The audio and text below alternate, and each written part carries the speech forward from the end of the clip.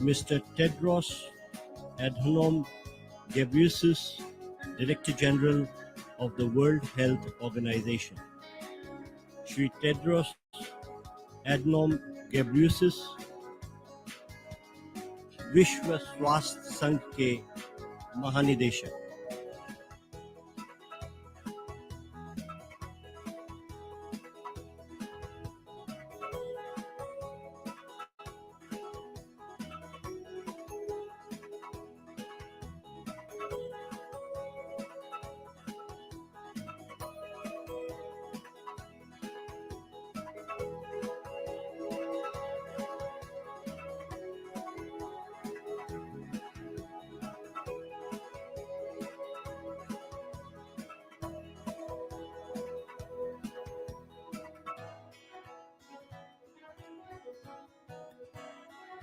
Mr. Matthias Hubert Paul Korman, Secretary General of the OECD.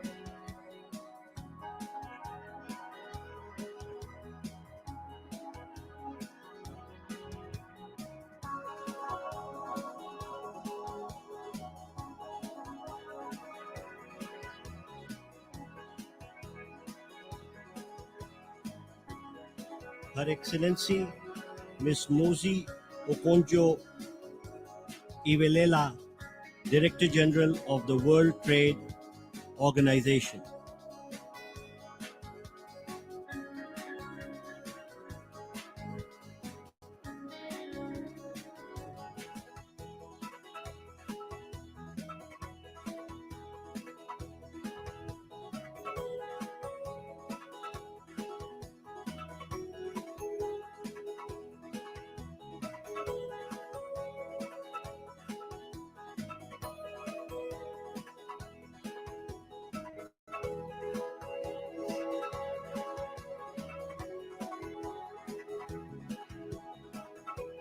His Excellency Azali Osmani, President of Comoros and Chairperson of the African Union.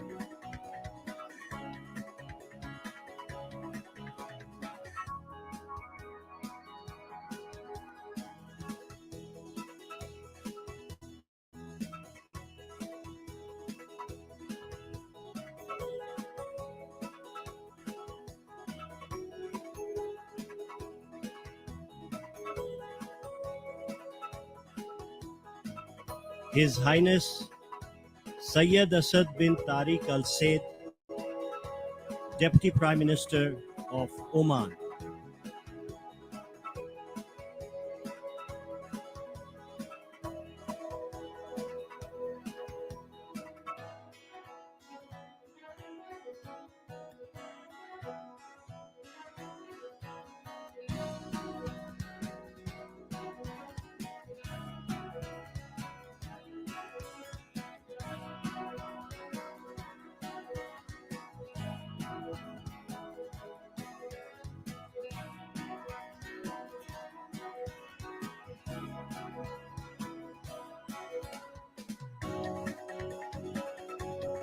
Her Excellency Sheikh Hasina, Honorable Prime Minister of the People's Republic of Bangladesh.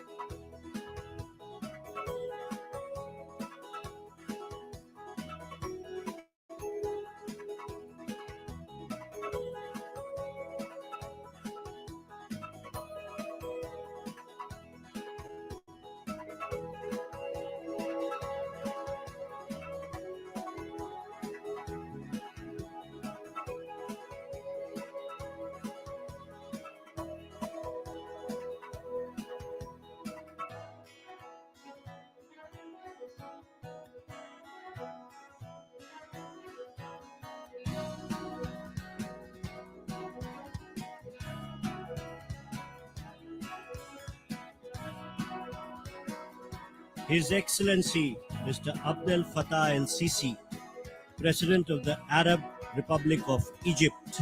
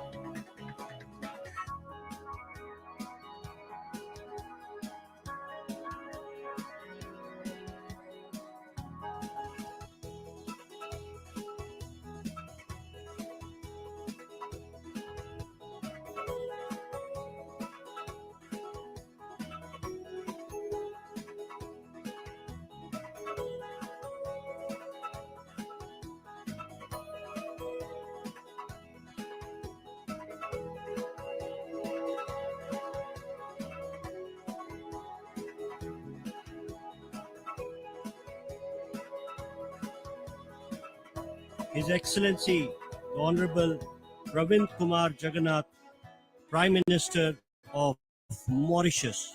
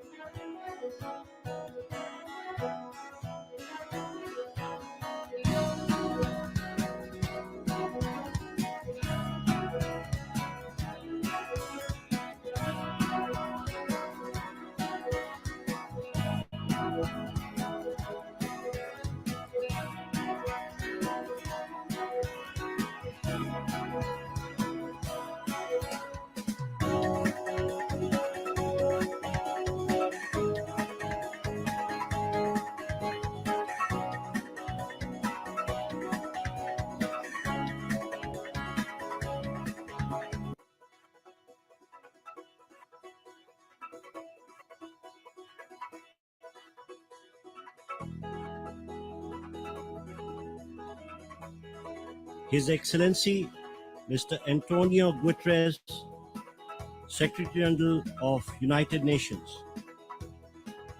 I Antonio Guterres, संयुक्त राष्ट्र संघ के secretary general.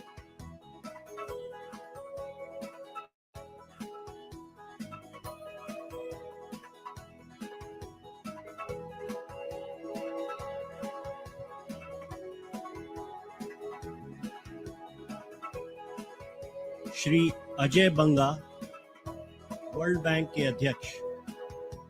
Mister Ajay Banga, president of the world bank.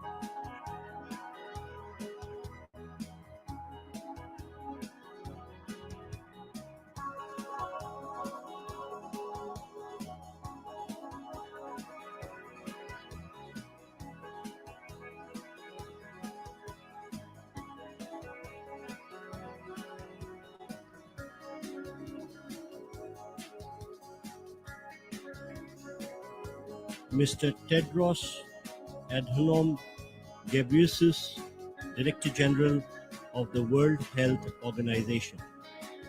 Shri Tedros Adhanom Ghebreyesus, विश्व स्वास्थ्य संघ के महानिदेशक।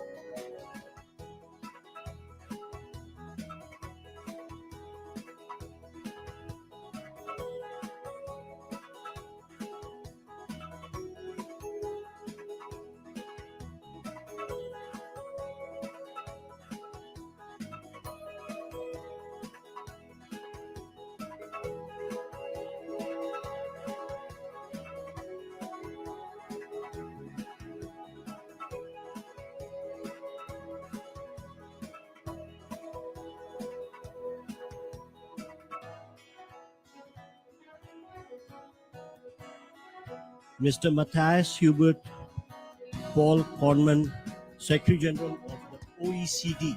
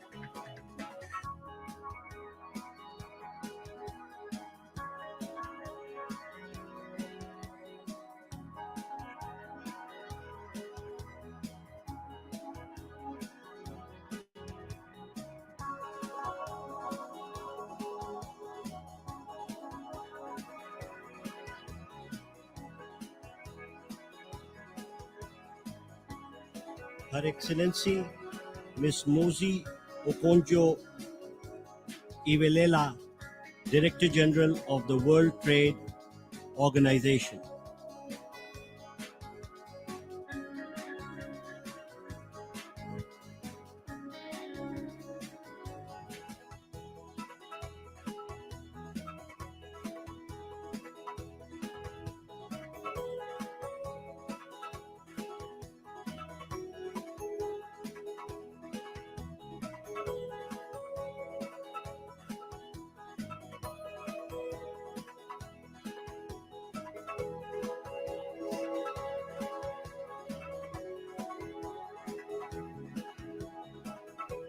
His Excellency Azali Osomani, President of Comoros and Chairperson of the African Union.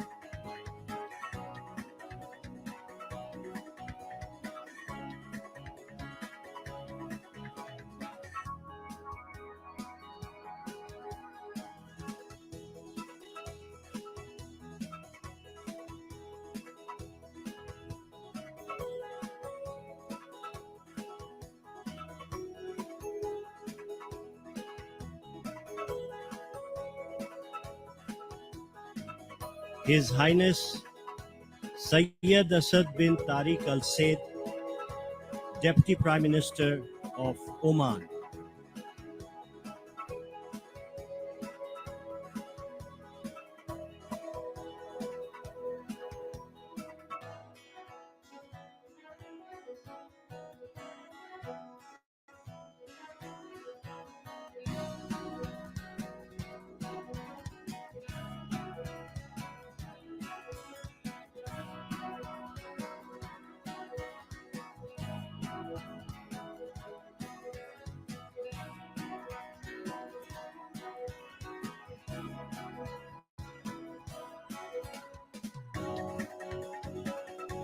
Her Excellency Sheikh Hasina, Honorable Prime Minister of the People's Republic of Bangladesh.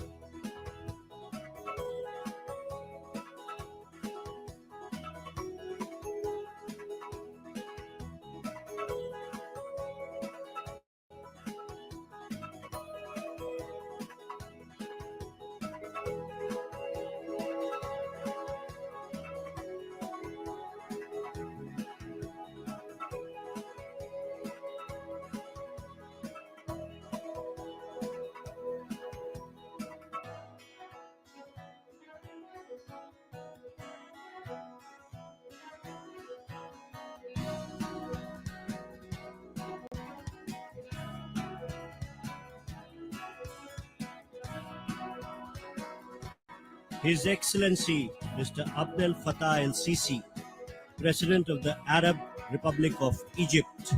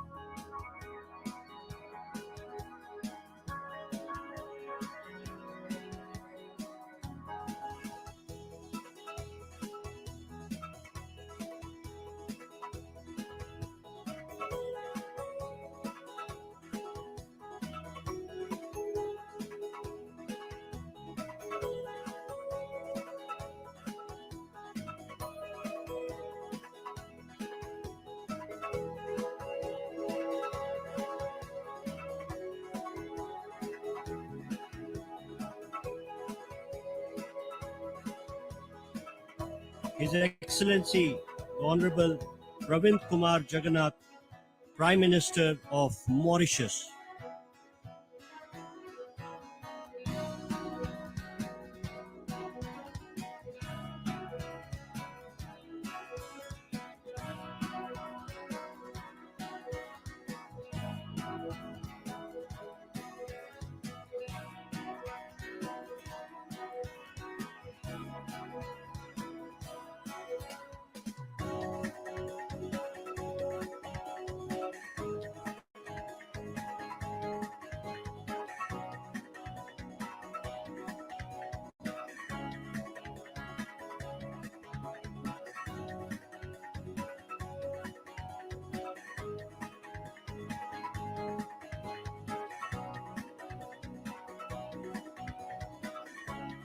His Excellency Mr. Mark Rutte, the Prime Minister of the Kingdom of the Netherlands.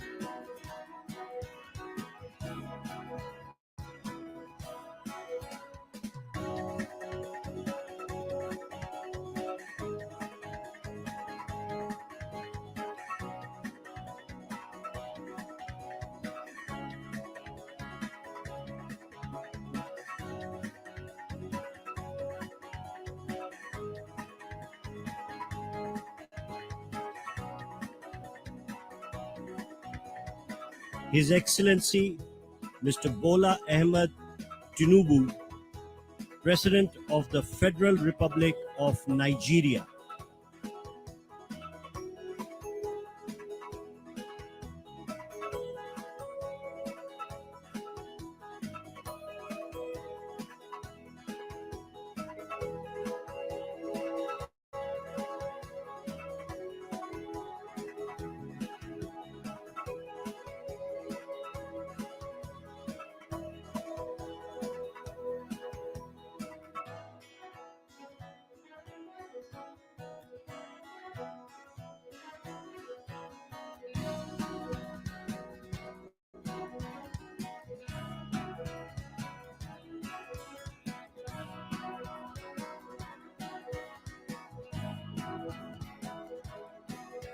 His Excellency Mr. Li Qiang, Prime Minister of the Republic of Singapore.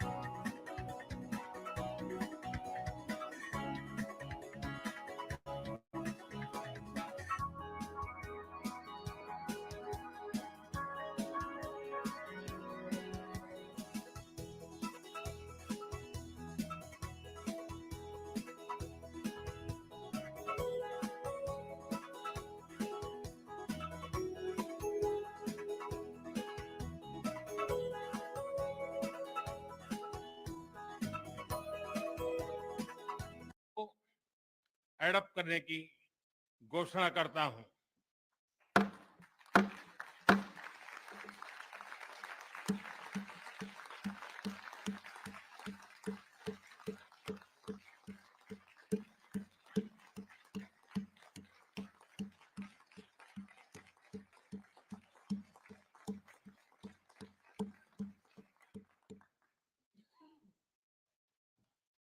इस अवसर पर मैं हमारे मंत्रीगण, शेरपा और सभी अधिकारियों का हृदय से अभिनंदन करता हूं, जिन्होंने अथाक परिश्रम करके इसे सार्थक किया है और इसलिए वे सभी अभिनंदन के अधिकारी हैं। मैं अब मीडिया से मित्रों को रिक्वेस्ट कर रहा हूं कि अगर आप इजाजत दें तो हम आगे का काम करना चाहते हैं। आप सभागृह से बाहर जा सकते हैं।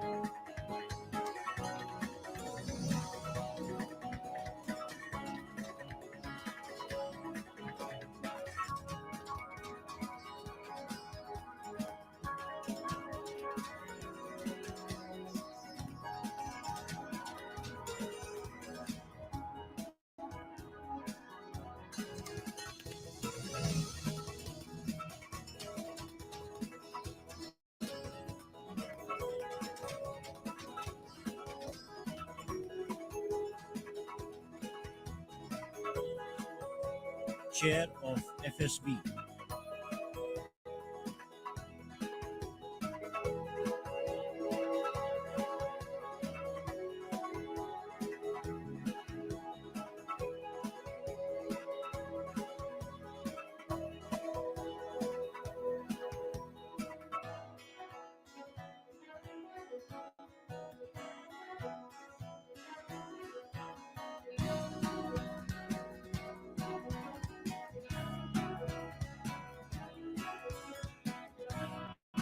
Shri Gilbert Fossoun Houngbo, ILO के महानिदेशक। Mister Gilbert Fossoun Houngbo, director general, ILO।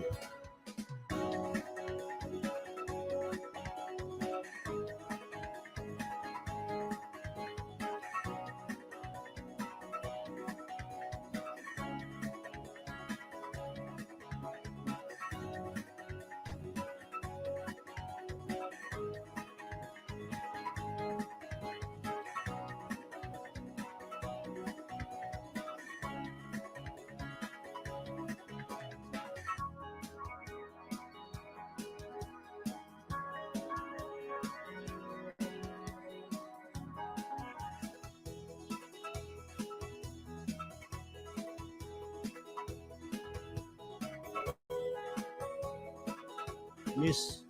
Kristalina Georgieva, Managing Director of the International Monetary Fund. Kristina Georgieva, international monetary fund की महानिदेशक.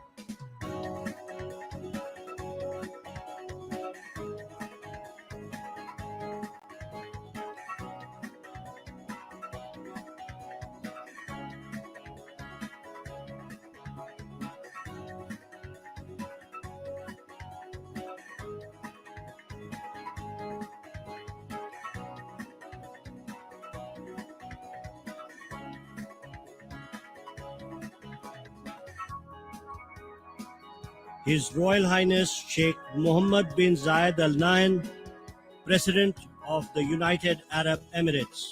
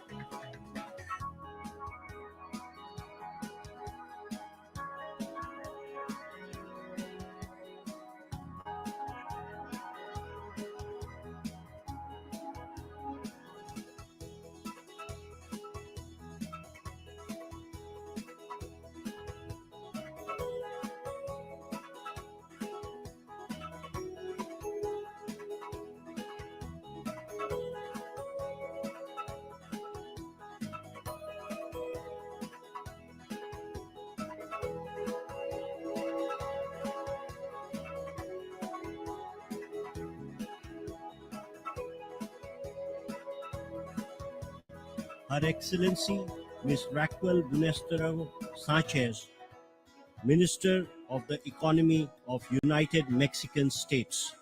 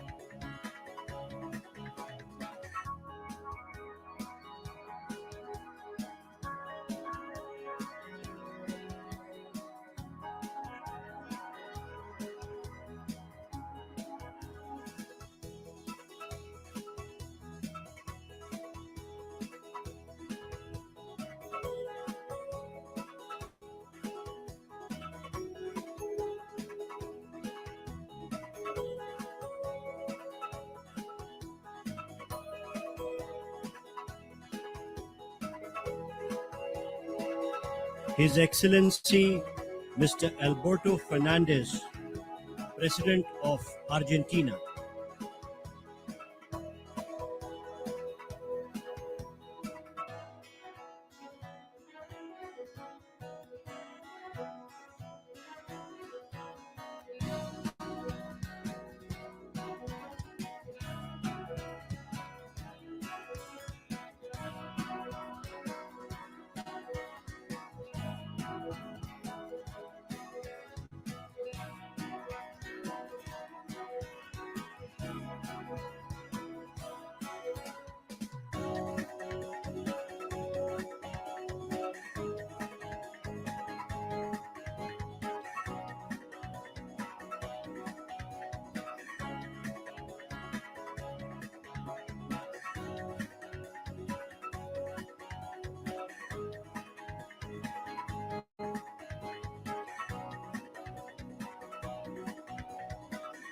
His Excellency Mr. Anthony Albanese, the Prime Minister of Australia.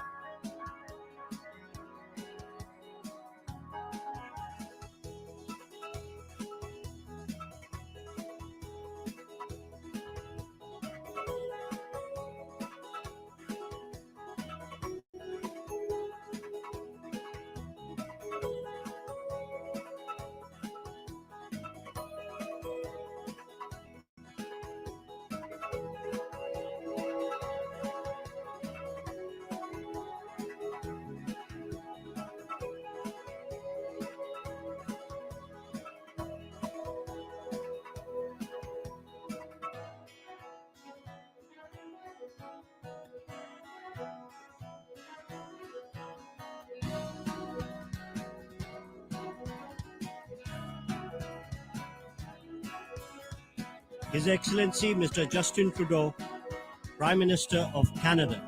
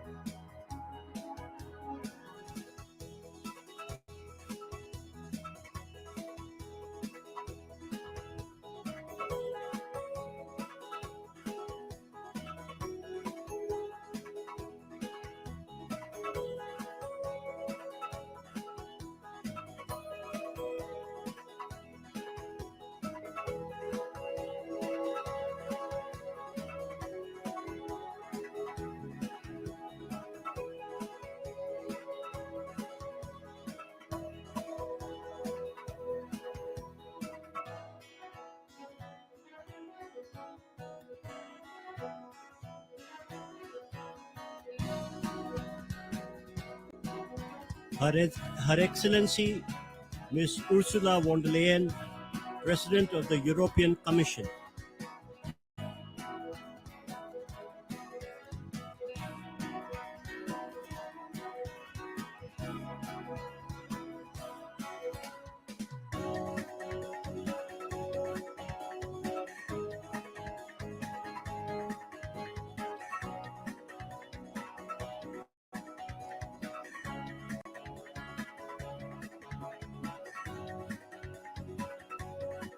His Excellency Mr. Charles Michel, President of the European Council.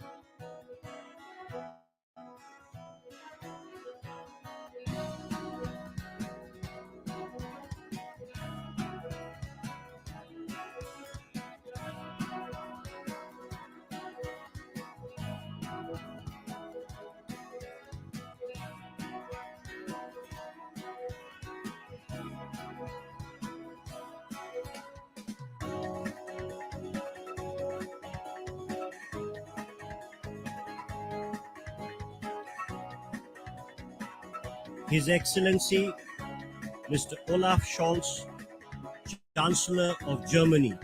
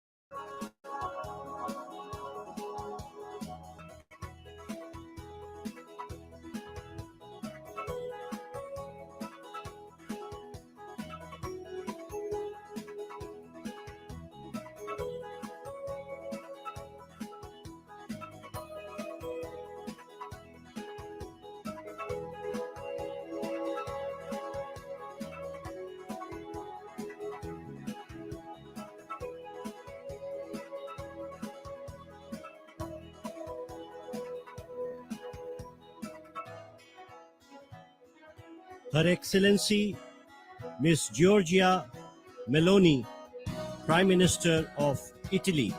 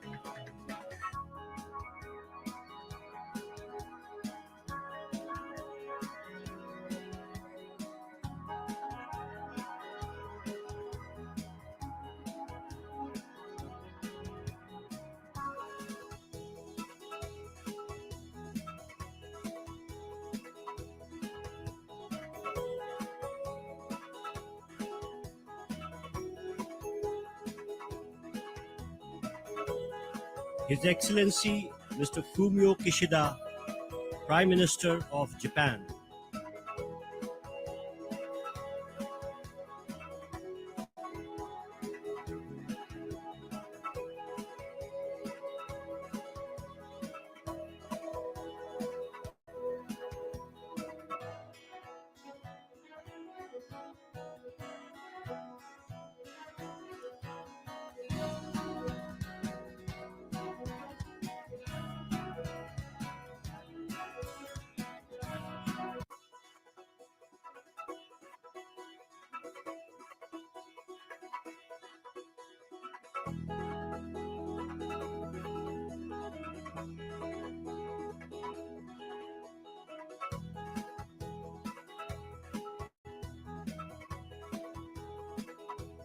His Excellency Mr. Yoon Suk Yeol, President of the Republic of Korea.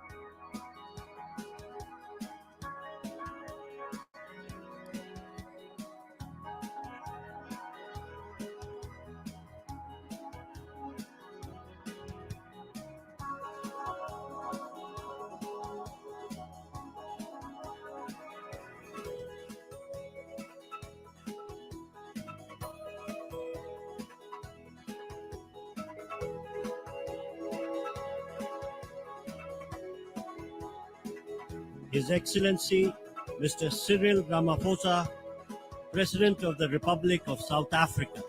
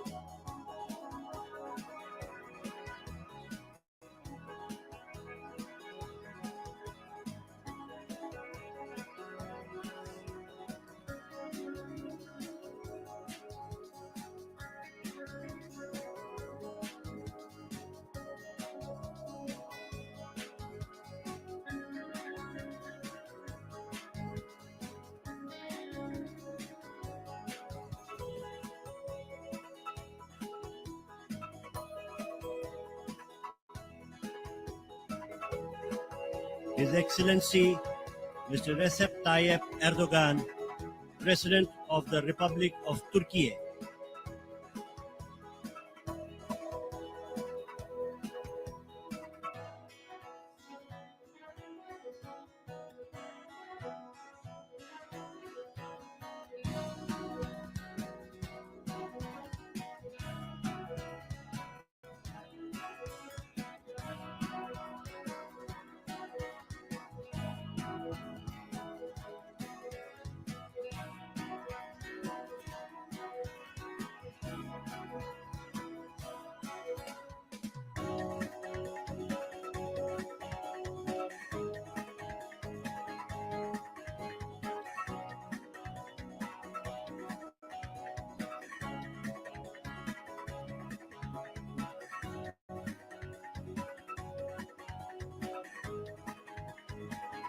The Right Honorable Rishi Sunak, Prime Minister of the United Kingdom.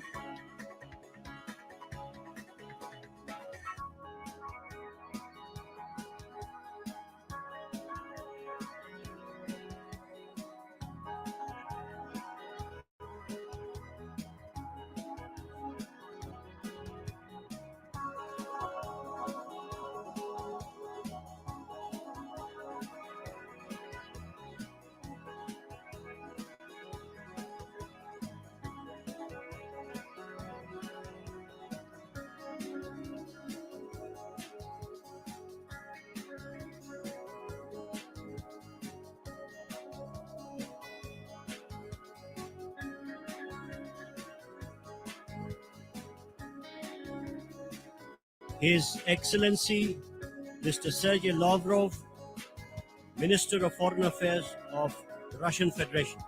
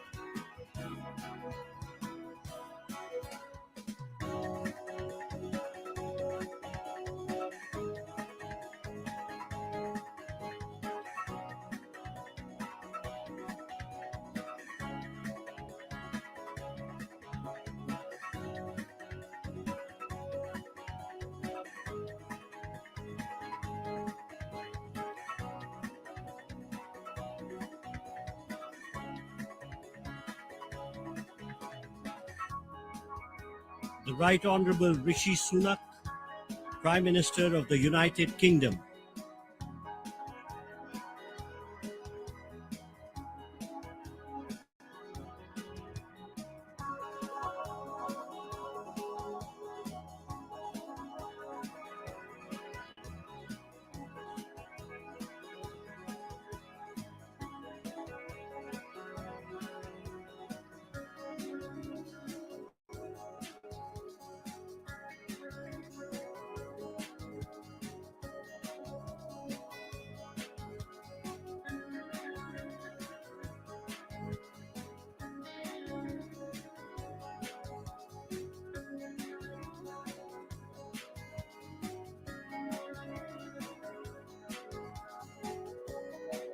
His Excellency Mr. Sergey Lavrov, Minister of Foreign Affairs of the Russian Federation.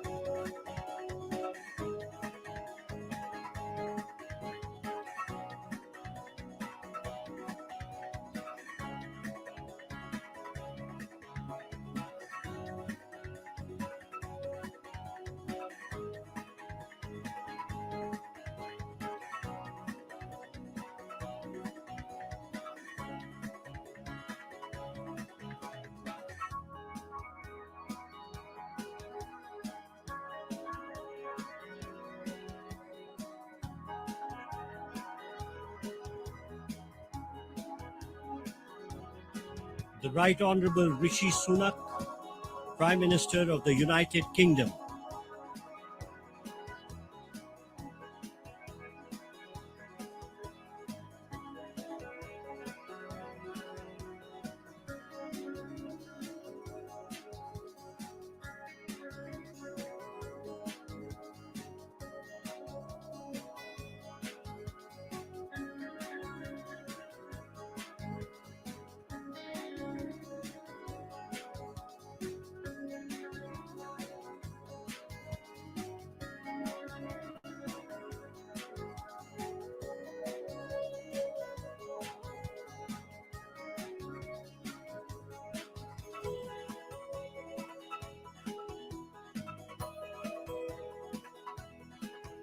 His Excellency Mr. Sergey Lavrov, Minister of Foreign Affairs of the Russian Federation.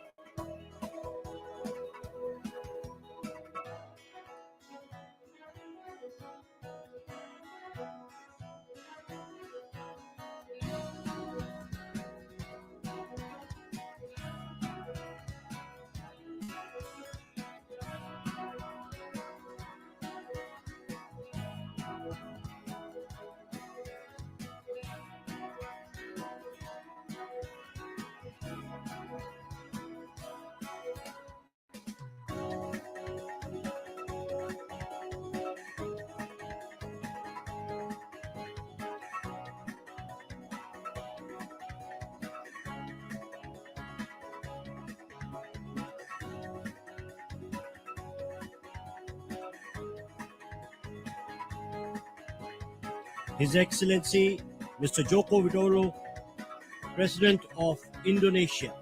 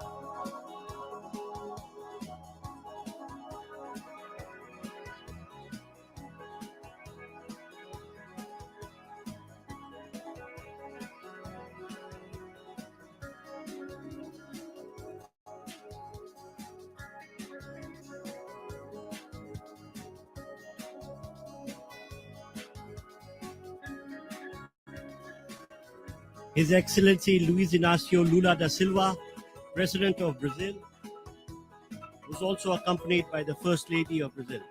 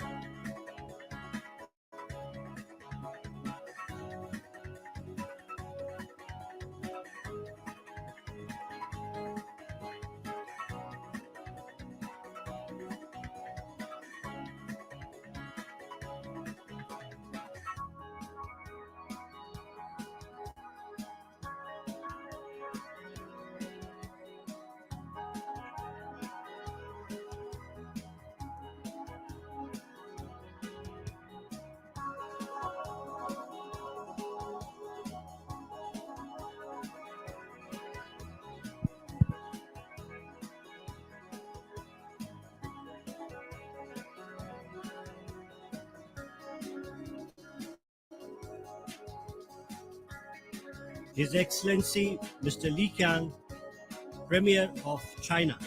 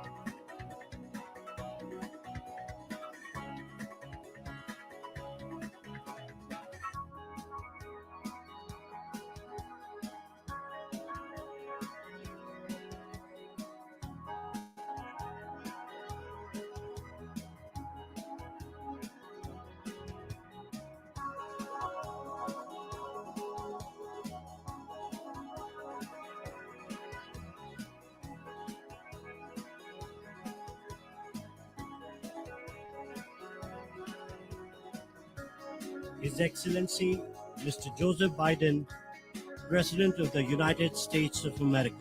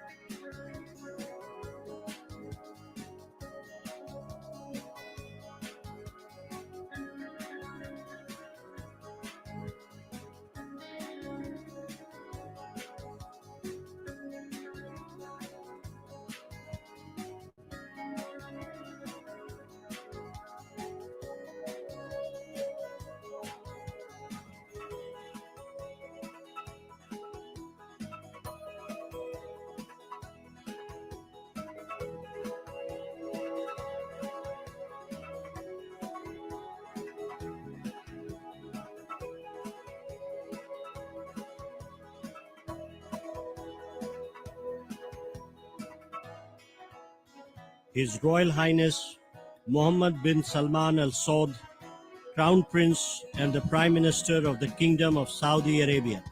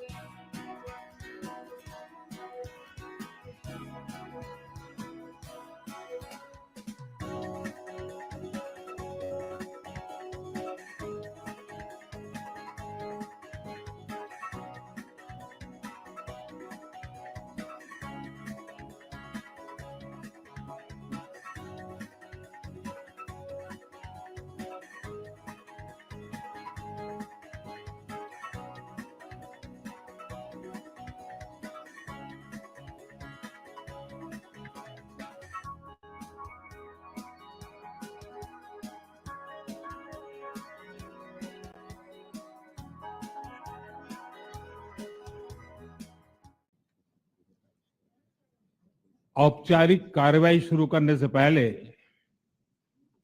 हम सभी की ओर से कुछ देर पहले Morocco में आए भूकंप से प्रभावित Thank you. Thank you very much. Friends from the media, it is a great pleasure for all of us to speak to you, even as the G20 summit deliberations continue. You may be aware that at the start of the second session, the summit has adopted the G20 New Delhi Leaders Declaration. What I would like to do is to give you an overarching perspective of India's G20 presidency. Thereafter, I would request my colleague, Finance Minister Nirmala Sitharaman, to speak about the key outcomes from the finance track. The Indian G20 Sherpa, Amitabh Kant, will then similarly speak on the results of the Sherpa track. We would thereafter be very glad to respond to your questions and comments. The message of our presidency, as you are all aware, is that we are one earth, one family, and we share one future. This draws the entire proceedings of the New Delhi Summit are in fact devoted to each aspect of this theme. Now, reflecting this approach, we have consciously sought to make this G20 as inclusive and broad-based as possible. It is witnessing the participation of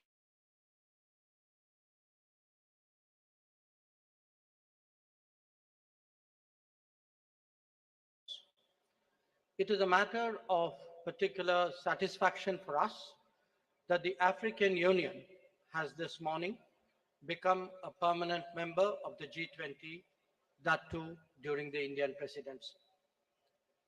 This is in keeping with the priority that we attach to addressing the urgent concerns of the global south.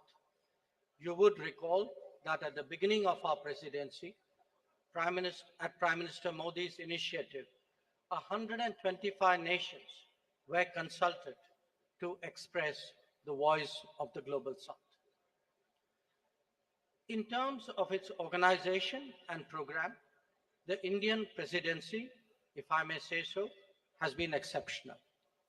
Events have been spread across 60 cities, which are truly across the length and breadth of India. There has been a popular participation and a societal involvement of an extraordinary degree. The interest in G20 proceedings have been particularly strong among our youth. It has been an opportunity to showcase our culture, traditions, and heritage as well. The G20 has contributed to making India world ready and the world India ready.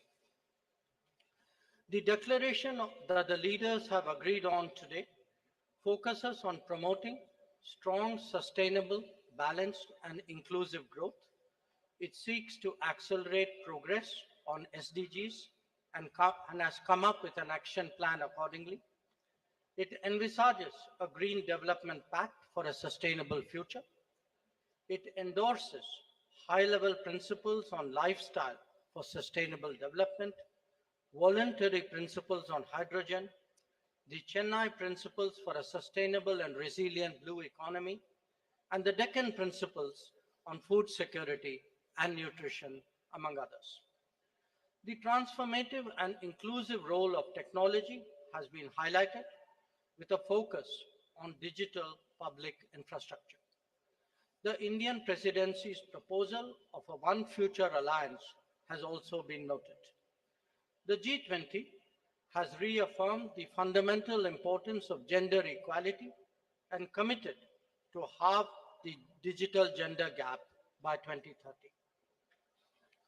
Recognizing that the post-pandemic world order must necessarily be different from the world before it, the leaders have also emphasized the need to reinvigorate multilateralism and reform international financial institutions.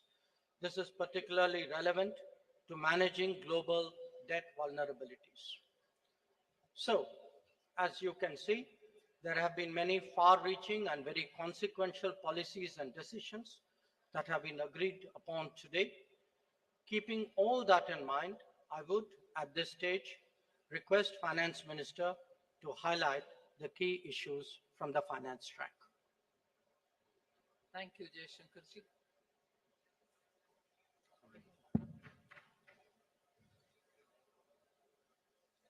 As was said by the External Affairs Minister, under the guidance of Honorable Prime Minister, India's G20 presidency has worked for the theme One Earth, One Family, One Future.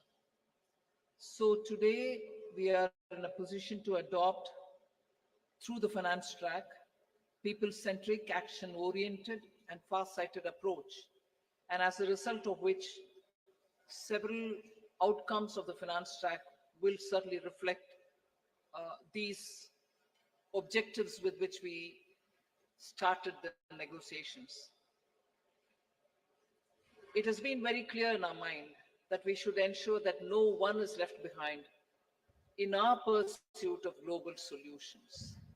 So we have endeavored to support countries, especially those from the global south, to be an integral part of the global decision-making process.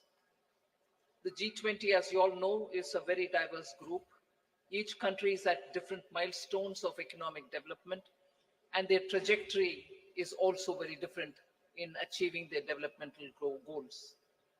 So through well-curated debates and careful assimilation of all the perspectives, the Indian presidency has crafted solutions that resonate with each member, offering a shared path forward for all. Many action-oriented outcomes of this presidency contain comprehensive strategies that cater to the unique needs and aspirations of all developing nations. We assumed the presidency at a challenging time of geopolitical tension. The Indian presidency has worked to ensure that these divergences don't overshadow the core developmental outcomes or concerns of the global community that demand collaborative solutions. So today, as I look back at the 10 months of Indian presidency, I'm left with gratitude and satisfaction. I can confidently state that the Indian G20 presidency has walked the talk. Now, let me share with you just some of the key achievements of the Indian presidency, the finance track. First one is the outcomes which are focused on strengthening the MDBs to address shared global challenges of the 21st century. So under this strengthening MDBs, there are 4 key highlights that I'd like to bring to your notice. The first one is agreement on the need for a better, bigger, and more effective MDBs. It is so necessary to have better, bigger, and more effective MDBs because the developmental demands from all across the globe is so high, these institutions will have to be better and bigger. This is also going to contribute to enhancing representation and voice of developing countries in the decision making. The second under the MDBs, strengthening of MDBs, is the G20 Independent Expert Group on strengthening MDBs, and this was established and it has submitted its volume 1. The first report, their report consists of 2 volumes. The first volume has already been submitted.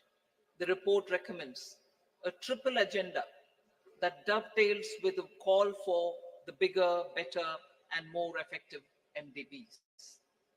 The third point in strengthening MDBs is the agreement to collectively work towards boosting World Bank's financing capacity.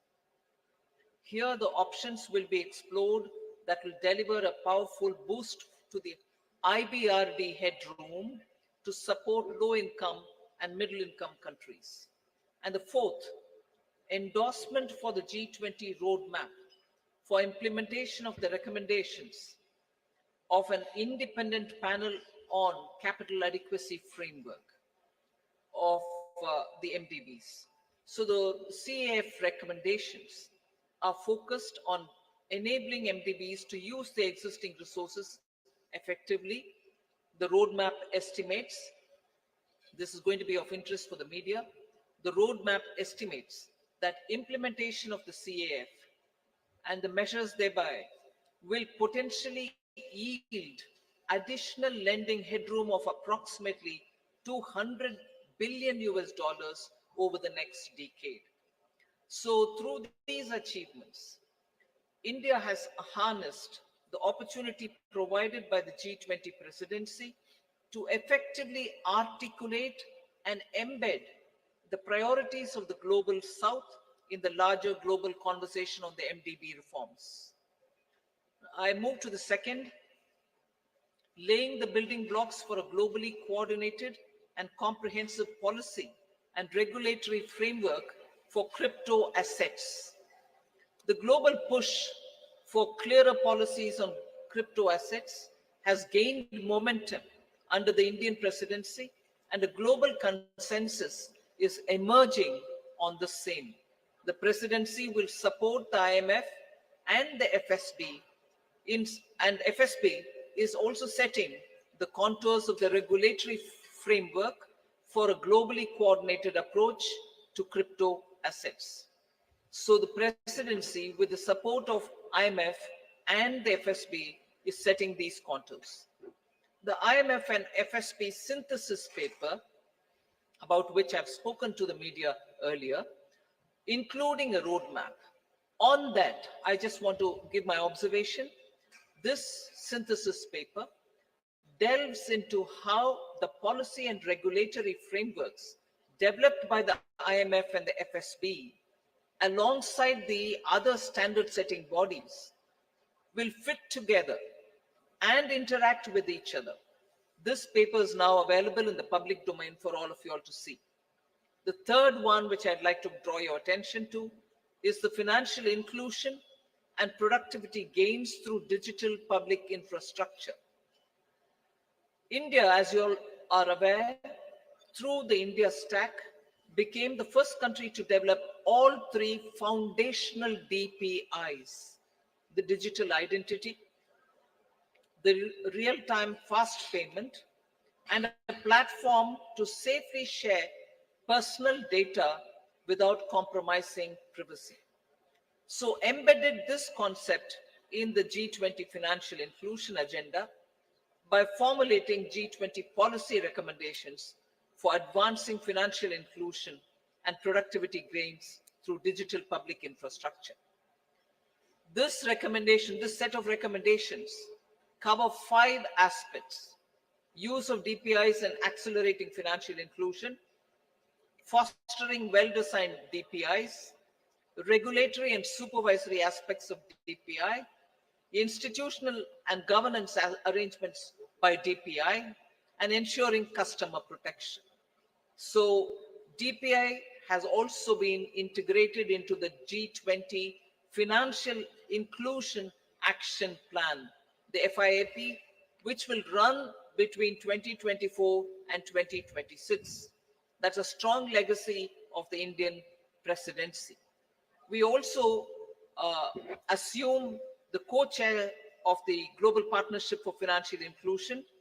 The implementation of the Financial Inclusion Action Plan, as well as the policy recommendations on DPI, will remain as areas that will continue to be heard across the G20 forum. So the fourth one, which I'd like to highlight, is the debt resolution under the common framework and also beyond the common framework. Since its establishment in 2021, only Chad as a country has had its debt restructured. The others have been waiting. So since India took over the G20 presidency, good progress has been made in the ongoing country cases under the common framework of debt treatment, and the 3 countries in that are Zambia, Ghana, and Ethiopia. We've also succeeded in using the G20 platform to also put in place a coordinated mechanism to address the debt situation of Sri Lanka, which is outside of the common framework. So G20 will continue discussing the policy-related issues linked to the implementation of the common framework and make periodically such appropriate recommendations. The launch of the Global Sovereign Debt Roundtable, which is co-chaired by IMF, the World Bank, and also the G20 presidency, to enhance the conversation among the various stakeholders and address current shortcomings in the debt restructuring process. That has now become an institution which is actually acting as a catalytic agent in getting resolutions done faster. The fifth point under the finance track, which I'd like to bring to your notice, is the financing of cities of tomorrow. Key concerns of the low-income countries and emerging markets is always been to mobilize resources for financing sustainable, resilient, and also inclusive cities of tomorrow. The G20 principles, which are issued for financing cities of tomorrow to promote effective and efficient use of financial resources to support urban development that is socially inclusive, environmentally responsible, and economically sustainable, are now all under the framework of the principles which have been used.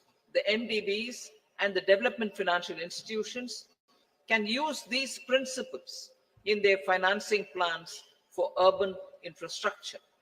The sixth, which I'd like to quickly draw your attention, is the 2-pillar solution on global taxation, the international taxation. We've made substantial progress in the 2-pillar solution, and the work has also happened on the exchange of information on immovable property transactions between countries. There is a launch of the pilot program of the South Asia Academy in India for tax and financial crime investigation in collaboration with the OECD. The seventh, on which I'll elaborate, is mechanism to support the timely and adequate mobilization of resources for climate finance. Till date, the conversation was focused on calling on developed countries to say, where is that $100 billion US dollars, which didn't come. But Indian presidency adopted an action-oriented approach, and the G20 explored mechanisms that can support timely and adequate mobilization of resources for climate finance, facilitating access to multilateral climate funds and enhancing their leverage and ability to mobilize private capital has also been our focus. Special focus again on development, demonstration, deployment of green and low carbon technologies. Now the list of outcomes, I've pointed out 7, just 3 more, which I'll not go into the detail, but you can take it as enough has been done on that. I'll also put it out for your consideration. Scaling up sustainable finance for social sectors, health and education. Technical assistance for capacity building. Then global conversation on transition policies, especially to include range of options, both on pricing and non-pricing. And the third one, enhancing finance health collaboration so as to cover many other work streams as well. So I listed out 7, elaborated on them, 3 others which have not elaborated, but on all of them, substantial progress and outcomes have been achieved. India's received tremendous support from the G20 members across the table. The outcomes of the Indian presidency are a testimony to India's commitment to multilateralism and for international cooperation. We assure the upcoming Brazilian presidency of our strong support and to continue the momentum on key issues of global importance. I now hand over back to Minister Jaishankar. Thank you, Nirmala-ji. May I now request G20 Sherpa Amitabh Kant to bring out the major outcomes from the Sherpa track. Thank you, Minister. So first of all, when we started India's presidency, the Prime Minister had said that India's presidency must be inclusive, it must be decisive, it must be ambitious, and it must be action-oriented. The New Delhi Leaders' Declaration has 83 paras in all. All 83 paras have 100% consensus across all countries. There are 8 paras on the geopolitical issue, which is entitled Planet, People, Peace and Prosperity. All those 8 paras have 100% acceptance. All countries have unanimously supported the New Delhi Leaders' Declaration. This is one declaration without a single footnote and without any chair's summary. This is a complete statement with 100% unanimity. This demonstrates both the Prime Minister's and India's great ability to bring all developing countries, all emerging markets, all developed countries, China, Russia, everybody together on the same table and bring consensus. Secondly, this has been the most ambitious presidency in G20's history ever, because the number of outcomes it has, both the outcomes and the annex documents are about 112, which is more than 2.5 times which has ever been achieved before. Thirdly, this presidency, if you go through the New Delhi Leaders' Declaration, it has a huge India narrative. It has a huge India footprint. Whether you look at the Deccan high-level principles on food security, whether you look at the Chennai high-level principles for blue ocean economy, whether you look at the Goa roadmap for tourism, whether you look at the Gandhinagar implementation roadmap for land restoration or Jaipur call for enhanced MSMEs, all this will leave a huge footprint of India in G20.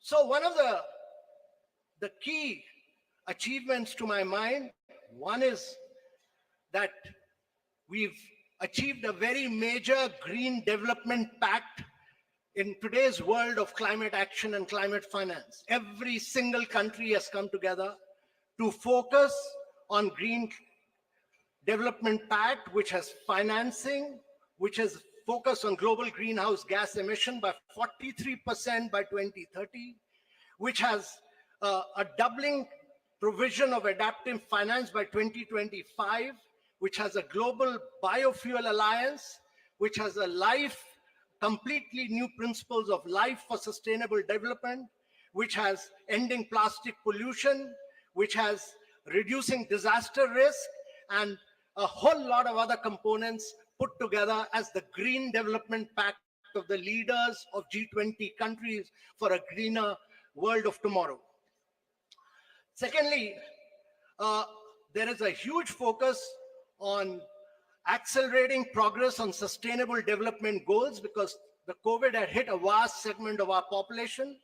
There's a G20 action plan to accelerate progress on SDGs. There is a huge focus on education, health, nutrition. There's a huge focus on creative industries like culture as a transformation for SDGs. And there is a huge focus on inclusive and resilient growth in this entire things, some of which, most of which the finance minister has spoken about, so I'm not talking. But I think one of the biggest achievements of this New Delhi Leaders Declaration is what we've achieved on women-led development with a massive focus on women empowerment and gender equality. And this focuses on reducing labor force participation gap, bridging the gender digital divide. There's a huge focus on gender inclusive climate action. There's a completely big focus on women's food security, nutrition and well-being. And we've created a new working group on empowerment of women, which Brazil will carry forward. There's the next key big focus has been on technological transformation and the digital public infrastructure. Before we started our presidency, there was a vacuum on the digital world. There was no definition of digital public infrastructure. There was no framework. Both the definition and the framework has been accepted by G20. And for the first time, there is a new financial architecture for digital public infrastructure. There's also a global digital public infrastructure repository. There's a huge new focus. For the first time in the world, the G20 leaders are focused on artificial intelligence. They are focused on cybersecurity. Also, I would say that one of the key aspects of this presidency has been its focus on developing and emerging markets. No document of G20 has had such an immense focus on developing and emerging markets and the voice of the global South as this particular document has. This is a document of the global South. This is a document of the developing countries which came together and spelled out their priorities. And India has been the spokesperson of all the global South and spelled out their priorities in this document. This document also condemns terrorism. It denies terrorist groups safe haven and freedom of operation and many other things. But let me assure you that for the planet, there are several new initiatives on climate and health, and this has been an inclusive G20. This has been a very a G20 where the leaders give a direction to global agendas, and this has laid the foundation for very bold action. But more than anything else, it has amplified the voice of global South. It has also demonstrated that India has a huge capacity of bringing the world together and leading the world in developmental and geopolitical issues as well. So thank you very much, ladies and gentlemen. Thank you, Amitabh.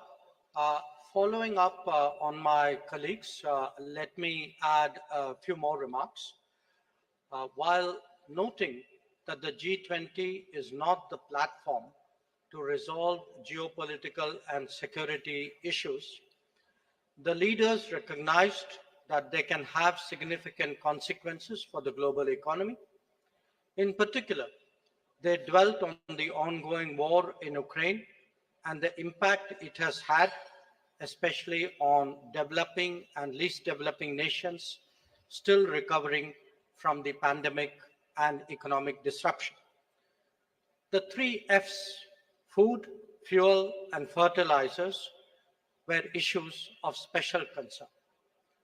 Another subject that was addressed by them, as the Sherpa noted, was countering terrorism and money laundering. The leaders condemned terrorism in all its forms and manifestations and recognized that it constitutes one of the more serious threats to international peace and security. So in conclusion, as you can all see, all G20 member states have come to New Delhi with a strong sense of responsibility about addressing the most pressing global challenges. Speaking for India, we are clear that no one left behind, as the finance minister highlighted. No one left behind is as much a foreign policy goal as it is a domestic one. Indeed, it should be a global one. Obviously, there are differing viewpoints and interests at play in regard to the various issues under discussion. However, we have been able to find common ground on all of them. As a result, we can justifiably state that under Prime Minister Narendra Modi's guidance, the New Delhi summit has given clear directions for the growth and development of the global economy in the years ahead. We would be glad to respond to your queries. Thank you.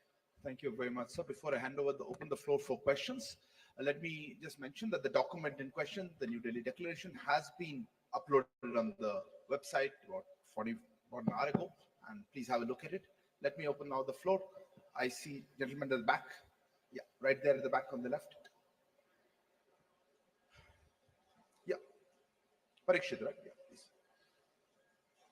No, not there. Behind you.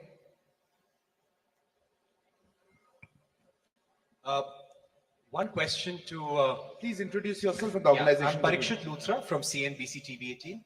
My question to Minister Jaishankar and G20 Sherpa Amitabh Kant, and also Finance Minister Nirmala Sitharaman. How difficult was it to have consensus on the wording of the Ukraine-Russia war? This has been a difficult point in every conversation in the G20.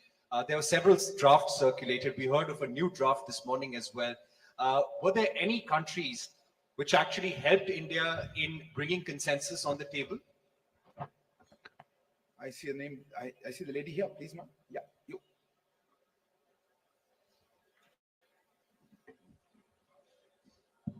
Ma'am, good afternoon. My name is Ruchi Bhatia from Bloomberg News. The Ukraine paragraphs also mention about the work that Turkey did with respect to getting some sort of a consensus on the issue of the Black Sea grain deal as well. Where are things with respect to that, and can we expect any movement on that critical issue anytime soon, because it does concern several nations across the globe? Thank you. So hand there, the gentleman, yeah, right at the back on the left. Microphone, please. Yeah. This is Manas Pratim Huyan from Press Trust of India, PTI.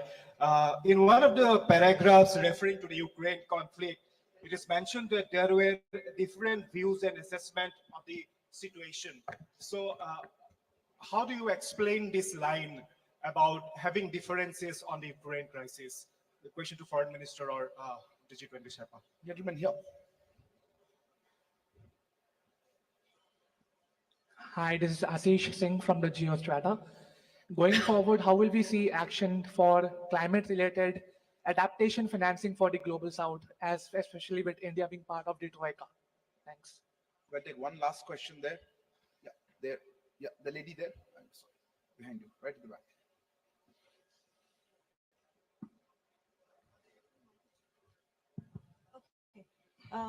Hi, I'm Hamna from Brute. I wanted to know, does India see itself as the leader of the global south, and how did it assume this role? Because there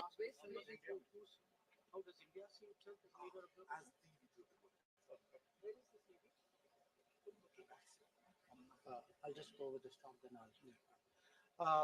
let me respond to some of the questions, and then I'd like request the Sherpa to come in on that after me.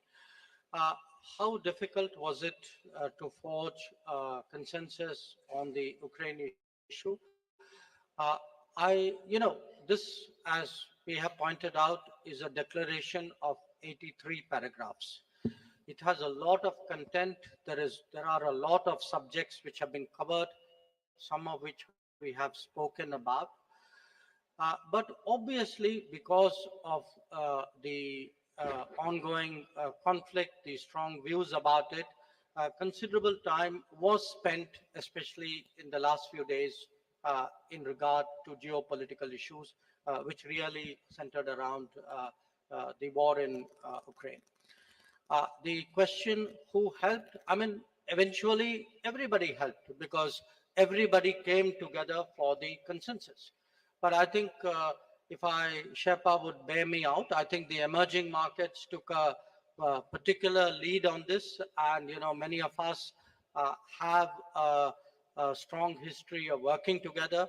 Bear in mind that actually you have 4 developing countries in succession as G20 presidency: Indonesia, us, Brazil, and South Africa. So, but I would say, rather than who helped, the point to be recognized is that a common landing point was ultimately fashioned out. On the Black Sea grain corridor, there are many discussions going on. As you know, the foreign minister of Russia is here. The president of Turkey and his delegation are here. UN Secretary General is here. Other people are here. So it's natural that there would be discussions going on this. In the past, I should add, when the Green Corridor was created at Bali last year, we had also, in our own way, contributed to some bridging of viewpoints and concerns, both between, at that time, between Turkey and Russia, and also worked with the UN Secretary General. On the sentence, or that phrase about having different viewpoints and assessments, I think we are being transparent. I mean, it is a fact. This is today a very polarizing issue. There are multiple views on this. There are a spectrum of views on this. So I think, in all fairness, it was only right to record what was the reality in the meeting rooms, and I think that is the sense that is sought to be captured. And I will leave the climate action issue to Sherpa, and I don't know if Finance Minister would like to speak on it. But on the global south, look, it is not, what India has tried to do, beginning with our presidency, was to seek to ensure that the concerns of the global south constitute the core agenda of the G20 deliberations. Because after 3 years of pandemic, after economic disruptions of various kinds, after the impact of the Ukraine conflict, after climate events, the fact is that the countries of the global south are in deep economic distress. And that distress has not, in our view, been fully recognized till now. And we therefore very consciously started off with the Voice of the Global South Summit. But again, I emphasize the voice was of the summit. It was a voice of 125 countries who participated in that summit. But we, as the G20 presidency, we saw it as our responsibility of distilling the views which were expressed in that summit and putting it before the rest of the G20. And we can take a lot of satisfaction that many of the issues that the finance minister highlighted, which the Sherpa highlighted, these are truly global South issues. And we hope that certainly the Delhi summit and the deliberations which will take place today and tomorrow would give strong guidance to take them forward. Sherpa, Amitabhji, if you want to add to it. On the Russia-Ukraine crisis, India worked very closely with Brazil, South Africa, and Indonesia. And I want to say that it was the emerging markets which played a very key role. India worked with all the emerging markets which played a very key role. There was very tough, very ruthless negotiations which went on for several days non-stop. And I really feel that in the end, the issue was clinched because of the leadership of the Prime Minister, because eventually we had to say that the leader wants it, and this has to be delivered. And secondly, I really want to thank Mr. Jaishankar. I constantly took his advice, and he guided me, and he gave me two really outstanding officers. One was Nag Naidu, who's a very outstanding officer and very enthusiastic, motivated young officer who worked with me, Inam Gambhir. They did a really outstanding job as far as the geopolitical issues concerned. I had two other foreign service officers who've done brilliant work, Abhay Thakur and Ashish Sinha, on different aspects, but on geopolitics, they've done a really spectacular work. So it was really great teamwork. It was just brilliant teamwork by India, which has enabled us to achieve consensus on an issue on which the world has evaded any consensus. Even the Bali document, which we talk about, actually, we could not move forward with it because we could not arrive consensus in it for the first meeting. And on climate, let me tell you that this is one of the most ambitious document on climate, because it talks about almost 5.9. It moves first the language from billions to trillions. And secondly, it talks about 5.9 trillion requirement for the presidency and for the G20 countries. And it lays a huge focus on life principles. It lays a huge focus on reforms of the multilateral institutions, because they were designed for the World War II and not for climate action. So all of these, it talks about new financing instruments, many other things. But in totality, if you look at it, it's probably the most vibrant, the most dynamic, and the most ambitious document on climate action that has come out anywhere. Finance Minister. Just to add one line on the climate finance matter, the question was raised whether mitigation is being dealt with or not.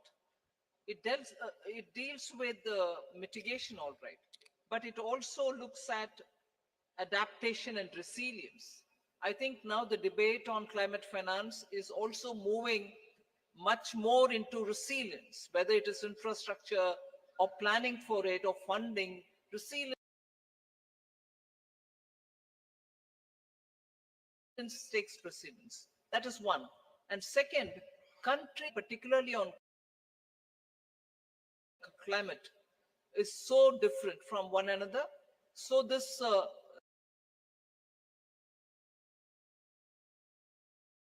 Delhi Declaration and also the discussions which were held so now available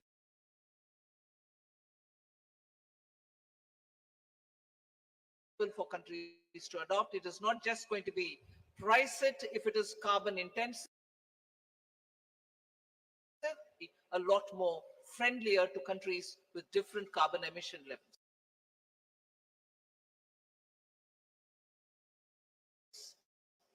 Thank you. Thank you. I'll open this lady here. Yeah, please.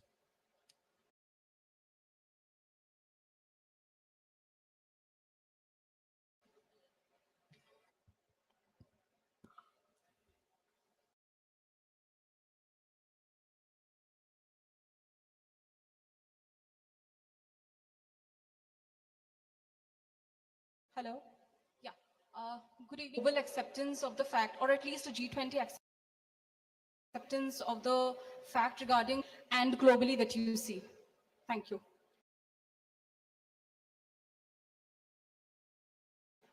Well, globally, I think it will have also. We can take questions together. Yeah, gentlemen there. Yeah, you. The gentleman there who's put his hand up, if you could give the microphone.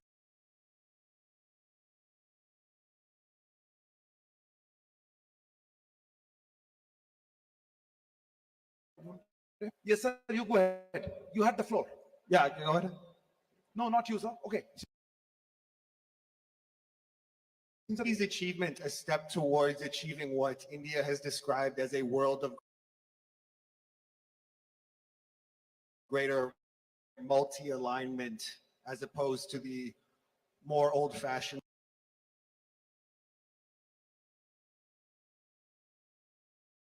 Is the microphone on? Yeah, thank you very much. I just wanted Mr. Minister Please introduce yourself. Counter-terrorism measure. How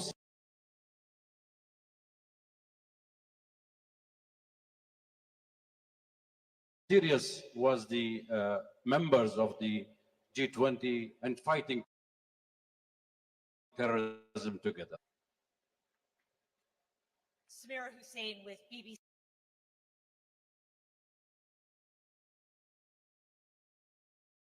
News. I want to go back to Russia, and if you look at the language that was used in Bali, were those concessions made in order to get Russia to sign on? And do you think the weight of this has been watered down and does that take away from its importance, especially when you're talking about fuel and food security? Yes. Yeah. Yeah. Right in front. Hello. Yeah. Sir, Rishikesh from the Press Trust of India. Everyone must surprised by this outcome.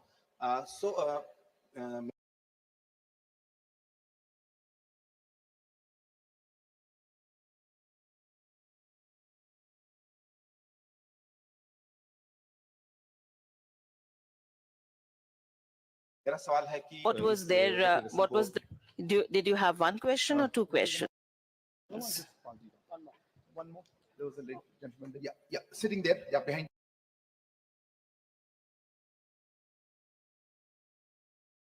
You. Yeah, Pranay, go ahead. The inclusion of African Union in G20, it has been done in a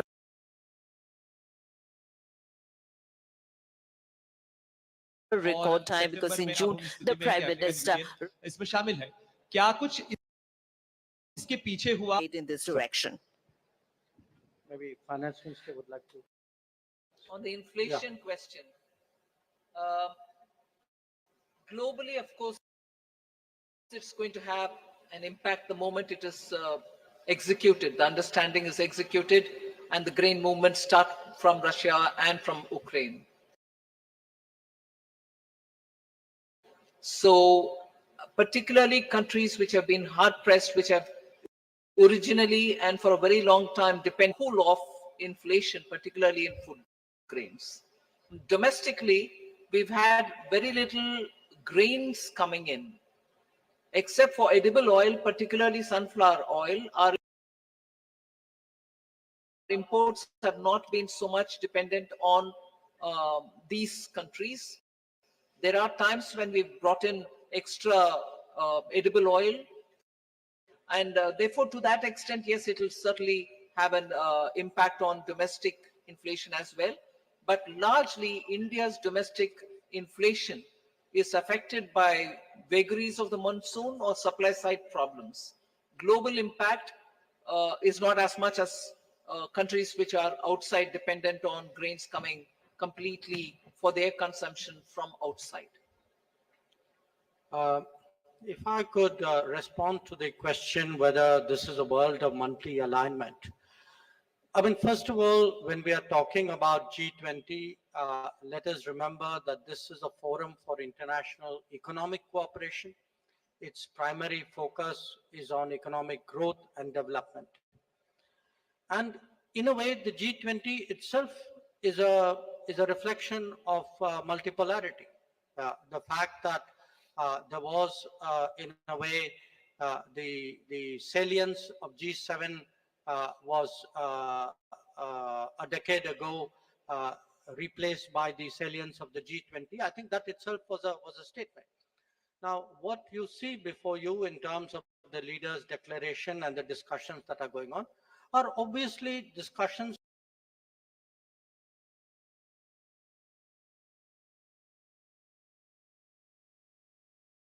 among a very broad, very diverse range of countries, economic and social, cultural composition is quite different from each other. So I think in that sense, it's quite reasonable to assume that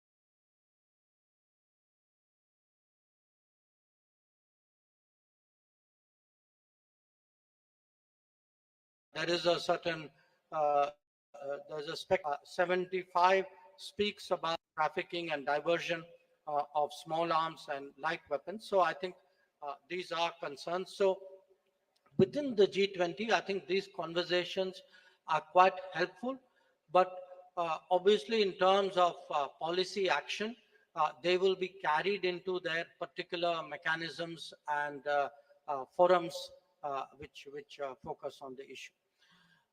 With regard to the to the comparison with the Bali declaration, I would only say Bali was Bali and New Delhi is New Delhi. I mean, Bali was a year ago. The context, the situation was different. Many things have happened since then, and in fact, if you see in the geopolitical segment of the leaders' declaration, there are in totality 8 paragraphs, 7 of which actually focus on the Ukraine issue, and many of them highlight problems which are of great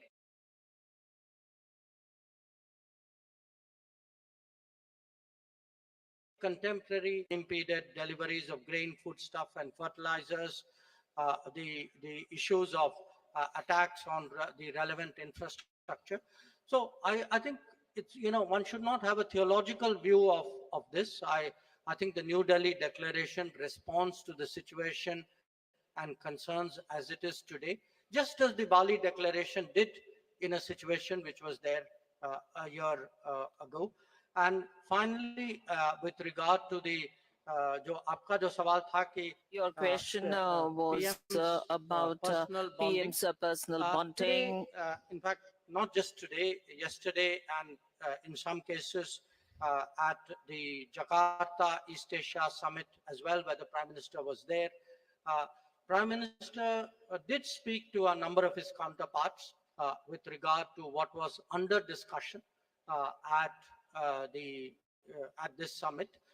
So it is the responsibility of the Sherpa and of the ministers to put together the multiple strands and harmonize it into a document.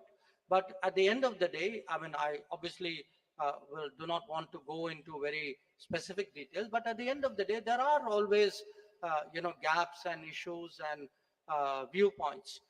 And I think today, especially Prime Minister's talking to a number of leaders during the day, his meetings yesterday with some of them, with others during the Jakarta meeting of the ES, I think were all very, very influential, or I would say almost determining in producing an outcome. और जो आखिरी सवाल जो आपका था, The last question that you asked about African Union's union, the momentum was very quick.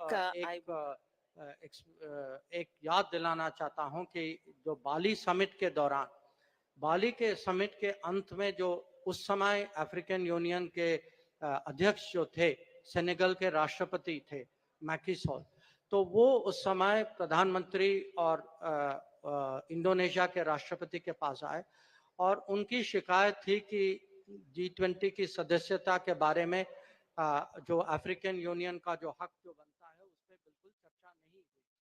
तो उस समय प्रधानमंत्री जी ने उनको आश्वासन दिया था कि भारत के that point in time that under G20 presidency it will certainly be done, and this is the guarantee of Modi, and you have seen that he has delivered this assurance that he had made, and during BRICS summit the Magnus, the then president came to the Prime Minister and said that you had he reminded him that you had assured us and you really impacted it. Bali, the president of Senegal, Macky Sall. All right, that was interpreted. Thank you very much for saving me the trouble. Would you like to add something on any of them? Is there? So we'll take a few more questions, or I think one last. Okay, I have a gentleman here. Yeah, go ahead. Microphone here with the gentleman in the front row. This is Nikhil from the BBC. The question is for the Finance Minister. You said that the G20 now has its own mechanism on climate finance. So does that mean that the $100 billion promise from the West or the developed countries is pretty much dead now? One more question. I had a hand somewhere here on the right. Yeah, that's the gentleman. Yeah, you please go ahead. Piche, right there. At the back, please, at the back. The gentleman there. Hi. No, it was the gentleman here. Yeah, you. Yeah. No, not there. You behind you. Okay, if you've got the mic, just ask. We can't miss. This is Ritil from NBC News. I wanted to ask two questions. One question, please. Okay, one question. The absence of President Xi Jinping at this summit, does India see this as a snub towards Prime Minister Narendra Modi, especially with the border issues, as well as President Joe Biden? You have the microphone. You're next. So I'm Sahil from ANI News Agency. So what kind of framework can be expected regarding crypto assets among the G20 nations? What is it? I saw one hand. Yes, gentlemen. Yes, sir. Here. You have the microphone. Could you just have that question? Could you ask the question again on the crypto? I think your question was. Yeah. Could you repeat that, Minister? Ma'am, they could not pick it up. What kind of framework can be expected regarding the crypto assets among the G20 nations? Crypto assets. And in addition to that, ma'am, supplementary question that since we have a consensus on making common framework on crypto assets, and G20 presidency will work with FSBC and what is IMF the closely. question, please? But the joint report of FSBC and IMF says that banning a blanket ban on crypto assets is not a solution. So my question is that is there a consensus on just to regulate it or ban it completely? Okay. You, last question. This is Matish Yuli from Climate Home News. You said this is the most ambitious document ever on climate, but India was pursuing an expanded language on phasing down fossil fuels, while the final declaration basically goes back to just phasing down coal. Are you disappointed with this outcome? So I think we're running out of time, and I'll close here with that. I do think we're out of time. So I think we're running out of time, and I will hand over the floor to ma'am. I'll start with the crypto. Well, it's really heartening that you've gone through the report. But the point is, the FSB's report and the IMF's report FSB's concentrated more on the regulation. And IMF's looked at the macroeconomic implications. So the synthesis paper is something which the G20 membership will go through in detail. There is one more meeting under our presidency for the finance track in Marrakesh. I remember with great sense of responsibility and sorrow, the earthquake which has happened very close to Marrakesh. I hope the people of Morocco are in a position to take on, and I was glad to hear the Prime Minister during this session in the morning that India stands with Morocco and we will be ready to do any assistance that the government of Morocco would desire us to do. So with that said, with a heavy heart, the next meeting was scheduled for Marrakesh, and there the FSB report and the IMF, which is the synthesis report, will be discussed, and the materials are all already available in public domain. So it is for the membership to take a call as to how it wants to move on it. A framework or a template, whatever be it. I don't think we've given it a name as yet. And also to now discuss whether it is going to be a regulation only and not a ban. I'm not getting into that debate. It is the reports, the synthesis, and also the early IMF report, both of which have been discussed. You're right in saying this report says this. It's up to the G20 membership to take a call on how it wants to move forward. And that you'll get to know more during the autumn meet of the World Bank. There was a question on climate finance. I don't think it is a question of, are you writing off this 100 billion which was promised earlier, and now that you've come up with a newer way of funding climate? I don't think it is this or that. Whatever trickle had come earlier of the 100 billion, or what it can come now through the private partnership or bringing in philanthropy or anything else, can keep going on that. But the fact remains that now the larger discussion has brought in very many more elements of how to finance. So both will have its own role to play because climate issues attain great sense of urgency. Would you like to speak on? So on the fossil fuel, I'll like to say that if you read through the entire document, it's very, very ambitious. First of all, for the first time, G20 has talked about tripling of renewable energy capacity by 2030 globally. Secondly, this is the first document which talks about, which has very huge focus on fossil subsidies. And thirdly, this is the first time that there is a huge focus on billions to trillions of dollars in climate finance. There is a huge focus on Global Biofuel Alliance, which will be launched today. There's a huge focus on green hydrogen, and also there's a massive focus on energy, resource efficiency, and circular economy industry coalition. And there's a focus on, to my mind, very huge focus on, the document is actually a very, very strong focus on lifestyle for environment, which is life, which the Prime Minister has initiated. And several studies have said that it can lead to 20%. An IEA study has said that it can lead to 20% reduction in greenhouse emissions. So huge focus on climate action. So let me conclude with the last question, which is the levels of participation. I think it's for every country to decide at what level they would be represented. I don't think one should overly read meanings into it.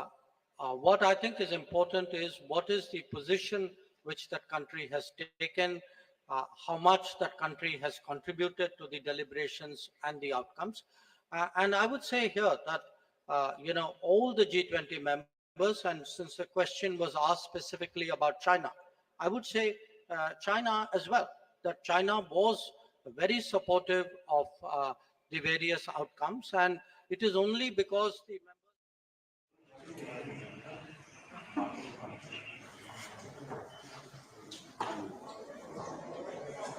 today. I mean, obviously, as the representatives of the presidency, we are here to speak about the declaration. I mean, obviously, as the representatives of the presidency, we are here to speak about the declaration. But I would like you to appreciate this is a declaration really of the G20. Team G20 actually worked. Team G20 has been working for this entire year. I think every country has pulled its weight. Every country has come here with a strong sense of responsibility. And let me finally take the occasion to also underline that, we have a lot of colleagues in India. There are ministries and ministers and officials who in their ministerial tracks, because broadly the way it is organized, finance minister and her senior officials, manage the finance track. Sherpa manages the Sherpa track with the support of others. But there are a number of other ministerial tracks, and I think each one of them did their meetings, produced their outcomes, and I think their contribution, in a sense, Team India contribution, if you would, I think also deserves to be recognized. But at the end of the day, the leaders' declaration, in many ways,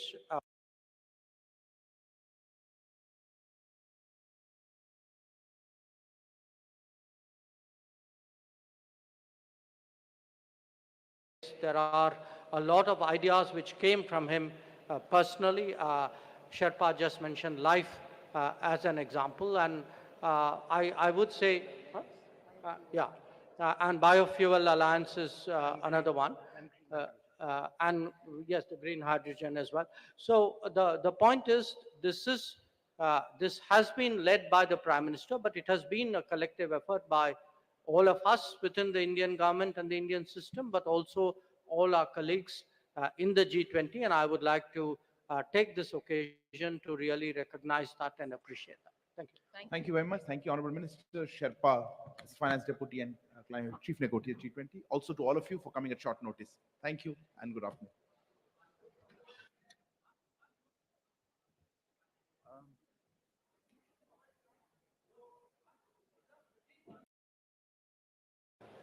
A very good afternoon to all of you. Thank you for coming at short notice to this press conference on behalf of the G20 presidency.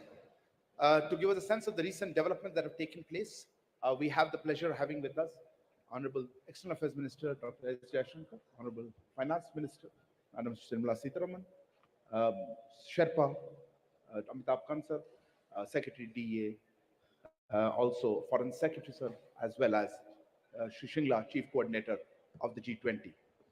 They will make brief opening statements, after which we'll open the floor for questions. इस कठिन समय में पूरा विश्व समुदाय Morocco के साथ है और हम उन्हें हर संभव सहायता पहुंचाने के लिए तैयार हैं. All of us to speak to you, even as the G20 summit deliberations continue. You may be aware that at the start of the second session, the summit has adopted the G20 New Delhi Leaders Declaration. What I would like to do is to give you an overarching perspective of India's G20 presidency. Thereafter, I would request my colleague, Finance Minister Nirmala Sitharaman, to speak about the key outcomes from the finance track. The Indian G20 Sherpa, Amitabh Kant, will then similarly speak on the results of the Sherpa track. We would thereafter be very glad to respond to your questions and comments. The message of our presidency, as you are all aware, is that we are one earth, one family, and we share one future.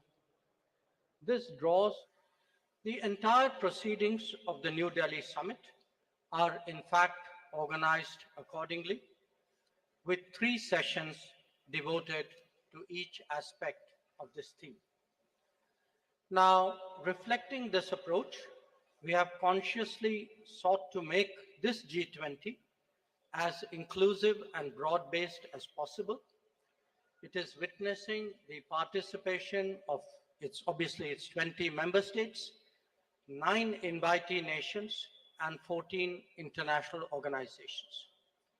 It is a matter of particular satisfaction for us that the African Union has this morning become a permanent member of the G20, that too during the Indian presidency. This is in keeping with the priority that we attach to addressing the urgent concerns of the Global South. You would recall that at the beginning of our presidency, at Prime Minister Modi's initiative, 125 nations were consulted to express the voice of the Global South. In terms Shri Modi जो कि भारत की तरफ से बाकी अन्य देशों के साथ में मौजूद की, और हमने इस बात का जिक्र किया। It's a great pleasure to welcome the Excellencies for the launch of the Global Biofuel Alliance. Excellencies, I would now request Honorable Prime Minister of India to press the light globe placed in the lectern before him and launch the Global Biofuel Alliance.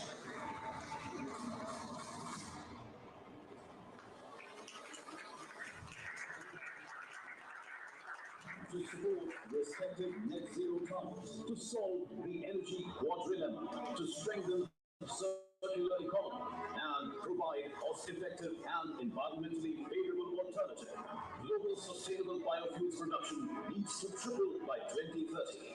Therefore, joint action through the Global Biofuels Alliance with multi-stakeholder support, spanning 19 countries and 12 international organizations will identify and address the challenges inhibiting biofuel adoption and production, development and adoption of internationally recognized standards and sustainability requirements, help in reduction in global transportation emissions, increase access to clean cooking fuel, increase farmers' income, and expand biofuels adoption. The Global Biofuels Alliance. His Excellency, we will now take a group photograph.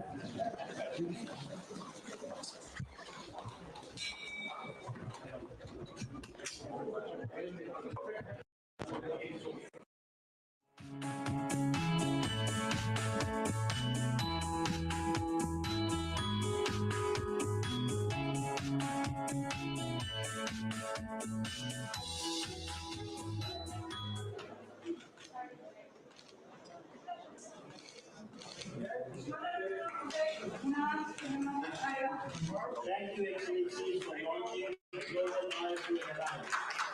I would request all the media representatives to remain in the room. तो रमा, एक हम और आप एक तरीके से इस इतिहास को बनते हुए गवाह के तौर पर देख रहे हैं, क्योंकि हमने इंडियन नेशनल सोलर अलायंस को भी देखा कैसे भारत की पहल पे हुआ, और अब यहाँ पे ग्लोबल बायोफ्यूल अलायंस, ये अपने आप में एक मंच प्रदान करता है, क्योंकि हम जानते हैं अमेरिका और ब्राजील जैसे देशों में सबसे ज्यादा बायोफ्यूल बनता है, और उनका इस मंच पे साझा होना। औपचारिक कार्रवाई शुरू करने से पहले हम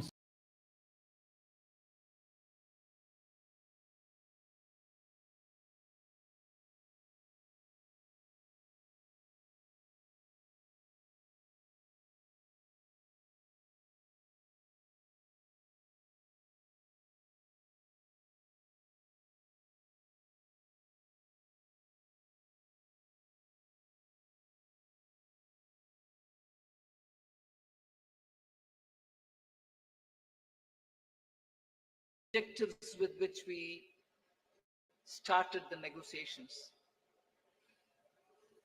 It has been very clear in our mind that we should ensure that no one is left behind in our pursuit of global solutions. So we have endeavored to support countries, especially those from the Global South, to be an integral part of the global decision-making process. The G20, as you all know, is a very diverse group. Each country is at different milestones of economic development, and their trajectory is also very different in achieving their developmental goals. So through well-curated debates and careful assimilation of all the perspectives, the Indian presidency has crafted solutions that resonate with each member, offering a shared path forward for all. Many action-oriented outcomes of this presidency contain comprehensive strategies that cater to the unique needs and aspirations of all developing nations. We assumed the presidency at a challenging time of geopolitical tension. The Indian presidency has worked to ensure that these divergences don't overshadow the core developmental outcomes or concerns of the global community that demand collaborative solutions. So today, as I look back at the 10 months of Indian presidency, I'm left with gratitude and satisfaction. I can confidently state that the Indian G20 presidency has walked the talk. Now, let me share with you just some of the key achievements of the Indian presidency, the finance track. First one is the outcomes which are focused on strengthening the MDBs to address shared global challenges of the 21st century. So under this strengthening MDBs, there are 4 key highlights that I'd like to bring to your notice. The first one is agreement on the need for a better, bigger, and more effective MDBs. It is so necessary to have better, bigger, and more effective MDBs because the developmental demands from all across the globe is so high, these institutions will have to be better and bigger. This is also going to contribute to enhancing representation and voice of developing countries in the decision making. The second under the MDBs, strengthening of MDBs, is the G20 Independent Expert Group on strengthening MDBs, and this was established and it has submitted its volume 1. The first report, their report consists of 2 volumes. The first volume has already been submitted. The report recommends a triple agenda that dovetails with a call for the bigger, better, and more effective MDBs. The third point in strengthening MDBs is the agreement to collectively work towards boosting World Bank's financing capacity. Here, the options will be explored that will deliver a powerful boost to the IBRD headroom to support low-income and middle-income countries. And the fourth, endorsement for the G20 roadmap for implementation of the recommendations of an independent panel on capital adequacy framework of the MDBs. So the CAF recommendations are focused on enabling MDBs to use their existing resources effectively. The roadmap estimates, this is going to be of interest for the media, the roadmap estimates that implementation of the CAF and the measures thereby will potentially yield additional lending headroom of approximately 200 billion US dollars over the next decade. So through these achievements, India has harnessed the opportunity provided by the G20 presidency to effectively articulate and embed the priorities of the global South in the larger global conversation on the MDB reforms. I move to the second, laying the building blocks for a globally coordinated and comprehensive policy and regulatory framework for crypto assets. The global push for clearer policies on crypto assets has gained momentum under the Indian presidency, and a global consensus is emerging on the same. The presidency will support the IMF and the FSB, and FSB is also setting the contours of the regulatory framework for a globally coordinated approach to crypto assets. So the presidency, with the support of IMF and the FSB, is setting these contours. The IMF and FSB synthesis paper, about which I've spoken to the media earlier, including a roadmap, On that, I just want to give my observation. This synthesis paper delves into how the policy and regulatory frameworks developed by the IMF and the FSB, alongside the other standard setting bodies, will fit together and interact with each other. This paper is now available in the public domain for all of you all to see. The third one, which I'd like to draw your attention to, is the financial inclusion and productivity gains through digital public infrastructure. India, as you all are aware, through the India Stack, became the first country to develop all three foundational DPIs: the digital identity, the real-time fast payment, and a platform to safely share personal data without compromising privacy. So embedded this concept in the G20 financial inclusion agenda by formulating G20 policy recommendations for advancing financial inclusion and productivity gains through digital public infrastructure. This set of recommendations cover 5 aspects: use of DPIs and accelerating financial inclusion, fostering well-designed DPIs, regulatory and supervisory aspects of DPI, institutional and governance arrangements by DPI, and ensuring customer protection. So DPI has also been integrated into the G20 Financial Inclusion Action Plan, the FIAP, which will run between 2024 and 2026. That's a strong legacy of the Indian presidency.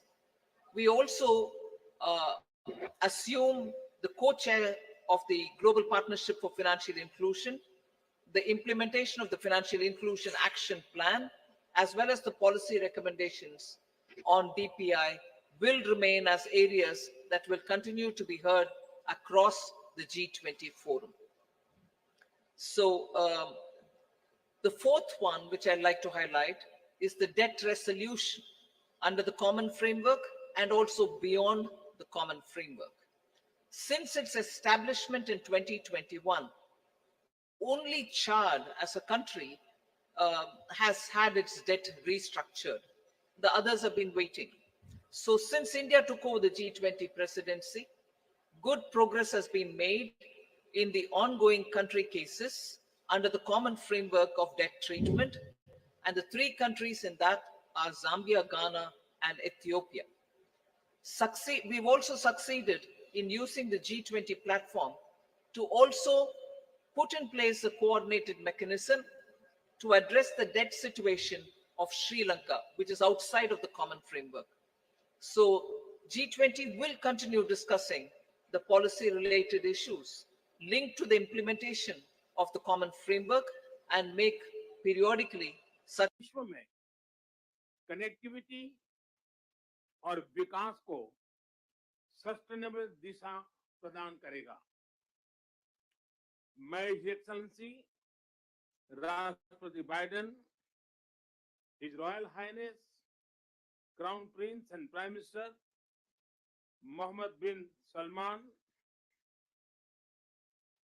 His royal highness राष्ट्रपति Sheikh Mohammad बिन जायद, His Excellency Rashtrapati Macron, His Excellency Chancellor Scholz, Her Excellency Pradhan Mantri Melloni, और Her Excellency President von der Leyen,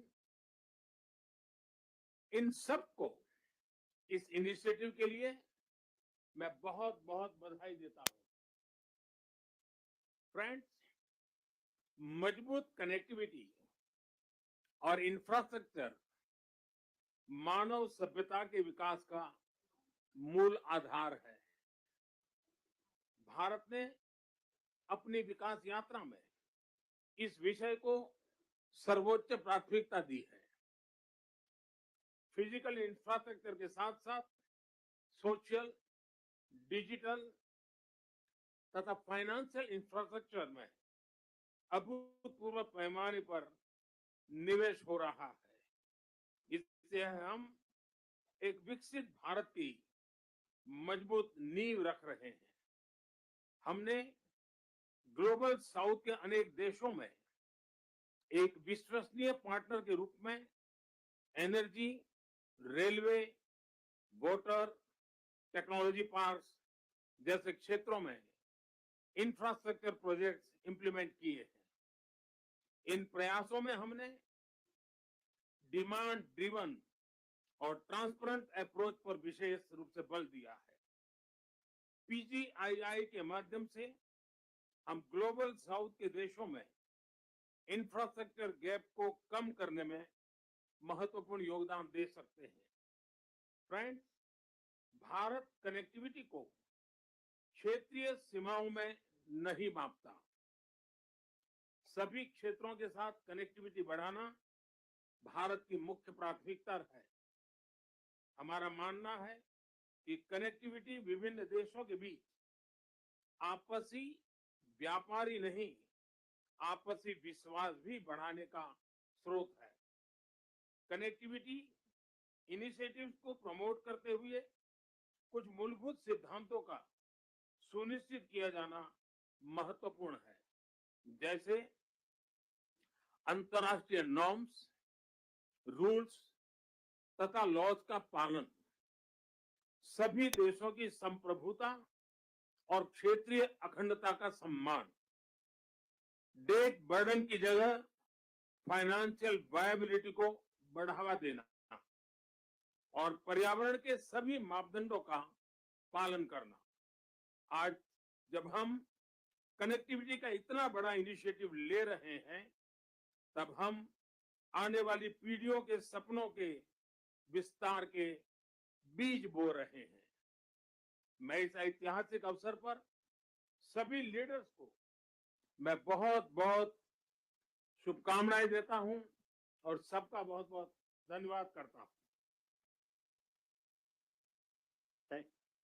Thank you, sir.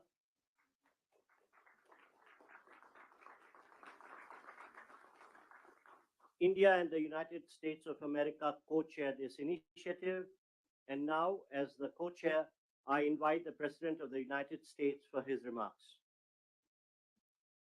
Well, ladies and gentlemen, thank you, all my colleagues. This is, someone once said in a similar domestic action that was positive, this is a big deal. This is a real big deal. And I want to thank you, Mr. Prime Minister. One Earth, one family, one future. That's the focus of this G20 summit. And in many ways, it's also the focus of this partnership that we're talking about today. Building sustainable, resilient infrastructure, making quality infrastructure investments, and creating a better future. A future of a greater, that presents greater opportunity, dignity, and prosperity for everyone. Last year, we came together as one to commit to this vision. And this afternoon, I want to highlight the key ways in which the United States and our partners are working to make this a reality. Economic corridors. You're going to hear that phrase more than once, I expect, over the next decade. Economic corridors. As we work to address infrastructure gaps across low and middle income countries, we need to maximize the impact of our investments. That's why a few months ago, I announced that the United States will work with our partners to invest in economic corridors. In practice, it means we're focusing on regional infrastructure projects that deliver results across multiple countries and in multiple sectors. And today, I'm proud to announce that we've finalized a historic agreement for a new India, Middle East, Europe economic corridor.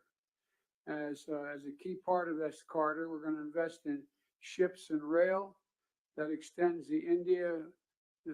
from India all the way to Europe, connected by the UAE, Saudi Arabia, Jordan, and Israel. Bridging ports across two continents, unlocking endless opportunities, including making it far easier to trade, export clean energy, expand access to reliable, clean electricity, lay cables that will connect communities and secure a stable internet, contributing to a more stable, more prosperous, and integrated Middle East. And I want to thank the sponsors, and I particularly want to thank Prime Minister Modi and the Crown Prince of Saudi Arabia, Mohammed bin Salman, and President von der Leyen and the European Commission. And since he's not speaking today, I wanted to, maybe he is speaking today. I had a note he wasn't speaking. At any rate, I'm going to stop there. In Saudi, the sub-Saharan Africa, we're working in a private-public partnership as well to invest in a trans-African corridor. That includes a new partner, the European Union. President von der Leyen, thank you for making this very possible. Together, as part of this corridor, we're going to invest in a new rail line that will extend from the western port in Angola to the DRC, to Zambia, and ultimately the Indian Ocean. It's a project that's about far from just laying tracks. It's about creating jobs, increasing trade, strengthening supply chains, boosting connectivity, laying foundations that will strengthen commerce and food security for people across multiple countries. This is a game-changing regional investment, and both of these are huge steps forward, but they're far from the only ones. We're continuing to make big investments in infrastructure around the world. That includes a solar energy site, an insulin manufacturing facility, and electricity project right here in India. We're continuing to develop economic corridors across Africa, Asia, and the Americas. And together with our partners, we're working to mobilize the trillions of investment needed to close infrastructure gaps around the world, including the formation of a new investor forum that the United States will host in a couple weeks. Let me close with this.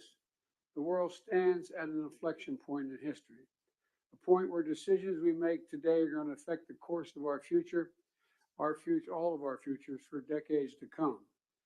A point where our investments are more critical than ever. So together, let's continue to work as one to seize this moment in history and maximize our collective investments, to find new partners, to unlock new capital, because when we invest in low and middle income countries, all countries benefit. When we invest in emerging economies, all economies benefit. And when we invest in the future of people anywhere, people everywhere benefit. So I want to thank you again for being here. I look forward to working with all of you, and I'm going to turn it back to the Prime Minister. Thank you.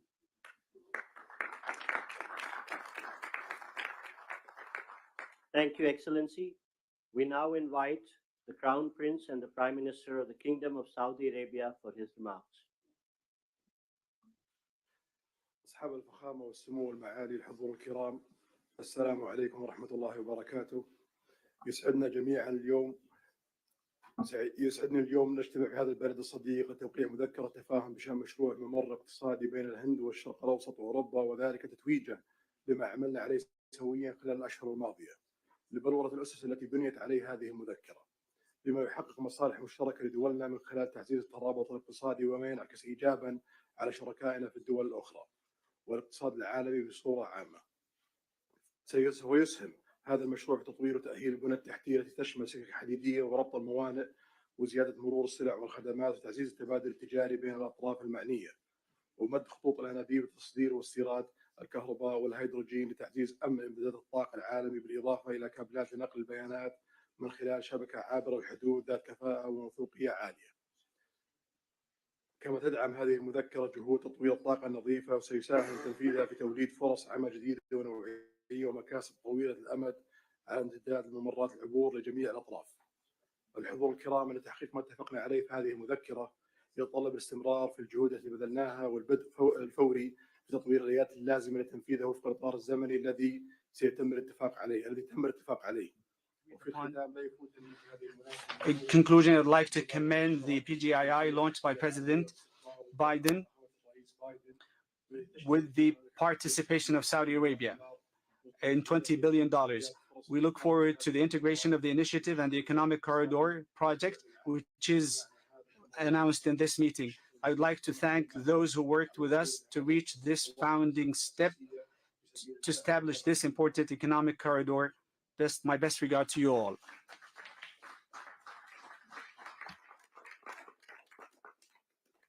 Thank you, Your Highness.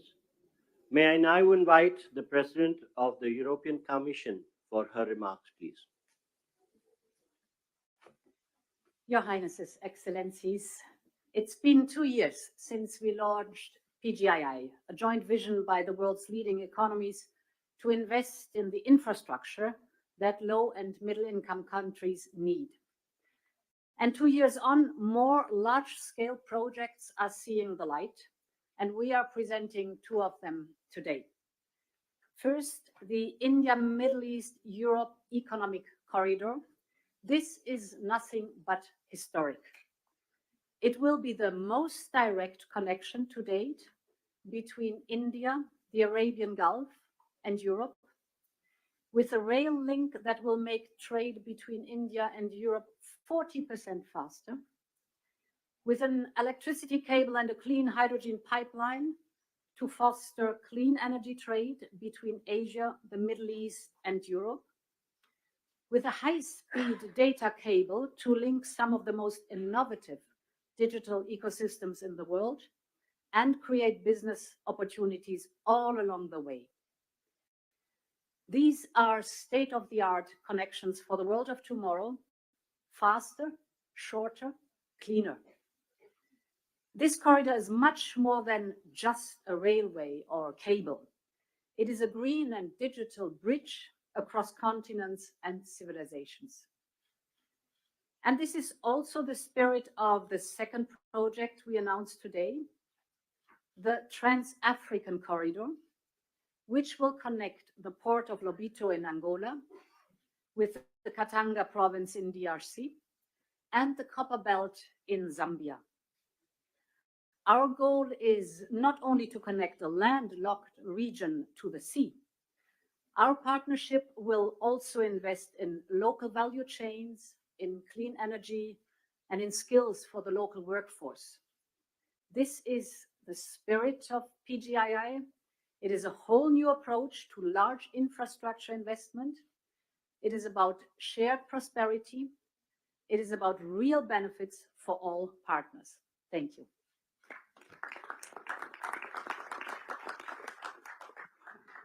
Thank you, Excellency.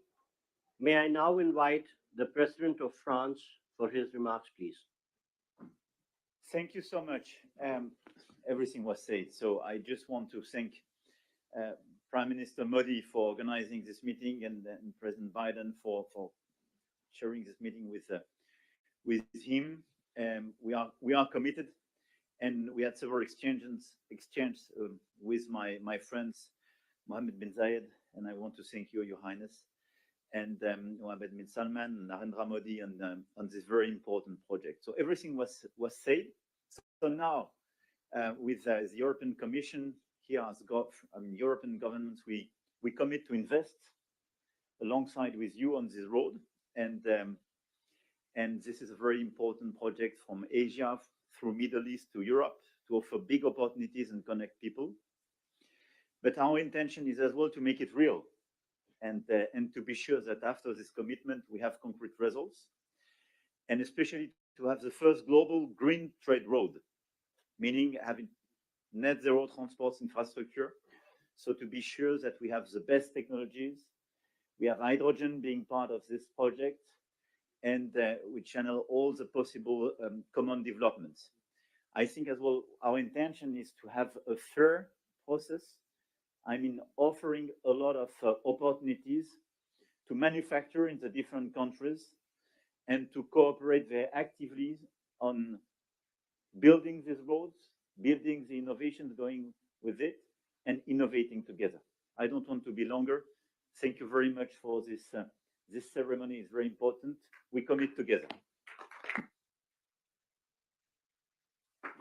Thank you, Excellency. May I now invite the Chancellor of Germany for his remarks, please. Thank you, and especially thank you, Narendra and Joel, for convening this event here. I think it is very important to remember that we launched the Partnership for Global Infrastructure and Investment last year. And since then, PGII contributes to closing the global investment gap for quality infrastructure. As Emmanuel Macron already said most about this initiative and all the activities we speak about today is already said, so I will not repeat it, just mentioning two questions. The first is we have to be active that these things can happen, and this is for me that we then have to also work on the infrastructure, the institutions that can work on financing, and for this I think it is also important to make the work of the World Bank successful. Germany will contribute an additional 305 million euro of hybrid capital to the World Bank, and this is one of the aspects which is a side of the activity here. We also try to work with Africa, and the compact with Africa will convene in Berlin in November, also as a sign of creating infrastructure, developing economy, all the things we are together here.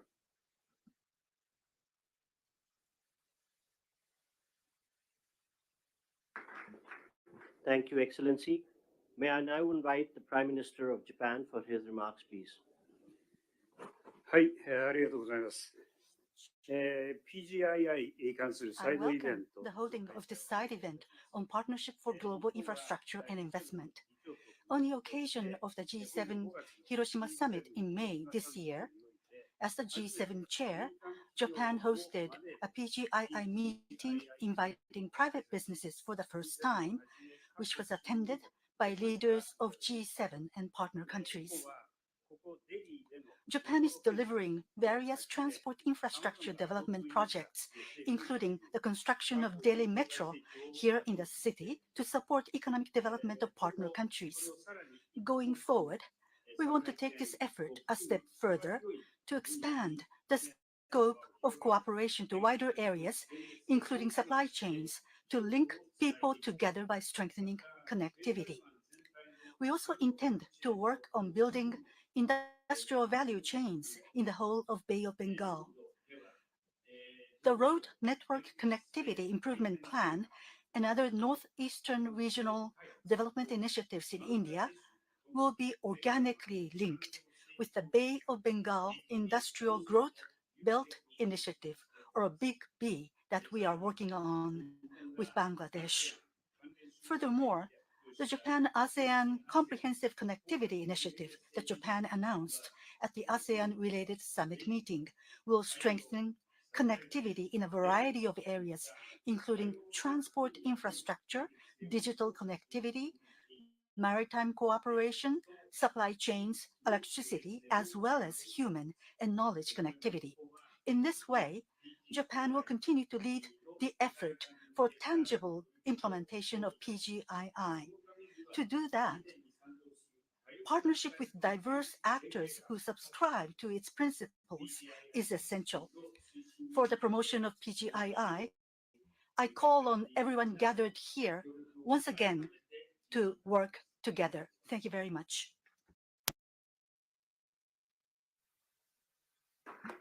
Thank you, Excellency. May I now invite the Prime Minister of Italy for her remarks. Your Highnesses, Excellencies, when we launched the Partnership for Global Infrastructure and Investment just over a year ago, we committed to building better infrastructure for better future in low and middle income nations. We committed to cooperate with these nations with an equal, non-predatory approach to create new opportunities and prosperity.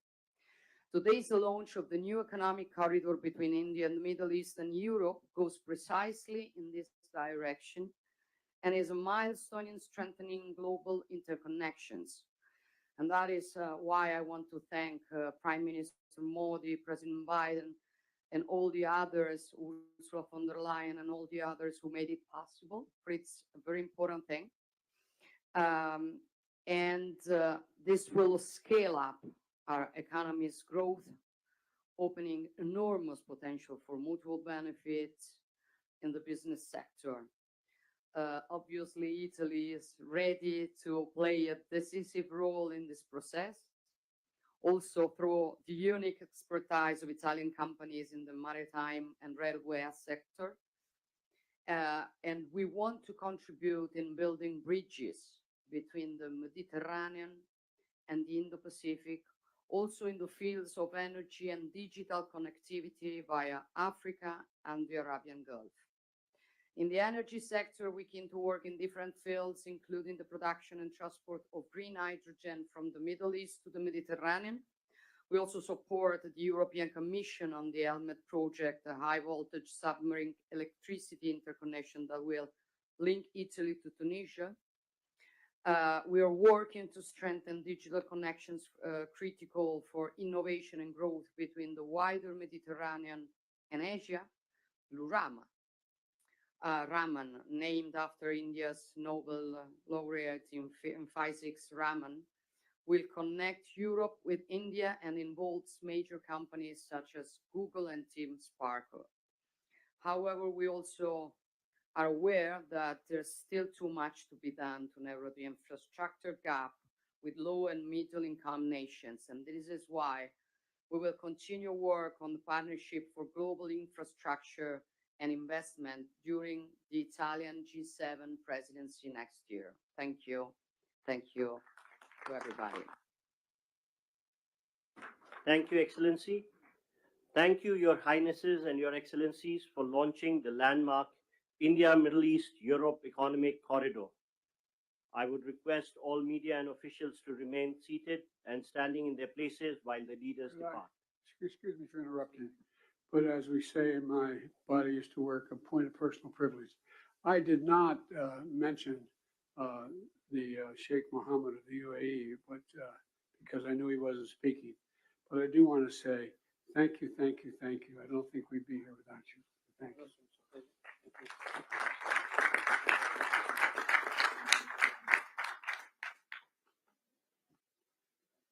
Thank you, Your Highnesses and Excellencies. I would request all media to remain seated and standing in their position while the leaders leave the room. Thank you.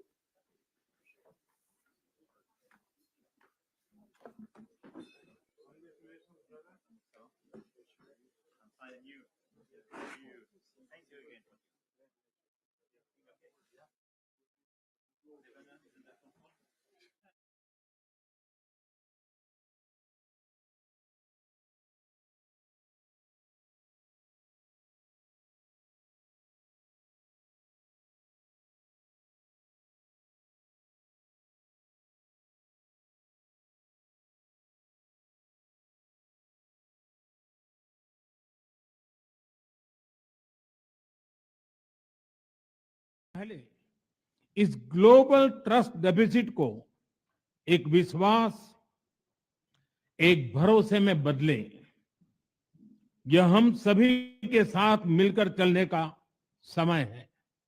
और इसलिए सबका साथ, सबका विकास, सबका विश्वास, सबका प्रयास का मंत्र हम सभी के लिए एक पथ प्रदर्शक बन सकता है।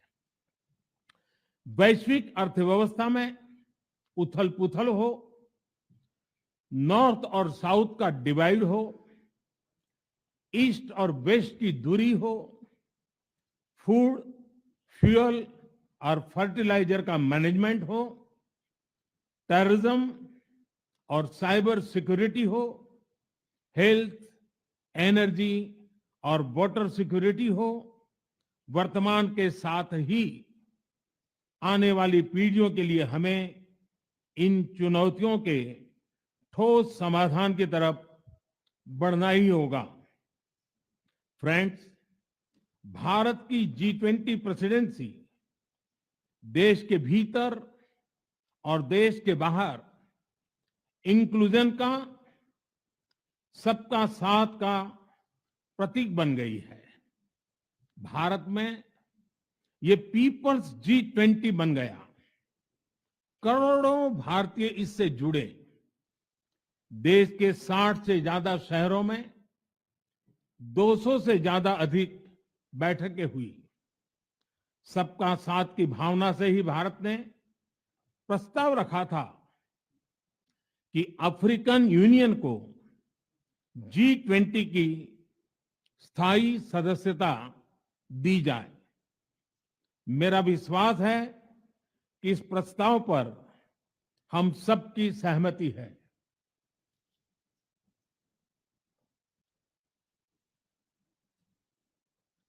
आप सबकी सहमति से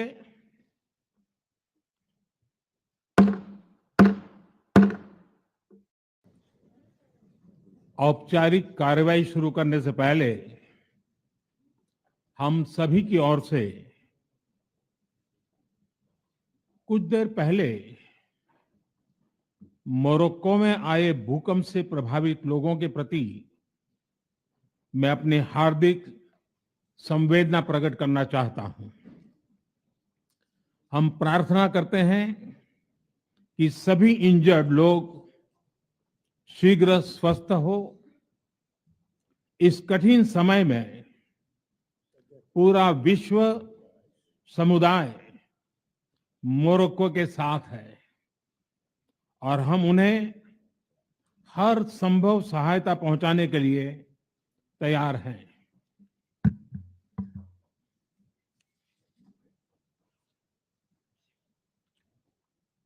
Your Highnesses, Excellencies, G20 के प्रेसिडेंट के तौर पर भारत आप सभी का हार्दिक स्वागत करता है।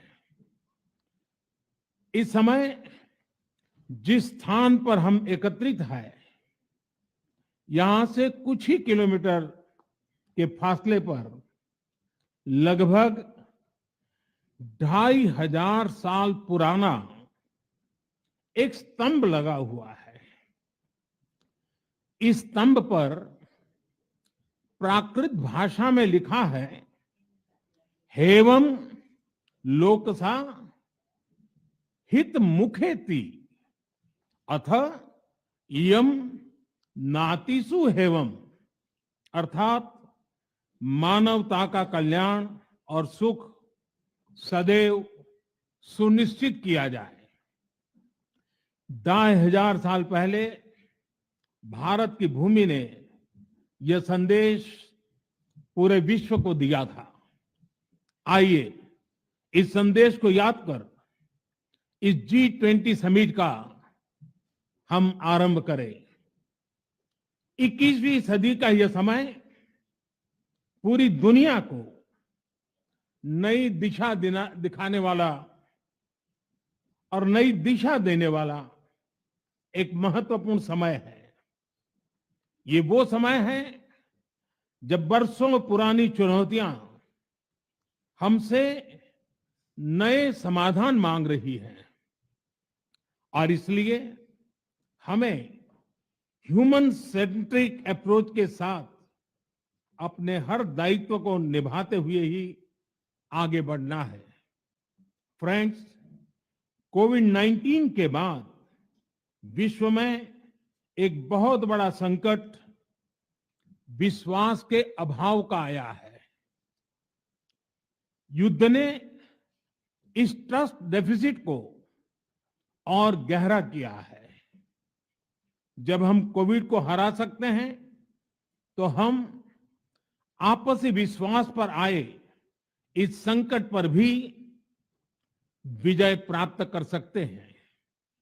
आज G20 के प्रेसिडेंट के तौर पर भारत पूरी दुनिया का आह्वान करता है कि हम मिलकर सबसे पहले इस ग्लोबल ट्रस्ट डेफिसिट को एक विश्वास, एक भरोसे में बदलें।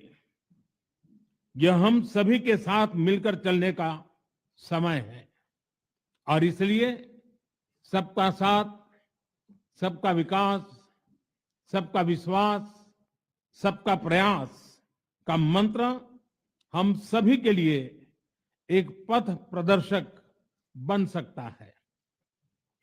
वैश्विक अर्थव्यवस्था में उथल-पुथल हो, नॉर्थ और साउथ का डिवाइड हो, ईस्ट और वेस्ट की दूरी हो, फूड, फ्यूल और फर्टिलाइजर का मैनेजमेंट हो, टेररिज्म और साइबर सिक्योरिटी हो, हेल्थ, एनर्जी और वाटर सिक्योरिटी हो, वर्तमान के साथ ही आने वाली पीढ़ियों के लिए हमें इन चुनौतियों के ठोस समाधान की तरफ बढ़ना ही होगा। फ्रेंड्स, भारत की G20 प्रेसिडेंसी देश के भीतर और देश के बाहर इंक्लूजन का, सबका साथ का प्रतीक बन गई है। भारत में ये पीपल्स G20 बन गया। करोड़ों भारतीय इससे जुड़े। देश के 60 से ज्यादा शहरों में 200 से ज्यादा अधिक बैठकें हुई। सबका साथ की भावना से ही भारत ने प्रस्ताव रखा था कि अफ्रीकन यूनियन को G20 की स्थायी सदस्यता दी जाए। मेरा विश्वास है कि इस प्रस्ताव पर हम सबकी सहमति है।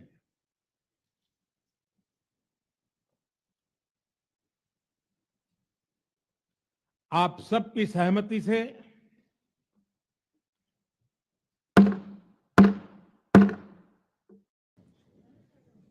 औपचारिक कार्रवाई शुरू करने से पहले हम सभी की ओर से कुछ देर पहले मोरक्को में आए भूकंप से प्रभावित लोगों के प्रति मैं अपनी हार्दिक संवेदना प्रकट करना चाहता हूं। हम प्रार्थना करते हैं कि सभी इंजर्ड लोग शीघ्र स्वस्थ हो। इस कठिन समय में पूरा विश्व समुदाय मोरक्को के साथ है और हम उन्हें हर संभव सहायता पहुंचाने के लिए तैयार हैं।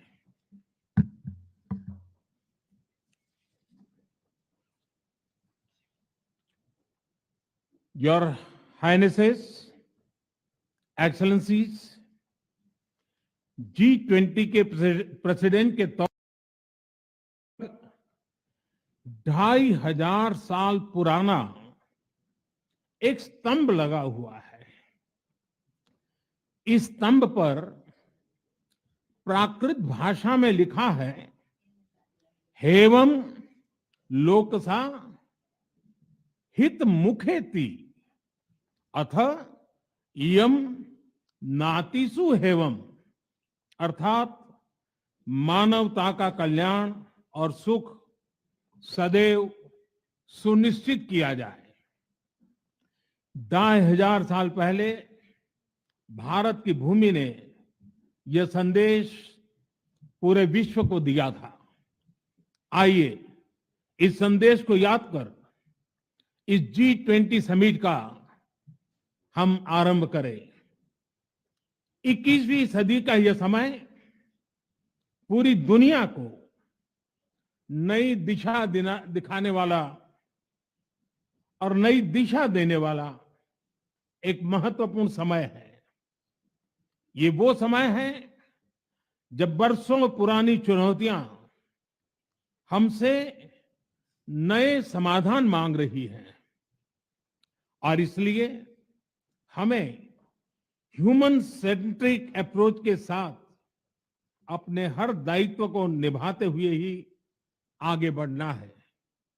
फ्रेंड्स, कोविड-19 के बाद विश्व में एक बहुत बड़ा संकट विश्वास के अभाव का आया है। युद्ध ने इस ट्रस्ट डेफिसिट को और गहरा किया है। जब हम कोविड को हरा सकते हैं तो हम आपसी विश्वास पर आए इस संकट पर भी विजय प्राप्त कर सकते हैं। आज G20 के प्रेसिडेंट के तौर पर भारत पूरी दुनिया का आह्वान करता है कि हम मिलकर सबसे पहले इस ग्लोबल ट्रस्ट डेफिसिट को एक विश्वास, एक भरोसे में बदलें। यह हम सभी के साथ मिलकर चलने का समय है और इसलिए सबका साथ, सबका विकास, सबका विश्वास, सबका प्रयास का मंत्र हम सभी के लिए एक पथ प्रदर्शक बन सकता है। वैश्विक अर्थव्यवस्था में उथल-पुथल हो, नॉर्थ और साउथ का डिवाइड हो, ईस्ट और वेस्ट की दूरी हो, फूड, फ्यूल और फर्टिलाइजर का मैनेजमेंट हो, टेररिज्म और साइबर सिक्योरिटी हो, हेल्थ, एनर्जी और वाटर सिक्योरिटी हो, वर्तमान के साथ ही आने वाली पीढ़ियों के लिए हमें इन चुनौतियों के ठोस समाधान की तरफ बढ़ना ही होगा। फ्रेंड्स, भारत की G20 प्रेसिडेंसी देश के भीतर और देश के बाहर इंक्लूजन का, सबका साथ का प्रतीक बन गई है। भारत में ये पीपल्स G20 बन गया। करोड़ों भारतीय इससे जुड़े। देश के 60 से ज्यादा शहरों में 200 से ज्यादा अधिक बैठकें हुई। सबका साथ की भावना से ही भारत ने प्रस्ताव रखा था कि अफ्रीकन यूनियन को G20 की स्थायी सदस्यता दी जाए। मेरा विश्वास है कि इस प्रस्ताव पर हम सबकी सहमति है।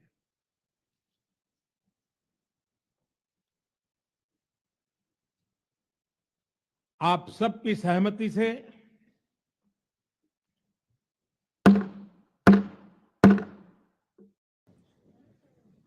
औपचारिक कार्रवाई शुरू करने से पहले हम सभी की ओर से कुछ देर पहले मोरक्को में आए भूकंप से प्रभावित लोगों के प्रति मैं अपनी हार्दिक संवेदना प्रकट करना चाहता हूं। हम प्रार्थना करते हैं कि सभी इंजर्ड लोग शीघ्र स्वस्थ हो। इस कठिन समय में पूरा विश्व समुदाय मोरक्को के साथ है और हम उन्हें हर संभव सहायता पहुंचाने के लिए तैयार हैं।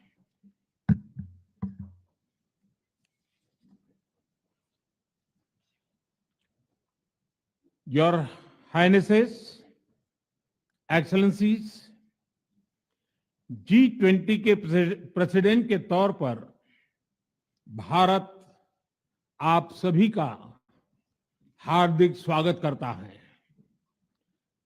इस समय जिस स्थान पर हम एकत्रित हैं, यहां से कुछ ही किलोमीटर के फासले पर लगभग 2500 साल पुराना एक स्तंभ लगा हुआ है।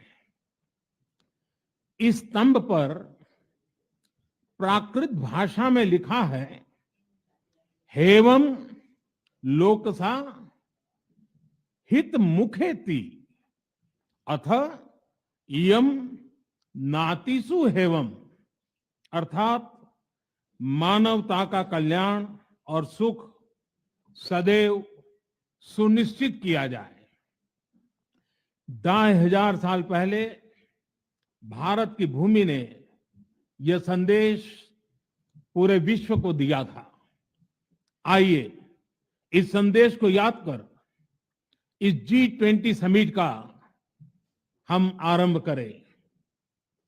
21वीं सदी का यह समय पूरी दुनिया को नई दिशा दिखाने वाला और नई दिशा देने वाला एक महत्वपूर्ण समय है। ये वो समय है जब वर्षों पुरानी चुनौतियां हमसे नए समाधान मांग रही हैं और इसलिए हमें ह्यूमन सेंट्रिक अप्रोच के साथ अपने हर दायित्व को निभाते हुए ही आगे बढ़ना है। फ्रेंड्स, कोविड-19 के बाद विश्व में एक बहुत बड़ा संकट विश्वास के अभाव का आया है। युद्ध ने इस ट्रस्ट डेफिसिट को और गहरा किया है।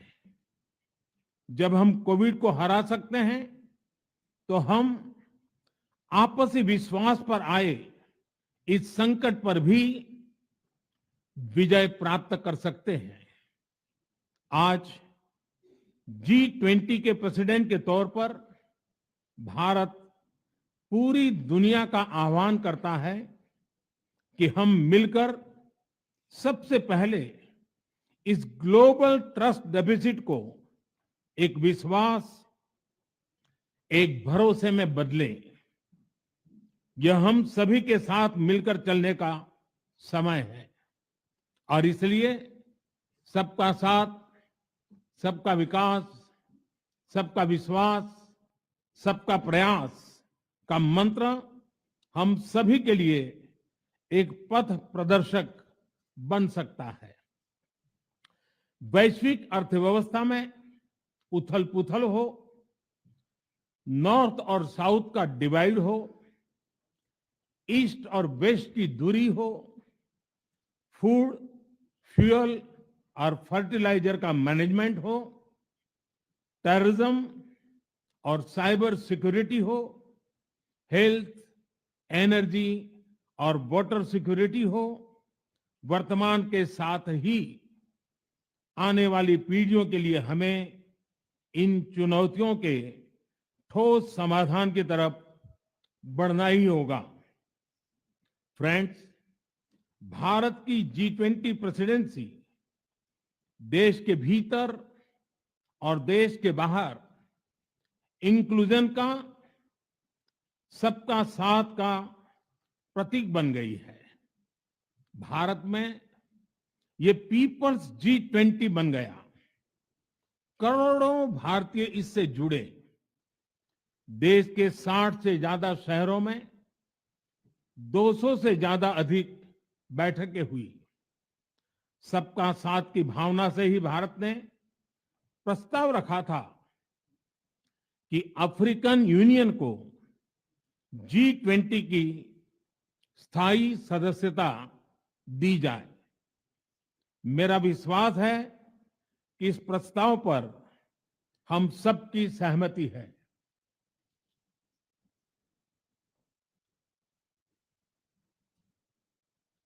आप सबकी सहमति से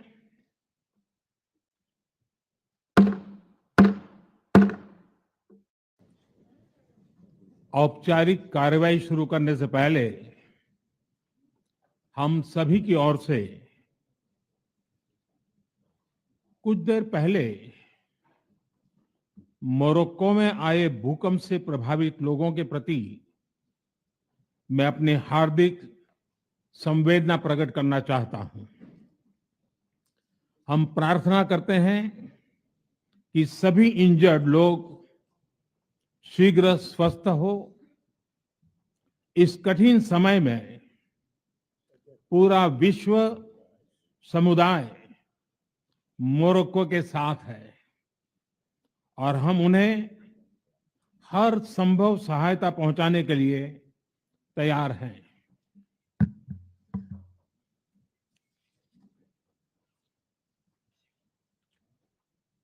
Your Highnesses, Excellencies, G20 के प्रेसिडेंट के तौर पर भारत आप सभी का हार्दिक स्वागत करता है। इस समय जिस स्थान पर हम एकत्रित हैं, यहां से कुछ ही किलोमीटर के फासले पर लगभग 2500 साल पुराना एक स्तंभ लगा हुआ है।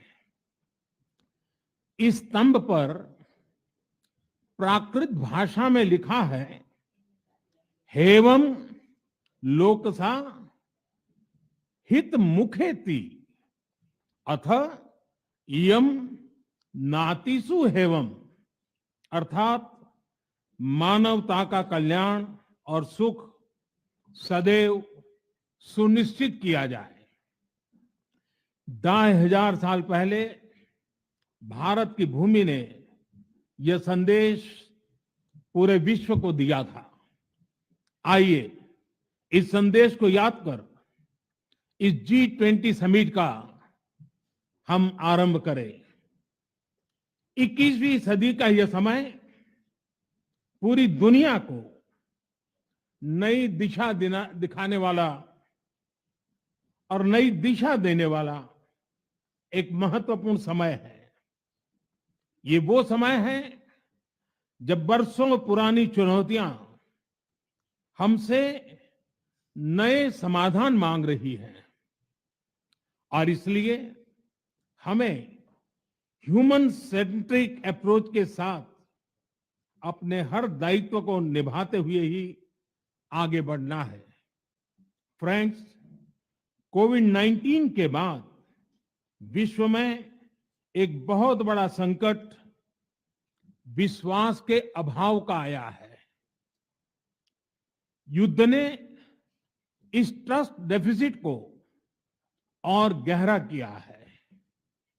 जब हम कोविड को हरा सकते हैं तो हम आपसी विश्वास पर आए इस संकट पर भी विजय प्राप्त कर सकते हैं।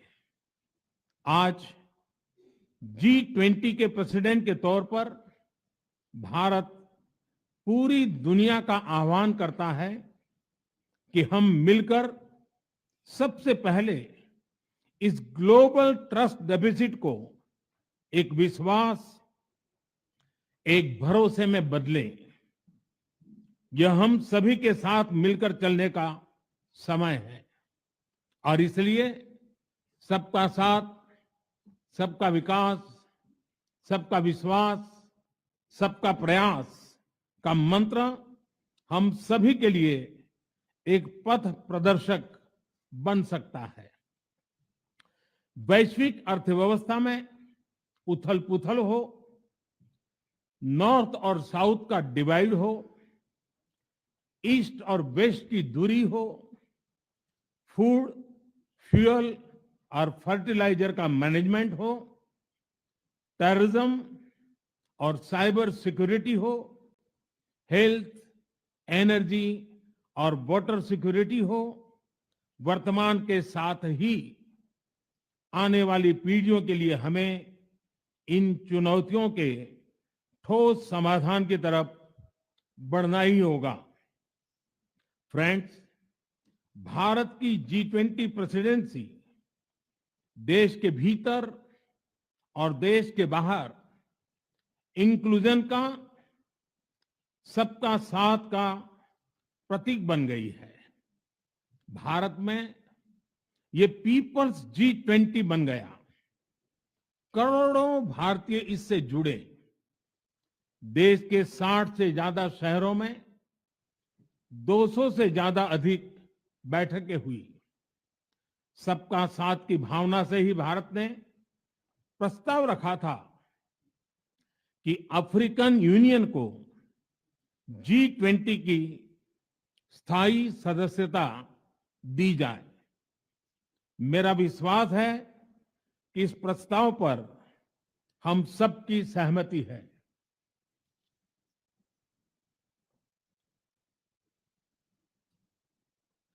आप सबकी सहमति से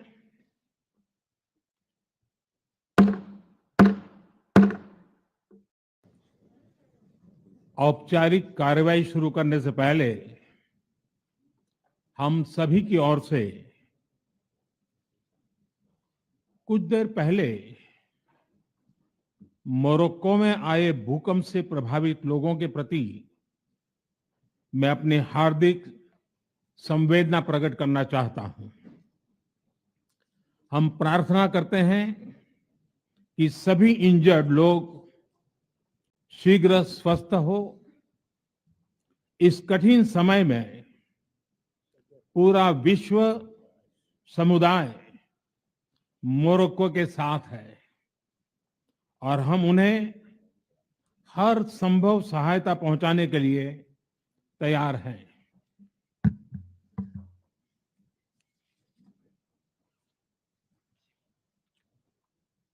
Your Highnesses, Excellencies, G20 के प्रेसिडेंट के तौर पर भारत आप सभी का हार्दिक स्वागत करता है। इस समय जिस स्थान पर हम एकत्रित हैं, यहां से कुछ ही किलोमीटर के फासले पर लगभग 2500 साल पुराना एक स्तंभ लगा हुआ है। इस स्तंभ पर प्राकृत भाषा में लिखा है, हेवम लोकसा हित मुखेति अथ इयम नातिसु हेवम, अर्थात मानवता का कल्याण और सुख सदैव सुनिश्चित किया जाए। 2500 साल पहले भारत की भूमि ने यह संदेश पूरे विश्व को दिया था। आइए इस संदेश को याद कर इस G20 समिट का हम आरंभ करें।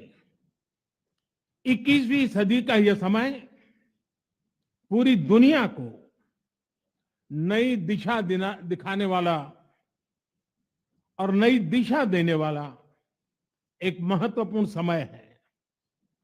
ये वो समय है जब वर्षों पुरानी चुनौतियां हमसे नए समाधान मांग रही हैं, और इसलिए हमें ह्यूमन सेंट्रिक अप्रोच के साथ अपने हर दायित्व को निभाते हुए ही आगे बढ़ना है। फ्रेंड्स, कोविड-19 के बाद विश्व में एक बहुत बड़ा संकट विश्वास के अभाव का आया है। युद्ध ने इस ट्रस्ट डेफिसिट को और गहरा किया है। जब हम कोविड को हरा सकते हैं तो हम आपसी विश्वास पर आए इस संकट पर भी विजय प्राप्त कर सकते हैं। आज G20 के प्रेसिडेंट के तौर पर भारत पूरी दुनिया का आह्वान करता है कि हम मिलकर सबसे पहले इस ग्लोबल ट्रस्ट डेफिसिट को एक विश्वास, एक भरोसे में बदलें। यह हम सभी के साथ मिलकर चलने का समय है, और इसलिए सबका साथ, सबका विकास, सबका विश्वास, सबका प्रयास का मंत्र हम सभी के लिए एक पथ प्रदर्शक बन सकता है। वैश्विक अर्थव्यवस्था में उथल-पुथल हो, नॉर्थ और साउथ का डिवाइड हो, ईस्ट और वेस्ट की दूरी हो, फूड, फ्यूल और फर्टिलाइजर का मैनेजमेंट हो, टेररिज्म और साइबर सिक्योरिटी हो, हेल्थ, एनर्जी और वाटर सिक्योरिटी हो, वर्तमान के साथ ही आने वाली पीढ़ियों के लिए हमें इन चुनौतियों के ठोस समाधान की तरफ बढ़ना ही होगा। फ्रेंड्स, भारत की G20 प्रेसिडेंसी देश के भीतर और देश के बाहर इंक्लूजन का, सबका साथ का प्रतीक बन गई है। भारत में ये पीपल्स G20 बन गया। करोड़ों भारतीय इससे जुड़े। देश के 60 से ज्यादा शहरों में 200 से ज्यादा अधिक बैठकें हुई। सबका साथ की भावना से ही भारत ने प्रस्ताव रखा था कि अफ्रीकन यूनियन को G20 की स्थायी सदस्यता दी जाए। मेरा विश्वास है कि इस प्रस्ताव पर हम सबकी सहमति है।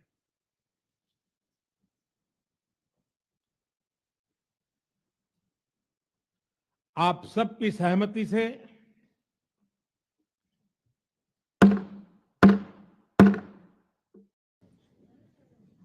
औपचारिक कार्रवाई शुरू करने से पहले हम सभी की ओर से कुछ देर पहले मोरक्को में आए भूकंप से प्रभावित लोगों के प्रति मैं अपनी हार्दिक संवेदना प्रकट करना चाहता हूं। हम प्रार्थना करते हैं कि सभी इंजर्ड लोग शीघ्र स्वस्थ हो। इस कठिन समय में पूरा विश्व समुदाय मोरक्को के साथ है और हम उन्हें हर संभव सहायता पहुंचाने के लिए तैयार हैं।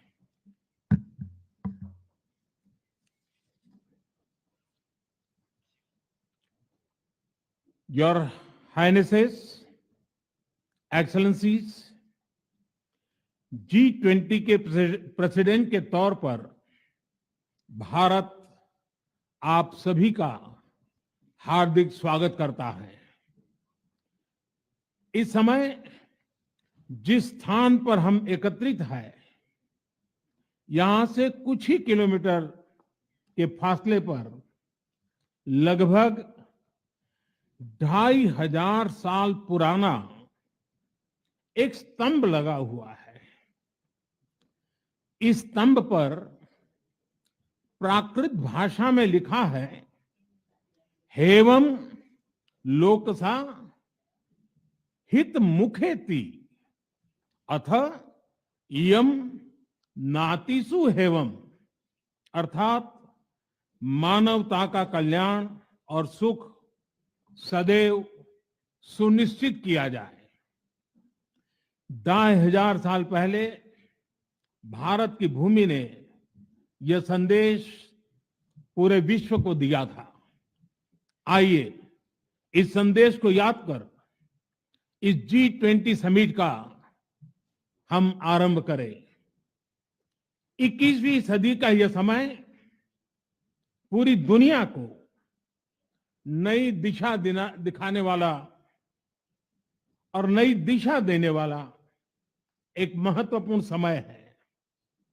ये वो समय है जब बरसों पुरानी चुनौतियां हमसे नए समाधान मांग रही हैं और इसलिए हमें ह्यूमन सेंट्रिक अप्रोच के साथ अपने हर दायित्व को निभाते हुए ही आगे बढ़ना है। फ्रेंड्स, कोविड-19 के बाद विश्व में एक बहुत बड़ा संकट विश्वास के अभाव का आया है। युद्ध ने इस ट्रस्ट डेफिसिट को और गहरा किया है। जब हम कोविड को हरा सकते हैं तो हम आपसी विश्वास पर आए इस संकट पर भी विजय प्राप्त कर सकते हैं। आज G20 के प्रेसिडेंट के तौर पर भारत पूरी दुनिया का आह्वान करता है कि हम मिलकर सबसे पहले इस ग्लोबल ट्रस्ट डेफिसिट को एक विश्वास, एक भरोसे में बदलें। यह हम सभी के साथ मिलकर चलने का समय है और इसलिए सबका साथ, सबका विकास, सबका विश्वास, सबका प्रयास का मंत्र हम सभी के लिए एक पथ प्रदर्शक बन सकता है।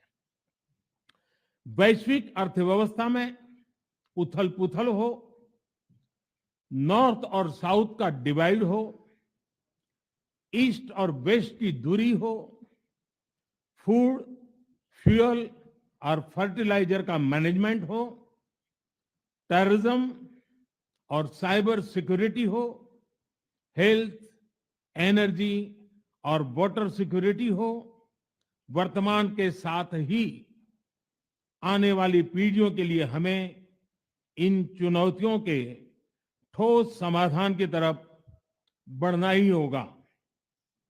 फ्रेंड्स, भारत की G20 प्रेसिडेंसी देश के भीतर और देश के बाहर इंक्लूजन का, सबका साथ का प्रतीक बन गई है।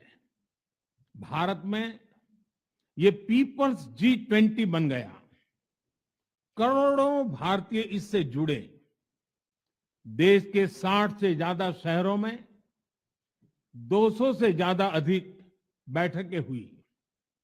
सबका साथ की भावना से ही भारत ने प्रस्ताव रखा था कि अफ्रीकन यूनियन को G20 की स्थायी सदस्यता दी जाए।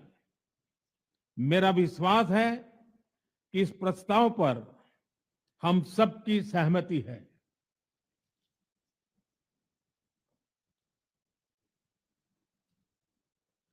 आप सबकी सहमति से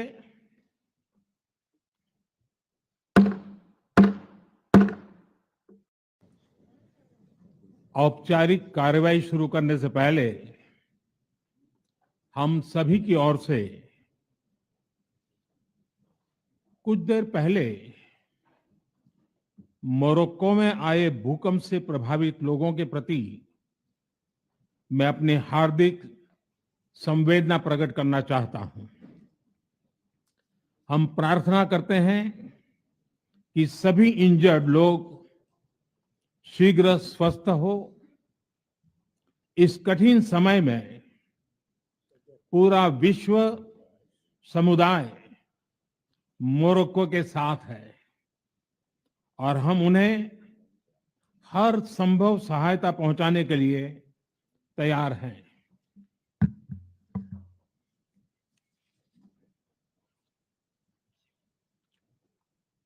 Your Highnesses, Excellencies, G20 के प्रेसिडेंट के तौर पर भारत आप सभी का हार्दिक स्वागत करता है।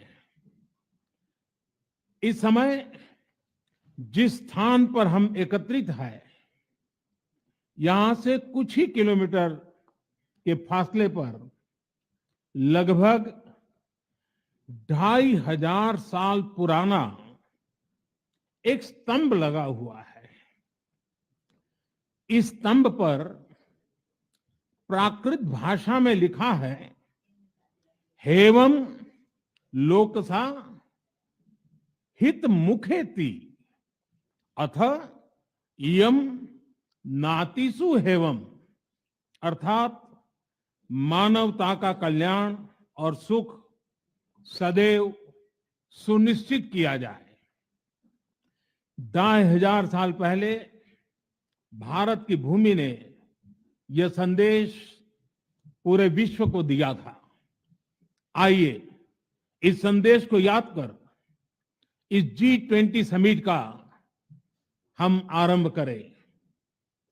21वीं सदी का यह समय पूरी दुनिया को नई दिशा दिखाने वाला और नई दिशा देने वाला एक महत्वपूर्ण समय है।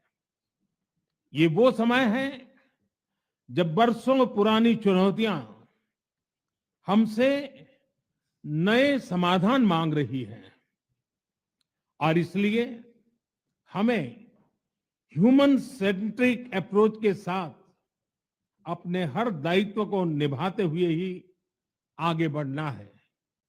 फ्रेंड्स, कोविड-19 के बाद विश्व में एक बहुत बड़ा संकट विश्वास के अभाव का आया है। युद्ध ने इस ट्रस्ट डेफिसिट को और गहरा किया है। जब हम कोविड को हरा सकते हैं तो हम आपसी विश्वास पर आए इस संकट पर भी विजय प्राप्त कर सकते हैं। आज G20 के प्रेसिडेंट के तौर पर भारत पूरी दुनिया का आह्वान करता है कि हम मिलकर सबसे पहले इस ग्लोबल ट्रस्ट डेफिसिट को एक विश्वास, एक भरोसे में बदले। यह हम सभी के साथ मिलकर चलने का समय है और इसलिए सबका साथ, सबका विकास, सबका विश्वास, सबका प्रयास का मंत्र हम सभी के लिए एक पथ प्रदर्शक बन सकता है। वैश्विक अर्थव्यवस्था में उथल-पुथल हो, नॉर्थ और साउथ का डिवाइड हो, ईस्ट और वेस्ट की दूरी हो, फूड, फ्यूल और फर्टिलाइजर का मैनेजमेंट हो, टेररिज्म और साइबर सिक्योरिटी हो, हेल्थ, एनर्जी और वाटर सिक्योरिटी हो, वर्तमान के साथ ही आने वाली पीढ़ियों के लिए हमें इन चुनौतियों के ठोस समाधान की तरफ बढ़ना ही होगा। फ्रेंड्स, भारत की G20 प्रेसिडेंसी देश के भीतर और देश के बाहर इंक्लूजन का, सबका साथ का प्रतीक बन गई है। भारत में ये पीपल्स G20 बन गया। करोड़ों भारतीय इससे जुड़े। देश के 60 से ज्यादा शहरों में 200 से ज्यादा अधिक बैठकें हुई। सबका साथ की भावना से ही भारत ने प्रस्ताव रखा था कि अफ्रीकन यूनियन को G20 की स्थायी सदस्यता दी जाए। मेरा विश्वास है कि इस प्रस्ताव पर हम सबकी सहमति है।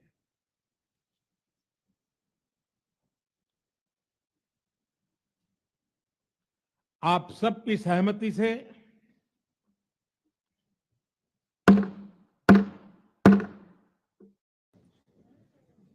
औपचारिक कार्रवाई शुरू करने से पहले हम सभी की ओर से कुछ देर पहले मोरक्को में आए भूकंप से प्रभावित लोगों के प्रति मैं अपनी हार्दिक संवेदना प्रकट करना चाहता हूं। हम प्रार्थना करते हैं कि सभी इंजर्ड लोग शीघ्र स्वस्थ हो। इस कठिन समय में पूरा विश्व समुदाय मोरक्को के साथ है और हम उन्हें हर संभव सहायता पहुंचाने के लिए तैयार हैं।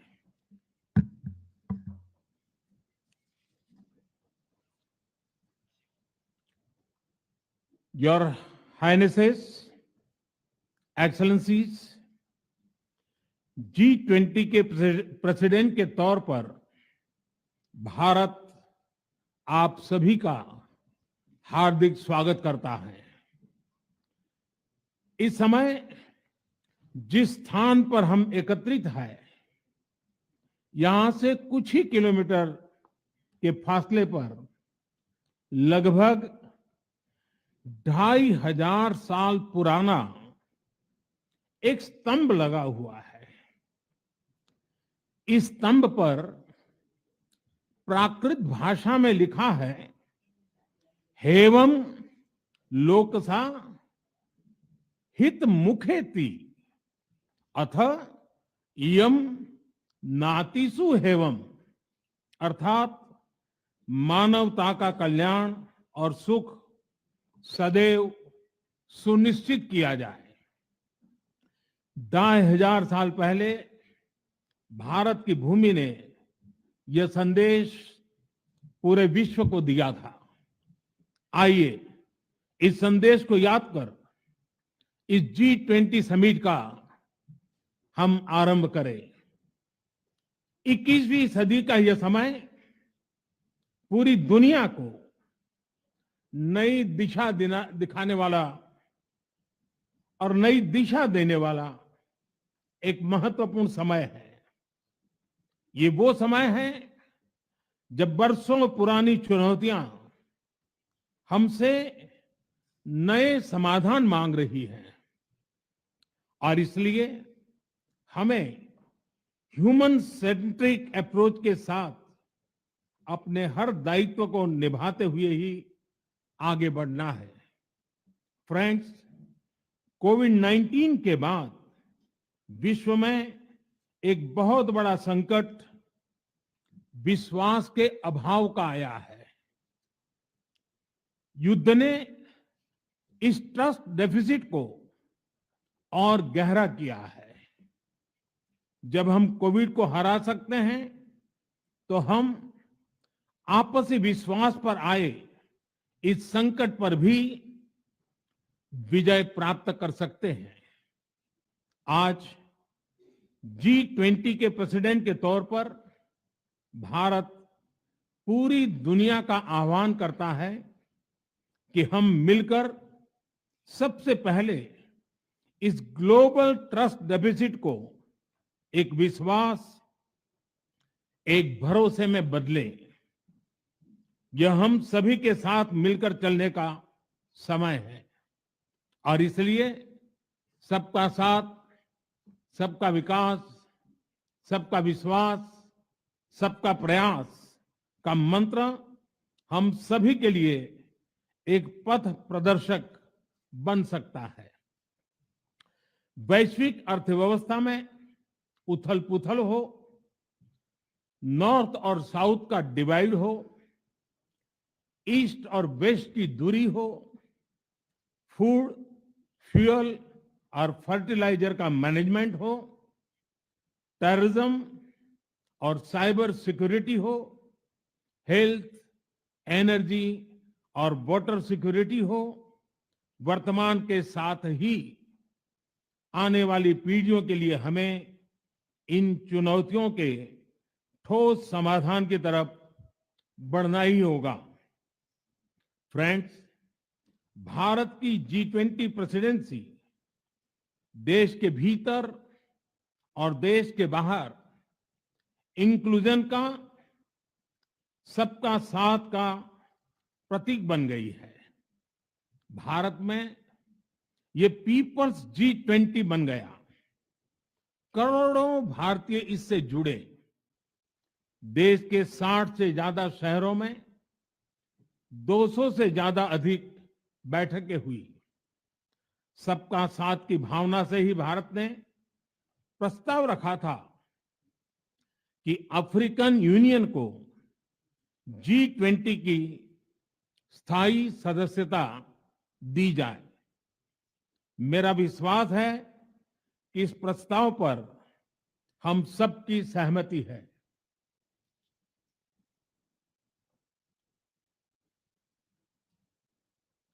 आप सबकी सहमति से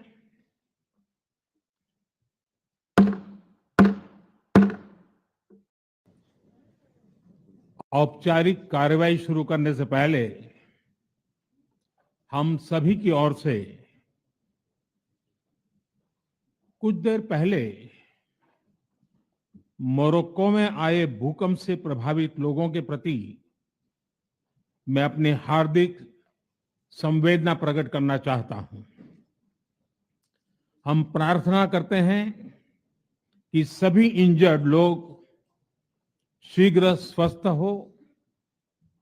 इस कठिन समय में पूरा विश्व समुदाय मोरक्को के साथ है और हम उन्हें हर संभव सहायता पहुंचाने के लिए तैयार हैं।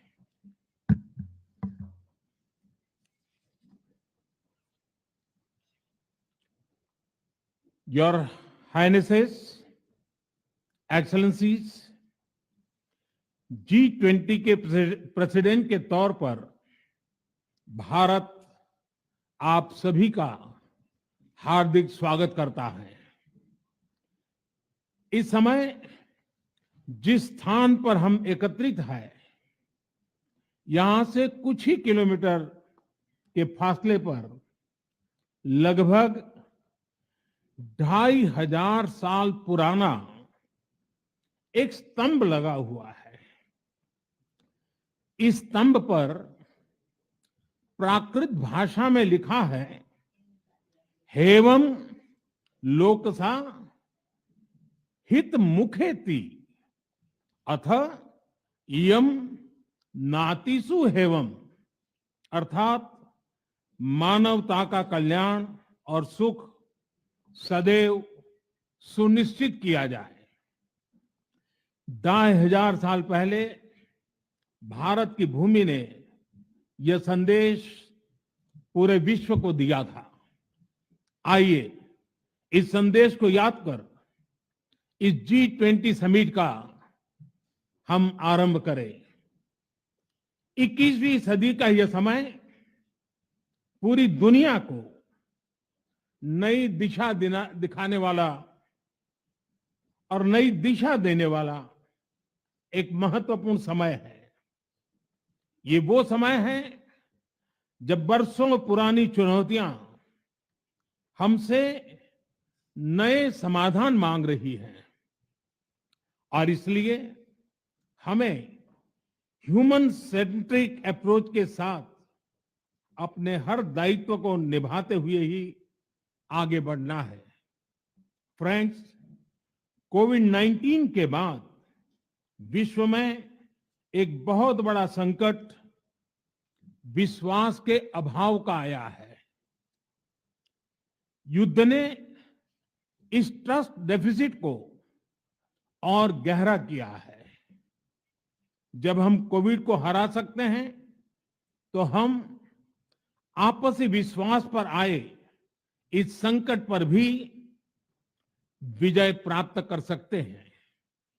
आज G20 के प्रेसिडेंट के तौर पर भारत पूरी दुनिया का आह्वान करता है कि हम मिलकर सबसे पहले इस ग्लोबल ट्रस्ट डेफिसिट को एक विश्वास, एक भरोसे में बदलें। यह हम सभी के साथ मिलकर चलने का समय है, और इसलिए सबका साथ, सबका विकास, सबका विश्वास, सबका प्रयास का मंत्र हम सभी के लिए एक पथ प्रदर्शक बन सकता है। वैश्विक अर्थव्यवस्था में उथल-पुथल हो, नॉर्थ और साउथ का डिवाइड हो, ईस्ट और वेस्ट की दूरी हो, फूड, फ्यूल और फर्टिलाइजर का मैनेजमेंट हो, टेररिज्म और साइबर सिक्योरिटी हो, हेल्थ, एनर्जी और वाटर सिक्योरिटी हो, वर्तमान के साथ ही आने वाली पीढ़ियों के लिए हमें इन चुनौतियों के ठोस समाधान की तरफ बढ़ना ही होगा। फ्रेंड्स, भारत की G20 प्रेसिडेंसी देश के भीतर और देश के बाहर इंक्लूजन का, सबका साथ का प्रतीक बन गई है। भारत में ये पीपल्स G20 बन गया। करोड़ों भारतीय इससे जुड़े। देश के 60 से ज्यादा शहरों में 200 से ज्यादा अधिक बैठकें हुई। सबका साथ की भावना से ही भारत ने प्रस्ताव रखा था कि अफ्रीकन यूनियन को G20 की स्थायी सदस्यता दी जाए। मेरा विश्वास है कि इस प्रस्ताव पर हम सबकी सहमति है।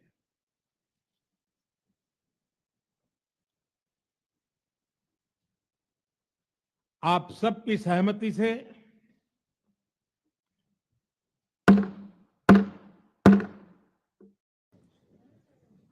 औपचारिक कार्रवाई शुरू करने से पहले हम सभी की ओर से कुछ देर पहले मोरक्को में आए भूकंप से प्रभावित लोगों के प्रति मैं अपनी हार्दिक संवेदना प्रकट करना चाहता हूं। हम प्रार्थना करते हैं कि सभी इंजर्ड लोग शीघ्र स्वस्थ हो इस कठिन समय में पूरा विश्व समुदाय मोरक्को के साथ है और हम उन्हें हर संभव सहायता पहुंचाने के लिए तैयार हैं।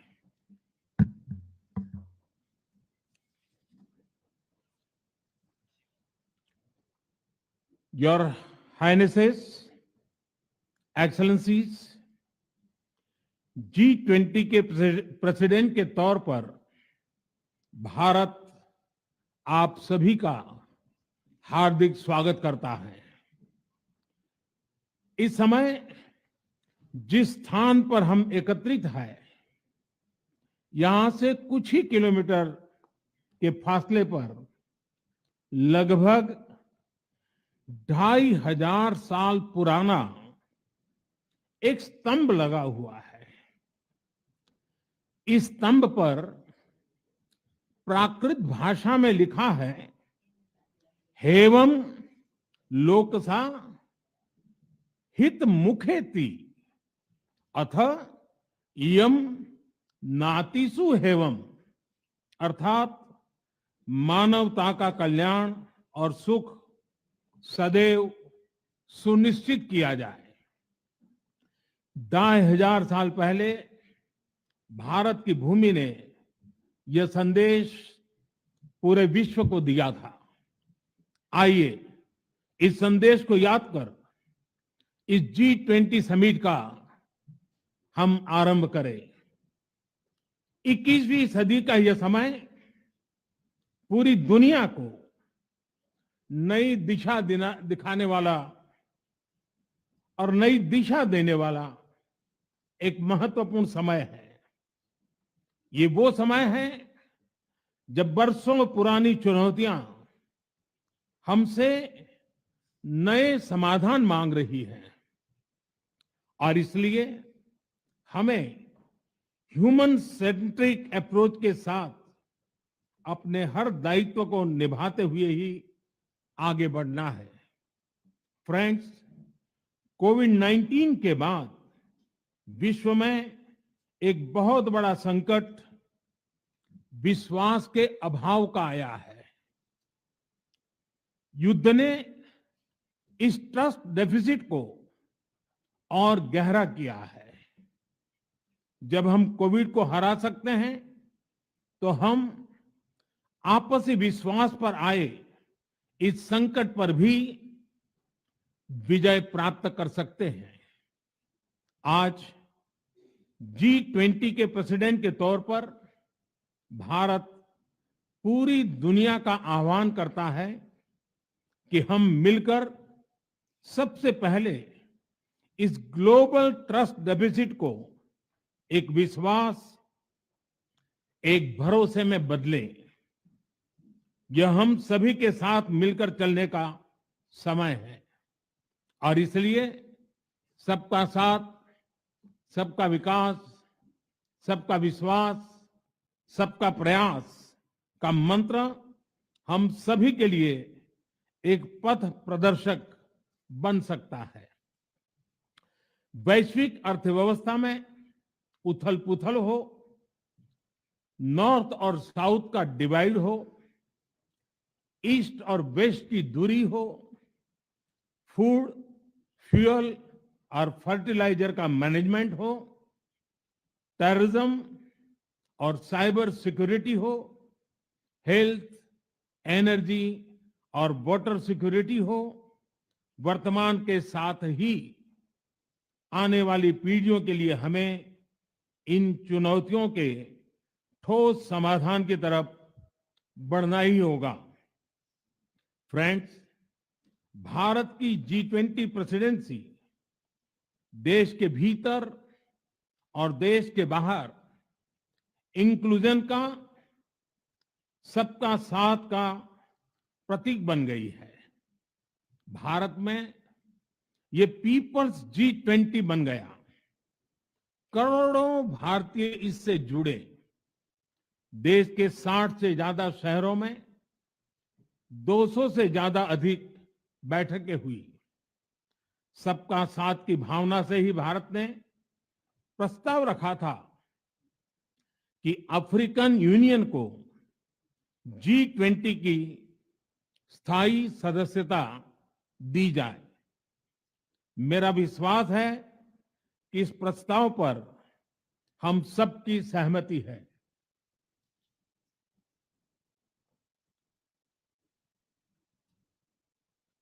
आप सबकी सहमति से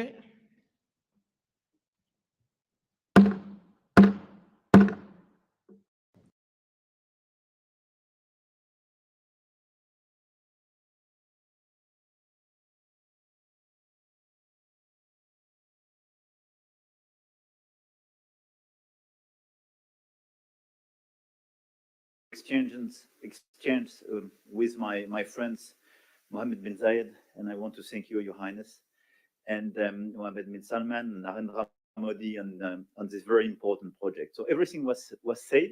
So now with the European Commission here as European governments, we commit to invest alongside with you on this road, and this is a very important project from Asia through Middle East to Europe to offer big opportunities and connect people. But our intention is as well to make it real and to be sure that after this commitment, we have concrete results, and especially to have the first global green trade road, meaning having net zero transport infrastructure. So to be sure that we have the best technologies, we have hydrogen being part of this project, and we channel all the possible common developments. I think as well, our intention is to have a fair process. I mean, offering a lot of opportunities to manufacture in the different countries and to cooperate very actively on building these roads, building the innovations going with it, and innovating together. I don't want to be longer. Thank you very much for this. This ceremony is very important. We commit together. Thank you, Excellency. May I now invite the Chancellor of Germany for his remarks, please. Thank you, and especially thank you, Narendra and Joe, for convening this event here. I think it is very important to remember that we launched the Partnership for Global Infrastructure and Investment last year. And since then, PGII contributes to closing the global investment gap for quality infrastructure. As Emmanuel Macron already said, most about this initiative and all the activities we speak about today is already said, so I will not repeat it, just mentioning two questions. The first is we have to be active that these things can happen, and this is for me that we then have to also work on the infrastructure, the institutions that can work on financing. And for this, I think it is also important to make the work of the World Bank successful. Germany will contribute an additional 305 million euro of hybrid capital to the World Bank. And this is one of the aspects which is the side of the activity here. We also try to work with Africa, and the compact with Africa will convene in Berlin in November, also as a sign of creating infrastructure, developing economy, all the things we are together here.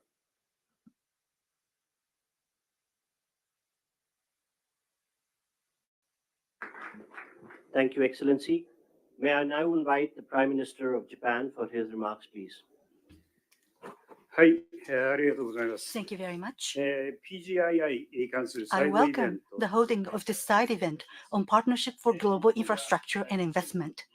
On the occasion of the G7 Hiroshima Summit in May this year, as the G7 chair, Japan hosted a PGII meeting inviting private businesses for the first time, which was attended by leaders of G7 and partner countries. Japan is delivering various transport infrastructure development projects, including the construction of Delhi Metro here in the city to support economic development of partner countries.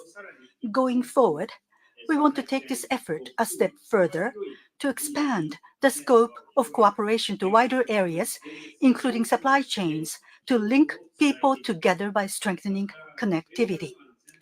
We also intend to work on building industrial value chains in the whole of प्रकार की नीतियां उसकी खुलकर तारीफ की है। 140 करोड़ की जनसंख्या में सबसे पहले अंतर्राष्ट्रीय संगठनों के जो प्रतिनिधि हैं वो पहुंचेंगे और प्रधानमंत्री मोदी और राष्ट्रपति द्रौपदी मुर्मू इस वक्त एशियन डेवलपमेंट बैंक के प्रेसिडेंट मासातसुगु असाकावा को एक तरीके से वहां पे उन्होंने होस्ट किया, उनका अभिवादन किया है, स्वागत किया। और ये रात्रि भोज जो कि राष्ट्रपति के माध्यम से दिया गया है और ये तस्वीरें अपने आप में बताती हैं कि कितना विहंगम दृश्य है। भारत की बढ़ती झलक को दिखाते हुए तिरंगे की रोशनी में नहाया हुआ भारत मंडपम भारत की सांस्कृतिक विविधता को दर्शन कराता हुआ, इसके अलावा तमाम मेहमानों के आने का सिलसिला लगातार जारी है और ये अंतर्राष्ट्रीय जो संगठन है उनसे जुड़े हुए तमाम मेहमानों का सिलसिला एक तरीके से ये शुरू हो गया, जहां पर प्रधानमंत्री मोदी और राष्ट्रपति द्रौपदी मुर्मू स्वागत कर रहे हैं तमाम मेहमानों का। और Vasudhaiva Kutumbakam, one earth one family one future यहाँ साफ तौर पे लिखा हुआ है। फाइनेंशियल स्टेबिलिटी बोर्ड के वित्तीय स्थिरता बोर्ड के अध्यक्ष क्लॉस नॉट अपने आप में इस वक्त तस्वीरों में नजर आ रहे हैं और ये बताता है किस प्रकार से भारत के निमंत्रण पर दुनिया भर की तमाम शक्तियां इस वक्त पहुंची हुई हैं भारत, और भारत खुश है अपने मेहमानों का स्वागत करने के लिए और ये सिलसिला लगातार जारी यहाँ पर दिखाई पड़ रहा है। और विहंगम तस्वीरें खुशनुमा माहौल के बीच में, और ये अपने आप में दिखाता है कि किस तरीके से तमाम लोग इस वक्त पहुंचे हुए हैं।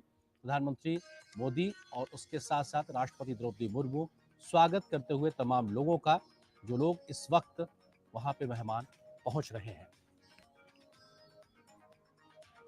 और भारत मंडपम अपने आप में पूरी तरीके से तैयार है मेहमानों के स्वागत के लिए और ये स्वागत सत्कार भारत की एक परंपरा का बड़ा हिस्सा है और ये भी अपने आप में दिखाता है किस तरीके से लगातार भारत इस बात से अपनी विविधता का मुजाहिरा भी करता है। मिस्टर लीना जॉर्जिवा यहाँ पर पहुंच चुकी हैं, उनका भी स्वागत किया गया। और जब ये एयरपोर्ट पहुंची थी तो ये भारतीय नृत्य के साथ कहीं ना कहीं अपने आप को आगे जोड़ती नजर आई थी। वो बेहद खूबसूरत तस्वीरें हम लोगों ने इंटरनेशनल एयरपोर्ट से भी देखी थी, जब क्रिस्टलिना जॉर्जिवा जो कि IMF की मैनेजिंग डायरेक्टर हैं वो पहुंची थी, वो स्वागत से अभिभूत नजर आई थी और भारतीयता का जो एक तरीके से प्रदर्शनी वहां पे थी उससे वो अभिभूत थी और उसके साथ खुद को जोड़ने से वो रोक नहीं पाई थी ऋतु, और वो अपने आप में एक बेहद खूबसूरत सी तस्वीरें थी। और निश्चित तौर से ये रोशनी इस बात को इशारा करती है कि भारत न सिर्फ खुद को रोशन कर रहा है बल्कि दुनिया को रोशन करने के लिए तैयार और तत्पर नजर आ रहा है। बढ़ती हुई ये रोशनी, सतरंगी रोशनी सबको समाहित करने का संकेत और संदेश भी देती है कि किस तरीके से भारत सबके साथ समावेशित विकास को लेकर आगे बढ़ने की बात कर रहा है। ऋतु, आप जिस बात का जिक्र कर रही थी, अफ्रीकी नेशंस को G20 में स्थायी सदस्य के तौर पर शामिल करना, सबकी आवाज को मंच देना, ये भारत की सोच है और भारत हमेशा से सबको शामिल करके आगे बढ़ने का विचार को आगे बढ़ाता है। तो निश्चित तौर से ये तस्वीरें भी उस दिशा में आगे बढ़ती हैं जहां पर ये रोशन होता भारत मंडपम और यहाँ से निकलती रोशनी दुनिया को शायद एक आशा की किरण देगी, तब जबकि तमाम चुनौतियों के बीच में समाधान का व्यवहारिक रास्ता। और यूनाइटेड नेशंस के सेक्रेटरी जनरल एंटोनियो गुटरेस साहब इस वक्त तस्वीरों में आप देख रहे हैं, राष्ट्रपति द्रौपदी मुर्मू, प्रधानमंत्री नरेंद्र मोदी उनका स्वागत इस्तकबाल करते हुए। और निश्चित तौर से ये तस्वीरें ऐतिहासिक है भारत मंडपम से। और यूनाइटेड नेशंस के सेक्रेटरी जनरल एंटोनियो गुटरेस पहले भी भारत आ चुके हैं और उन्होंने कई मौकों पे, न सिर्फ भारत में बल्कि कई बार वैश्विक मंचों पर भारत में हो रही सामाजिक आर्थिक प्रगति और जिस प्रकार की नीतियां उसकी खुलकर तारीफ की है। 140 करोड़ की जनसंख्या वाले देश में सोशियो इकोनॉमिक पॉलिसीज के माध्यम से बड़ा परिवर्तन लाना, प्रधानमंत्री मोदी के नेतृत्व की जमकर तारीफ वो कई मंच पे कर चुके हैं और एक बार फिर से मौका है भारत अपने मेहमानों का स्वागत करने के लिए और लगातार मेहमानों के आने का सिलसिला जारी है। ये रात्रि भोज देश की महामहिम राष्ट्रपति द्रौपदी मुर्मू जी ने आयोजित किया है। प्रधानमंत्री मोदी उनके साथ मौजूद हैं और सभी नेताओं का स्वागत करने के लिए, और ये तस्वीर अपने आप में बहुत कुछ बयां करती है। भारत, भारतीयता, इस सब का दर्शन कराती है। जी हाँ, हम देख रहे हैं कि जिस तरह से जब सुबह प्रधानमंत्री नरेंद्र मोदी स्वागत कर रहे थे सभी राष्ट्र अध्यक्षों का G20 के शिखर सम्मेलन की शुरुआत से पहले, तो जहां पे स्वागत कर रहे थे वहां जो कोणार्क चक्र था वो बताता है किस तरह से कि भारत लगातार प्रगति भी कर रहा है, भारत की संस्कृति सभ्यता को बताता है। साथ ही साथ हमने देखा जिस तरह से नटराज की मूर्ति भारत मंडपम में है, वो भी भारत के उस इतिहास को ही बताती है जिसको लेकर भारत न सिर्फ तमाम मंचों पर उसकी ताकत को बताता रहा है। साथ ही साथ ये भी देखा गया है कि भारत किस तरह से इस पूरे आयोजन में भी भारत की संस्कृति और सभ्यता को दिखाता रहा। जो वर्ल्ड हेल्थ ऑर्गेनाइजेशन के director general doctor Tedros Adhanom Ghebreyesus, और ये उनकी इस वक्त प्रधानमंत्री मोदी और राष्ट्रपति द्रौपदी मुर्मू स्वागत कर रहे हैं। और निश्चित तौर से हमने देखा है कि वो पहले भी भारत आ चुके हैं। प्रधानमंत्री मोदी ने एक अपनेपन के साथ उनको एक नाम भी दिया था और वो अपने इस नाम से भी खुश थे। और हम जानते हैं कि उनके गुजरात दौरे के दरमियान दुनिया के पहले एक तरीके से पारंपरिक चिकित्सा के ग्लोबल सेंटर की शुरुआत भी हुई थी, जो भारत की परंपरागत चिकित्सा को भी दिखाता है और कैसे WHO ने अपने आप को उसके साथ जोड़ा था, वो भी अपने आप में बेहद महत्वपूर्ण। इस वक्त WHO के डायरेक्टर जनरल डॉक्टर घेब्रेयेसस इस वक्त तस्वीरों में आप देख रहे थे। G20 भारत 2023 की मेजबानी करता हुआ वसुधैव कुटुंबकम, निश्चित तौर से खुशनुमा माहौल और बेहतर एक तरीके से आबो हवा का भी कह सकते हैं, क्योंकि तमाम देशों के झंडे लहराते हुए एक दूसरे के साथ में लहराते हैं और ये इस बात का एहसास भी कराते हैं कि सब एक दिशा में एक साथ दुनिया की बेहतरी के लिए मिलकर चलने को तैयार नजर आ रहे हैं। तो निश्चित तौर से विश्व की बेहतरी के लिए जो कदम उठाने हैं वो इन झंडों के हिलते हुए उस कदम से भी देखा जा सकता है। और यहाँ पर तमाम मेहमानों के आने का सिलसिला लगातार जारी है और हम देख पा रहे हैं कि प्रधानमंत्री नरेंद्र मोदी और राष्ट्रपति द्रौपदी मुर्मू मंडपम, भारत मंडपम में पहुंच रहे मेहमानों का स्वागत कर रहे हैं। ये रात्रि भोज से पहले की तस्वीर है और निश्चित तौर से दिन भर एक बड़ा हार्डकोर डिप्लोमेसी का एक वक्त चला। उसके बाद से अब यहाँ पर हम देखेंगे किस प्रकार से हल्के फुल्के अंदाज में भी तमाम नेता आपस में बातचीत करते नजर आएंगे। और निश्चित तौर से इस भारत मंडपम की जो तस्वीर है वो अब इस पर दुनिया भर की नजरें लगी है।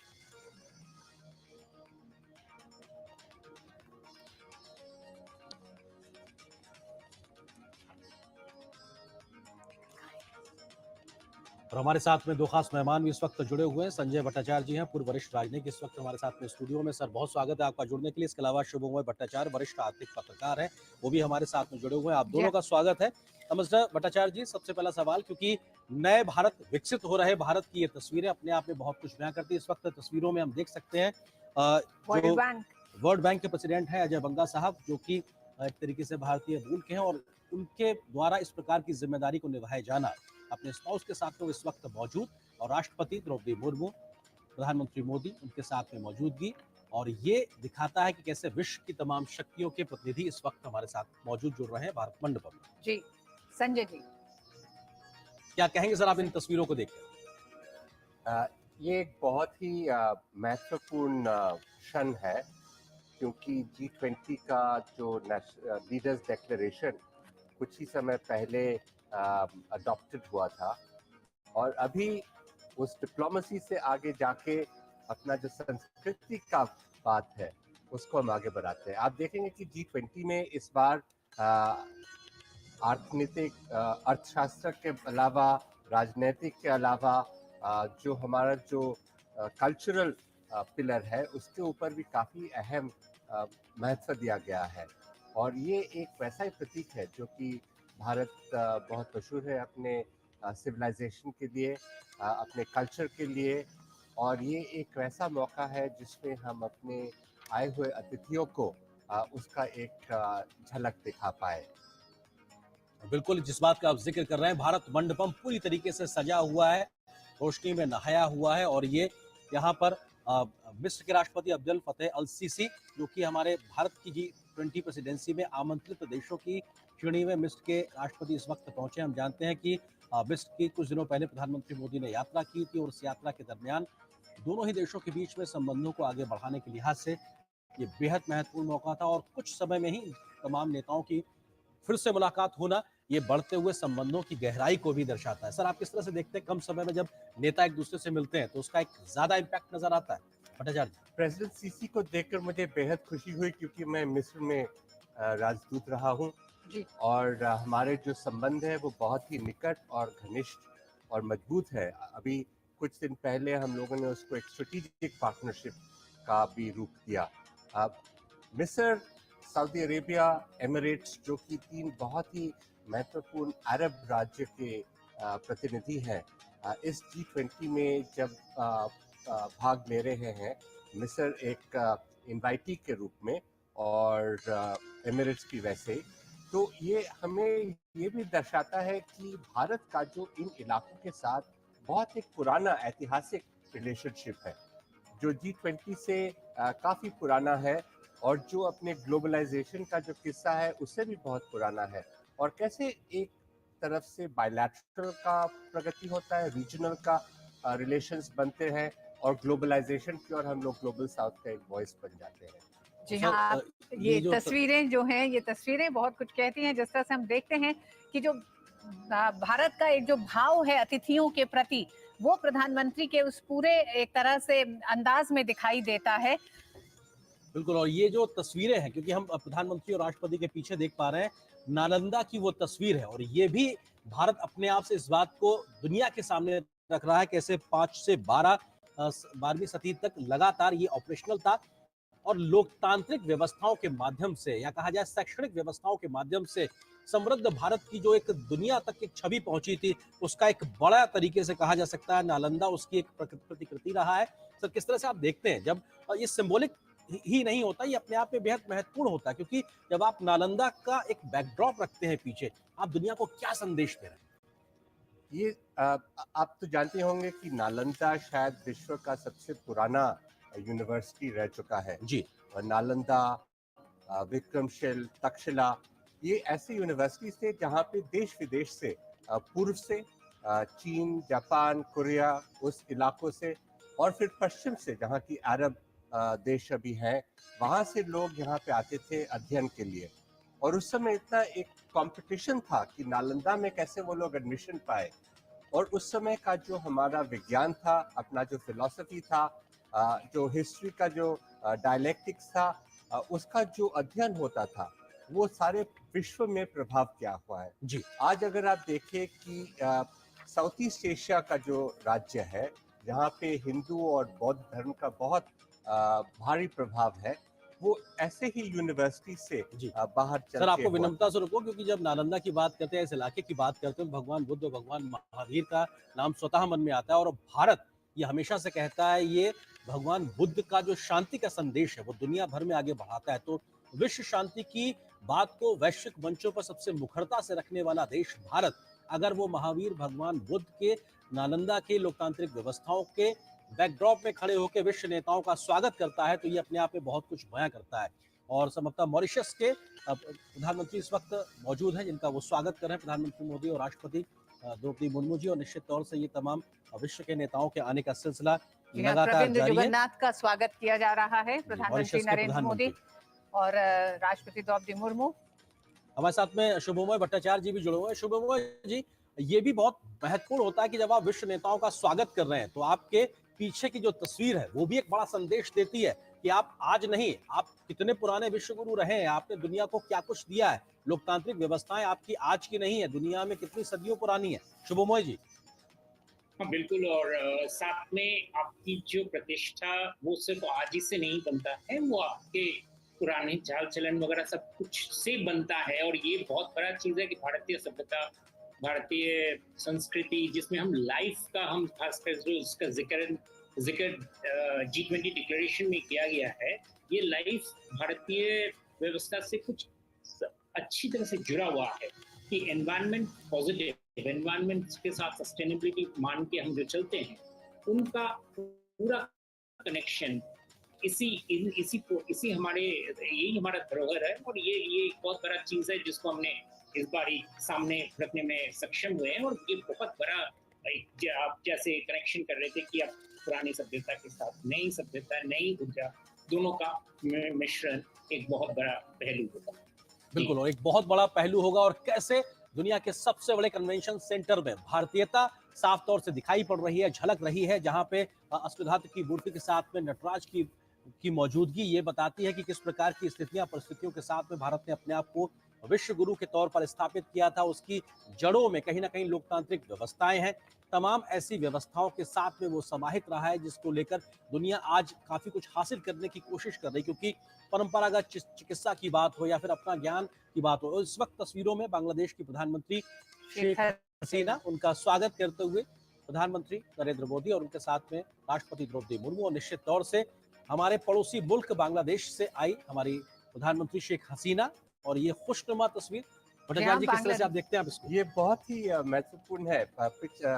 कल प्रधानमंत्री जी ने शेख हसीना के साथ बायलैटरल मीटिंग भी किया था। ये हमारे बहुत ही घनिष्ठ नेबर है, हमारे साथ इनका बहुत लंबा नाता है और हमारा जो नेबरहुड के प्रति जो एक प्रायोरिटी है जी, हमारा जो बांग्लादेश के साथ जो रिलेशंस है उससे ये उभर के आता है।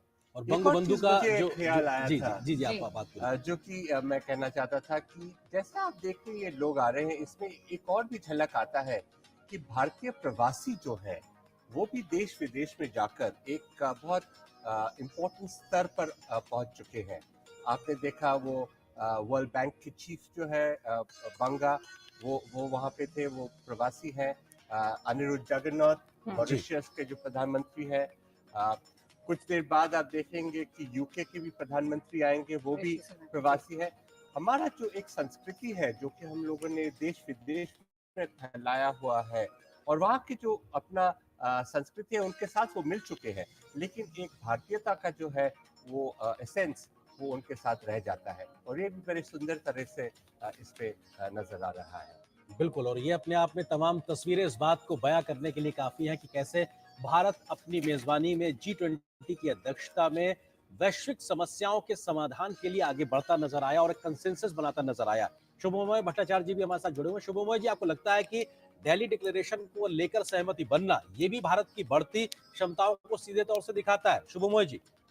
आर्यन जी, साथ दिल्ली डिक्लेरेशन ही नहीं, साथ में जो कुछ देर पहले जो प्रधानमंत्री जी ने जो India middle east Europe corridor, आर्थिक कॉरिडोर का जो प्रपोजल का जो घोषणा किए हैं, उसको मैं बहुत ही सिग्निफिकेंट मानता हूँ, क्योंकि ये कॉरिडोर एक पूरे दुनिया के जो शुभमोय जी, हम अपने दर्शकों को ये भी बताते चल रहे हैं कैसे कैसे करके एक एक मेहमान पहुंच रहे हैं। सिंगापुर के प्रधानमंत्री इस समय पहुंच चुके हैं और प्रधानमंत्री हर अपने उस मेहमान को, पहुंचने वाले मेहमान को ये जरूर बता रहे हैं कि ठीक उनके बैकड्रॉप में जो नालंदा विश्वविद्यालय है, इसका इतिहास क्या है, किस तरह से इसको नष्ट किया गया और भारत की शिक्षा के क्षेत्र में जो ताकत थी उसको लगातार प्रधानमंत्री अपने हर मेहमान से साझा कर रहे हैं।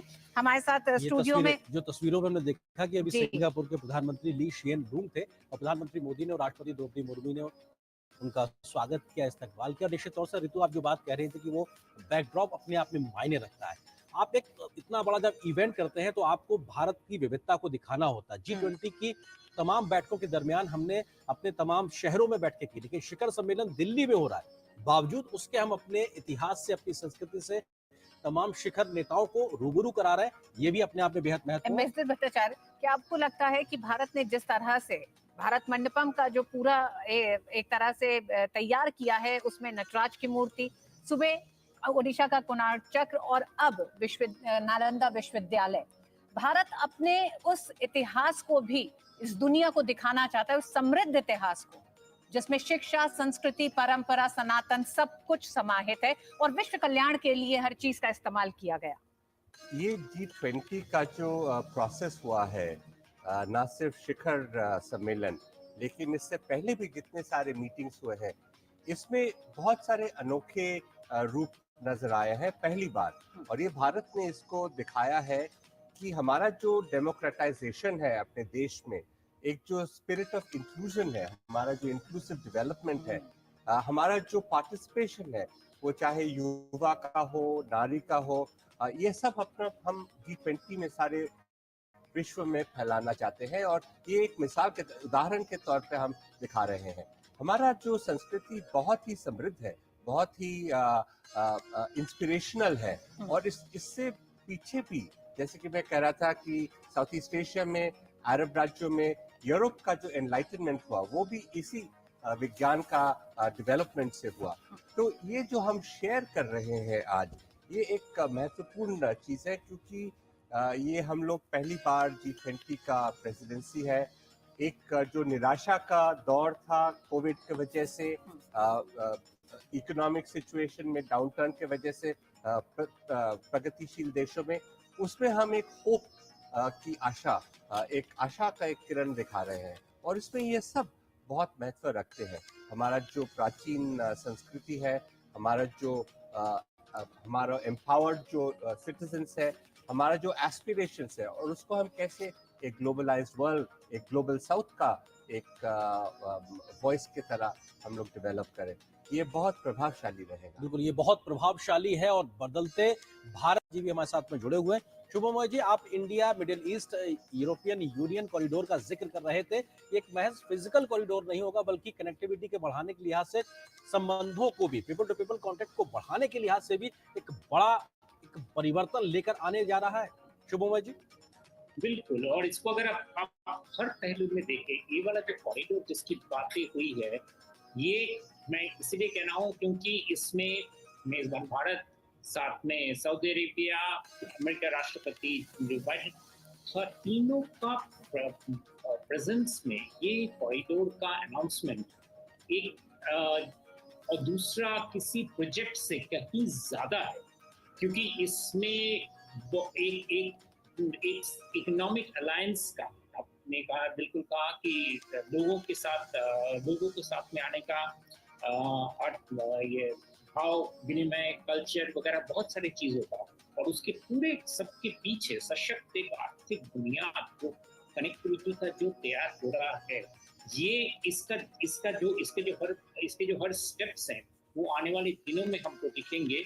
और मैं समझता हूँ क्योंकि इसके पहले कुछ और कॉरिडोर्स की बात हुई थी हमारे प्रतिवेशी राज्यों वगैरह ने, जो जिसकी वजह से दुनिया में काफी डिस्टर्बेंस आया था, उसको काउंटर करते हुए ये कॉरिडोर की जो घोषणा है, मैं मानता हूं कि दिल्ली डिक्लेरेशन के साथ साथ इसका भी बहुत बड़ा अहमियत, क्योंकि इससे आप अगर इसका कल्पना कीजिए, अगर हम रेल लिंक की ही बात करें या फिजिकल कोई भी कॉरिडोर की बात करें, तो ये किन देशों के बीच में से जा रहा है और उससे भारत क्या मैसेज, क्या संदेश दे रहा है दुनिया को कि this is not the era of war जी, उसका एक बहुत बड़ा सशक्त रूप में देशों को अपने कोऑपरेशन के लिए हाथ बढ़ाना पड़ा। तो मुझे तो लगता है कि ये इसकी घोषणा का जो हर स्टेप्स होंगे, इसके हर बिंदु में इतने सारे इन्वेस्टमेंट्स वगैरह के छवि आएंगे कि वो पूरी दुनिया के, जैसे मैं कह रहा था कि पूरी दुनिया की अर्थव्यवस्था के लिए ये अभी थोड़ी देर पहले संजय जी बोल रहे थे कि इस पूरे हताशा का जो माहौल था, उसको बदलने में ये बहुत बड़ा कामगार कदम सिद्ध हुआ।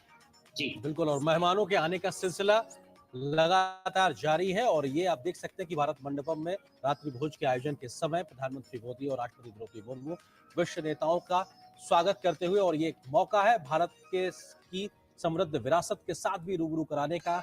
परिचय सिर्फ उस लिहाज से नहीं जहां पे दो देशों के नेता मिल रहे हैं, बल्कि दो देशों की संस्कृतियों को भी आपस में जोड़ने के लिहाज से बेहद महत्वपूर्ण, और वसुधैव कुटुंबकम का पीछे लिखा हुआ मंत्र अपने आप में बहुत कुछ बयां करता है। मिस्टर भट्टाचार्य जी, आपको लगता है कि अफ्रीकन यूनियन को एक स्थायी सदस्य के तौर पे भारत की प्रेसिडेंसी में शामिल कराना एक इतिहास लिखा गया, क्योंकि भारत की ये प्रयास था, और एक यूनियन आप भले कह दें, लेकिन वो 54-55 देश हैं और कितनी बड़ी आबादी है, उसको एक ऐसा मंच देना जहां पे वो विश्व के साथ में बैठ के बात रख सकता है। आपको लगता है कि इंक्लूसिव ग्रोथ की जब बात की जाती है या सबकी बात को मंच देने की जब बात भारत करता है, उसका एक उदाहरण या जीवंत उदाहरण आज देखने को मिला, इतिहास लिखा गया?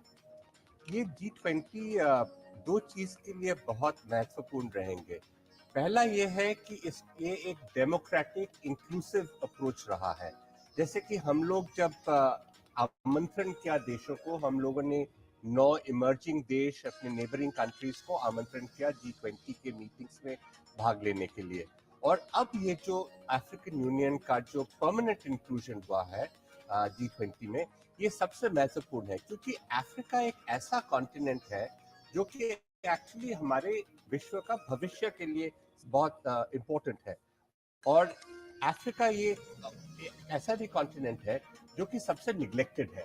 तो हमारे भारत के नेतृत्व में जो अफ्रीकन यूनियन को इस संगठन में शामिल करना, मेरे ख्याल में ना सिर्फ G20 के लिए, ना सिर्फ अफ्रीकन यूनियन के लिए, लेकिन हमारे विश्व के भविष्य के लिए बहुत महत्वपूर्ण है। जी, शुभमोय जी, आपको लगता है कि अफ्रीका कॉन्टिनेंट में भारत की देर से पहुंचने की बात को लेकर या कुछ अन्य देशों की पहले पहुंचने की बात को लेकर कई प्रकार की चर्चाएं लगातार होती रही, लेकिन भारत के इस प्रयास से आपको लगता है कि भारत की मौजूदगी पूरे कॉन्टिनेंट में एक और मजबूती के साथ अब देखने को मिलेगी, एक बदले हुए परिदृश्य में देखने को मिलेगी?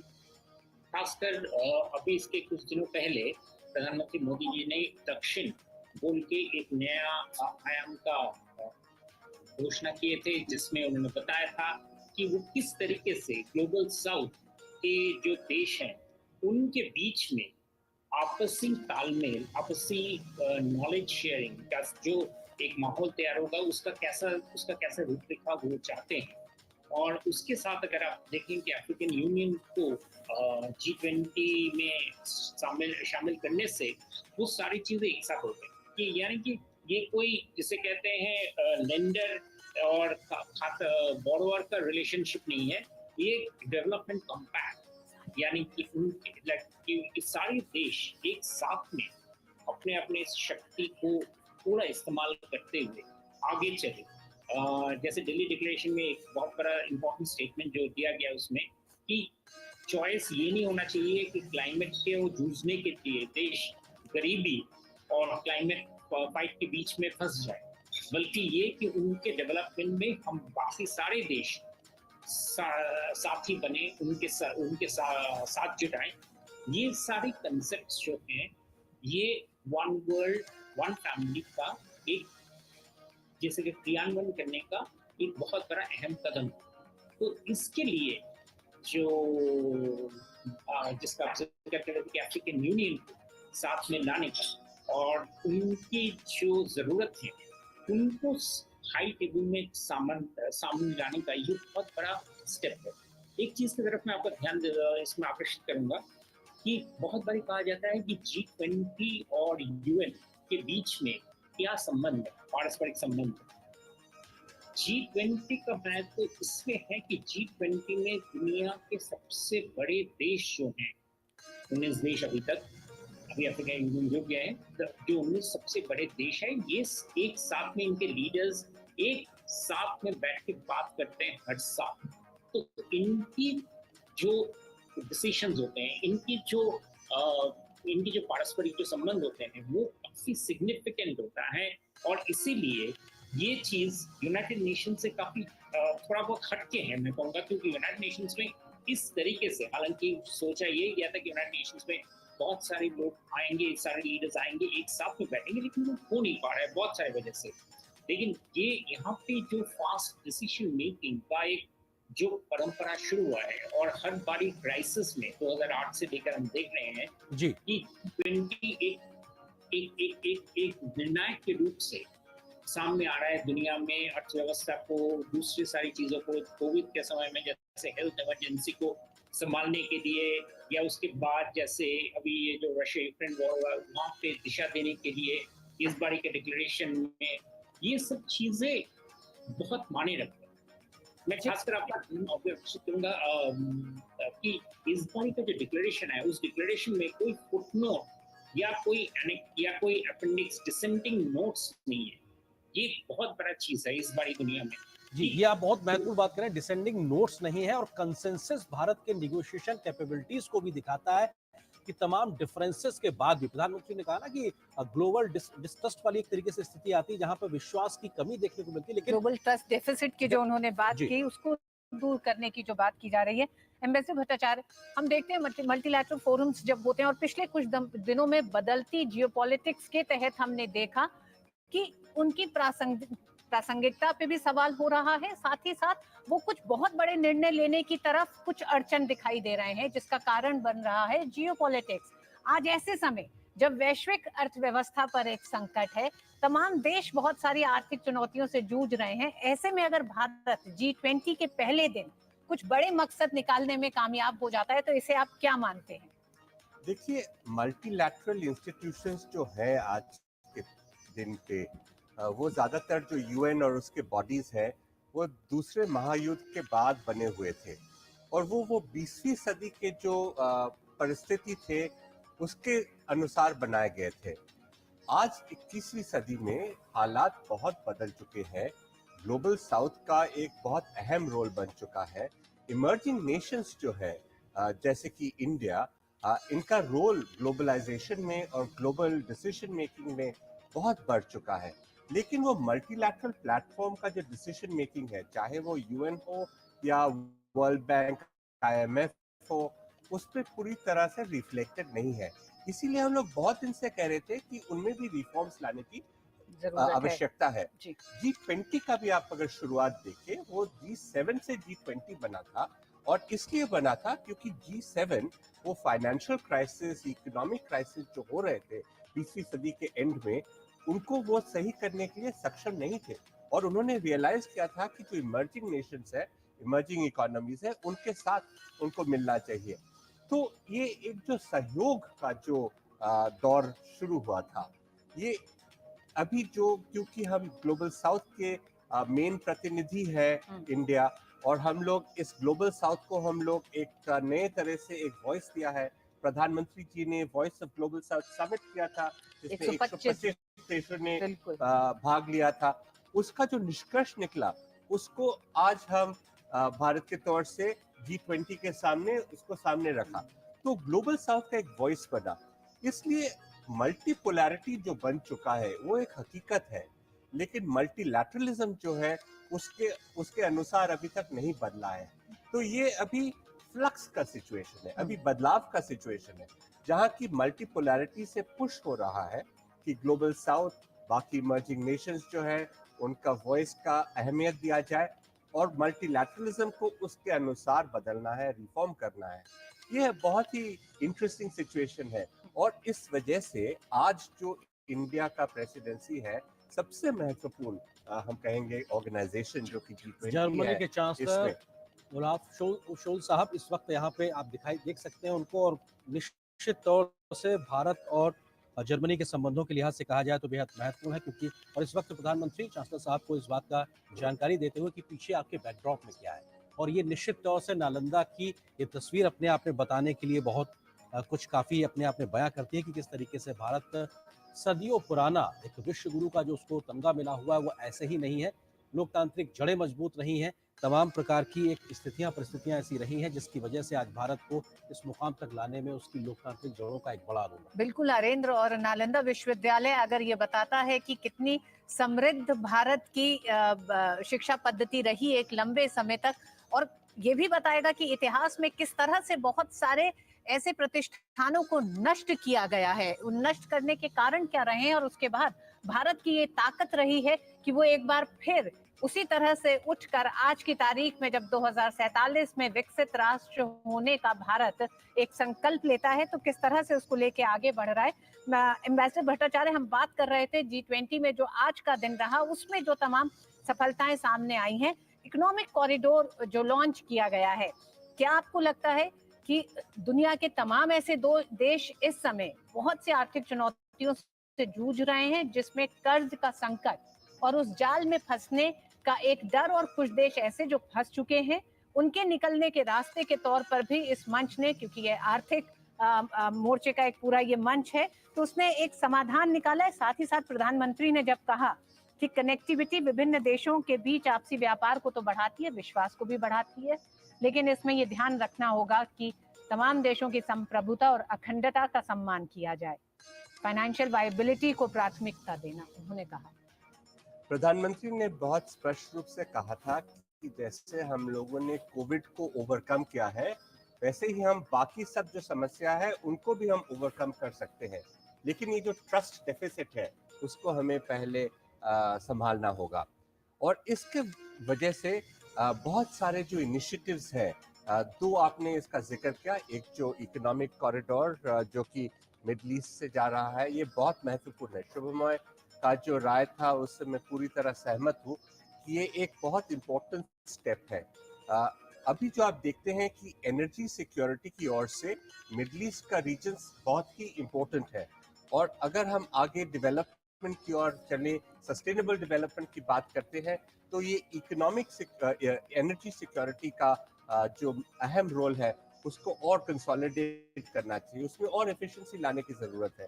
और ये जो कोलैबोरेशन हो रहा है भारत के बीच और मिडल ईस्ट और आगे जाके यूरोप और वेस्टर्न प्रांतों की ओर, ये बहुत जापान के इम्पोर्टेंट है। प्रधानमंत्री फुमियो किशिदा, और ये बहुत महत्वपूर्ण है क्योंकि उनके साथ में उनकी जो बेटर हाफ है वो अपने आप में भारतीय परिधान में नजर आ रही है। तो शायद आप बता पाएंगे ये कौन सी साड़ी है जो उन्होंने पहनी हुई है? निश्चित तौर ये से शायद बहुत ही सुंदर कांचीवरम साड़ी लग रहा है, लेकिन आपको शायद पता होगा कि किशिदा का भारत के साथ बहुत पुराना रिश्ता है। वो यहाँ पे बहुत बार आ चुके हैं। उनके जो ग्रैंडफादर थे वो भी यहाँ पे आ चुके थे, और भारत के साथ उनका बहुत गरीब रिश्ता था। एक जज पाल हुआ करते थे जिन्होंने एक राय निकाला था दूसरे महायुद्ध के बाद, जिसमें उन्होंने एक डिसेंटिंग वॉइस किया था, और वो एक नेशनल हीरो माना जाते हैं जापान में। और किशिदा का फैमिली इसमें भी कुछ बेनिफिशियरी है। वो भारत के साथ और प्रधानमंत्री के साथ उनका बहुत ही पर्सनल रिलेशनशिप है। सर ये जो तस्वीर सुबह, थी, हाँ, जो सुबह का जब मतलब वो जो पूरा माहौल था जिसमें बड़े सख्त और बड़े फैसले लेने थे, बड़ी वैश्विक चुनौतियां थी, लेकिन अब ये जो दृश्य हमें लगातार दिखाई दे रहे हैं, हमने कई राष्ट्राध्यक्षों और उनके साथ उनकी स्पाउसेस को देखा कि वो भारतीय परिधानों में दिखाई दे रही हैं, और ये जो एक अंदाज इस समय का है कितना महत्वपूर्ण होता है ऐसे मंचों पर जब अंतर्राष्ट्रीय इस तरह के समिट होते हैं, सम्मेलन होते हैं, उसमें इस शाम के इस रात्रि भोज की क्या भूमिका रहती है? आपने देखा होगा बहुत लोग नमस्ते भी कर रहे हैं। ये कोविड के दौरान हैंडशेक से नमस्ते का शिफ्ट जो है बहुत ही प्रोनाउंस्ड था, और इंटरनेशनल गैदरिंग्स में जिनीवा में, न्यूयॉर्क में आप अक्सर देखते हैं कि आजकल लोग नमस्ते करते हैं हैंडशेक के बजाय। ये भारत का एक और दान है, क्योंकि हमारा जो एक सभ्यता है उसको हम जैसे ही शेयर करते हैं बाकी लोगों से, वो उससे प्रभावित होते हैं। चाहे वो योग हो या आयुर्वेद, चाहे वो नमस्ते हो या अपना जो फिलॉसफी हो। हम कहेंगे कि आज का जो चर्चा हुआ दिन भर, जिसमें आप कह सकते हैं कि हाँ टफ नेगोशिएशंस था, लेकिन एक जो सहयोग का जो स्पिरिट था वो बहुत स्पष्ट नजर आया, और हमने देखा कि सब ने मिलकर एक बहुत ही शानदार डिक्लेरेशन का घोषणा किया है।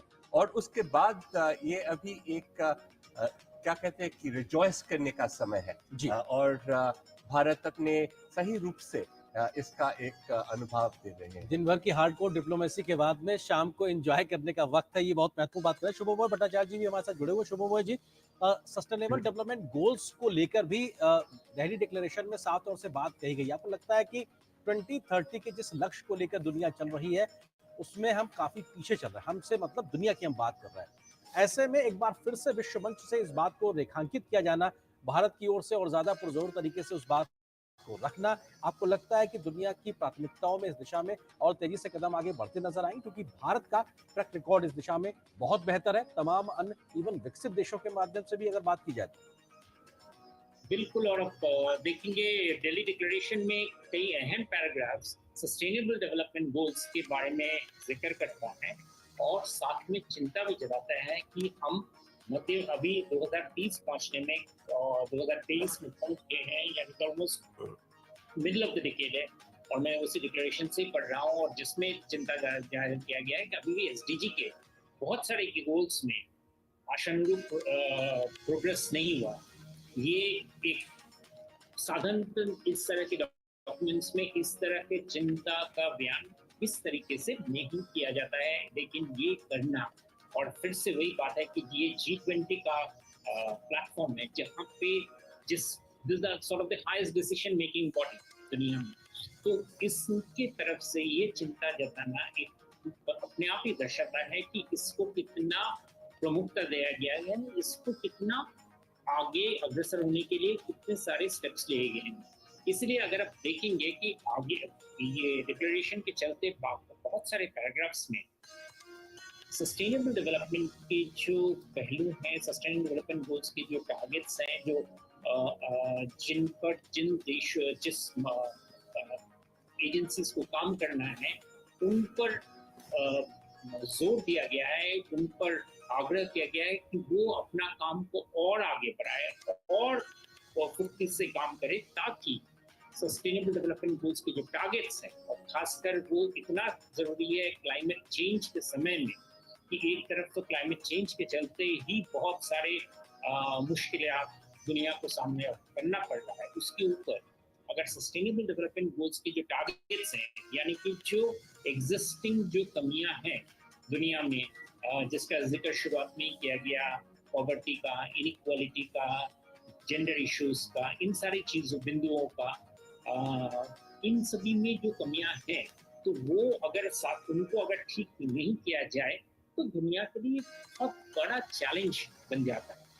और चूंकि हम लोग, जैसे हम अभी इस वक्त जो बात कर रहे थे कि G20 दिशा निर्देश करने के लिए दुनिया में इससे बड़ा मंच नहीं है। हालांकि G20 कोई बाइंडिंग डिक्लेरेशन नहीं देते हैं, एक इंडिकेशन देते हैं, लेकिन वो इंडिकेशन ही काफी है, क्योंकि इंडिकेशन अगर महत्वपूर्ण नहीं होते तो इन सारे देशों के जो लीडर्स हैं वो इस तरह के मंच पे अपने साथ खुद नहीं आते। तो ये कहना कि सस्टेनेबल डेवलपमेंट गोल्स के जो टारगेट्स हैं उन पर दुनिया कुछ हद तक भटक गया है, और ये सारे शब्द उसमें इस्तेमाल किया गया है कि वी हैव स्ट्रेड, ये सारे शब्द ये बताता है कि इसको कितना गंभीरता से इसको लिया गया, कितना इस बारे में सोचा गया है, और कितना इस पर अमल करने के लिए दुनिया के देशों को किस तरह के कदम उठाने चाहिए, उन पर ध्यान दिया गया है। मैं कहूँगा कि ये बहुत बड़ा डायरेक्शन है, फाइंडर है दुनिया के लिए, क्योंकि इन सभी चीज़ों पर कुछ जिसे कहते हैं जो इमीडिएट ज़रूरतें, जो इमीडिएट जो प्रॉब्लम्स थे पिछले कई सालों के, उनके चलते इन सभी चीज़ों से जो इन तरफ जो प्रगति है उसका जोर काफ़ी कम हो गया है। और इसीलिए दिल्ली डिक्लेरेशन में, डॉक्यूमेंट में इनका इस तरीके से बड़ी डिटेल में इनके बारे में वर्णन, इनके बारे में क्या क्या कदम उठाने चाहिए, उसका प्रिस्क्रिप्शन, इन सारी चीज बहुत जरूरी है। एक्चुअली मैं ये कहूँगा कि दिल्ली डिक्लेरेशन की जो इस बारे का जो डॉक्यूमेंट है वो अपने आप में काफी सिग्निफिकेंट डॉक्यूमेंट है दुनिया के लिए। संजय भी जिसका जिक्र कर रहे थे कि इस बार का जो डॉक्यूमेंट है वो डॉक्यूमेंट ये बताता है कि बहुत सारे शॉर्ट स्टेप्स के बाद, पहले काफी सालों बाद एक दुनिया को फिर से एक डायरेक्शन फाइंडर के हिसाब से ये डॉक्यूमेंट सामने है। ये सिर्फ एक देश या दूसरे देश का, रूस के विदेश मंत्री सर्गेई लाव्रोव इस वक्त तस्वीरों में नजर आ रहे हैं, जहां पर प्रधानमंत्री मोदी उनका स्वागत करते हुए। निश्चित तौर से हम जानते हैं कि रूस के राष्ट्रपति इसमें शामिल नहीं हो रहे, उनके माध्यम से ये फैसला लिया गया था, लेकिन विदेश मंत्री के तौर पर सर्गेई लाव्रोव इस वक्त तस्वीरों में आपको नजर आ रहे हैं। हमने देखा था कई अन्य वैश्विक मंचों पर भी, ब्रिक्स में भी राष्ट्रपति पुतिन की जगह वहां पर लाव्रोव साहब भी मौजूद थे। शुभमोमा जी, आपकी बात को पूरा करें।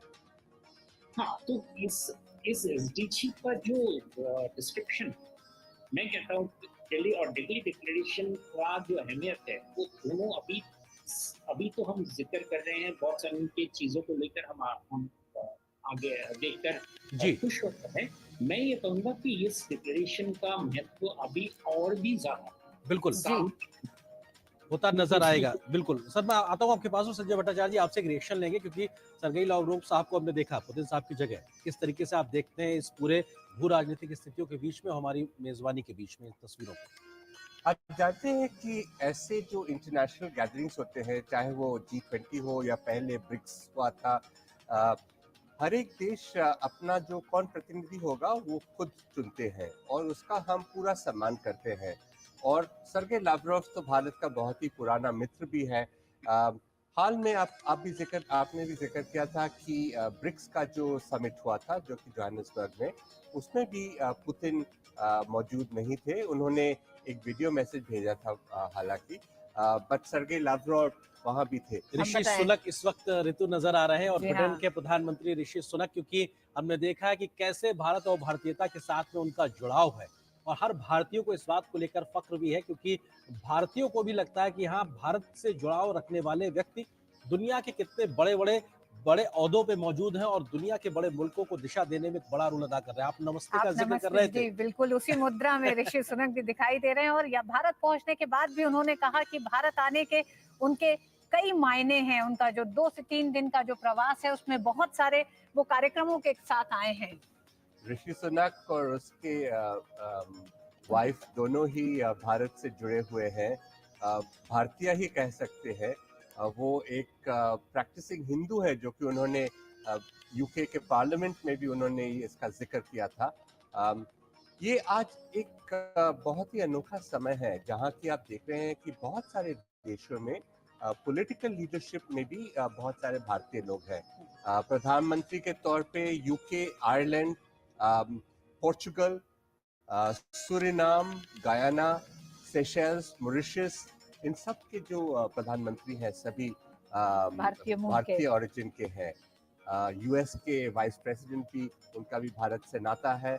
अभी हाल में सिंगापुर का जो नए राष्ट्रपति चुने गए हैं वो भी भारतीय ओरिजिन के हैं। तो एक जो भारत का जो प्रभाव और एक ये शांतिपूर्ण एक जो संस्कृति का जो प्रभाव है, ये हम लोग बहुत सारे जगह में देख रहे हैं। बिल्कुल, ये तस्वीरें अपने आप में ऋतु बहुत कुछ बयां करती हैं। ब्रिटेन के प्रधानमंत्री ऋषि सुनक अपनी पत्नी के साथ में, राष्ट्रपति द्रौपदी मुर्मू और प्रधानमंत्री नरेंद्र मोदी, खुशनुमा माहौल में बातचीत होते हुए सभी के चेहरों पे मुस्कुराहट। और निश्चित तौर से ये आपसी संवाद जो है ये बहुत कुछ बयां इसलिए भी करते हैं कि जब माहौल ऐसा बेहतर हो तो आगे बातें ट्रांसलेट होती भी नजर आती है। तमाम जो रुके हुए ठहरे हुए बातें होती है, फैसले होते हैं, वो आगे जमीन पर उतरते भी नजर आते हैं जब शीर्ष नेताओं में इस प्रकार की केमिस्ट्री होती है, इस प्रकार की बातचीत होती है। और ब्रिटेन के लिहाज से अगर बात की जाए तो फ्री ट्रेड एग्रीमेंट को लेकर जो लगातार निगोशिएशंस चल रहे हैं, निश्चित तौर से बहुत जल्दी ही वो अपने अंतिम रूप में पहुंचते नजर आएंगे। हमारे साथ में शुभमोय भट्टाचार्य जी भी जुड़े हुए। शुभमोय जी, आपको लगता है कि ब्रिटेन के साथ में अगर संबंधों के लिहाज से बात की जाए तो उस दिशा में तेज गति से प्रगति की उम्मीद सभी लोग लगाए हुए हैं? शुभमोय जी, आप मुझे सुन पा रहे हैं?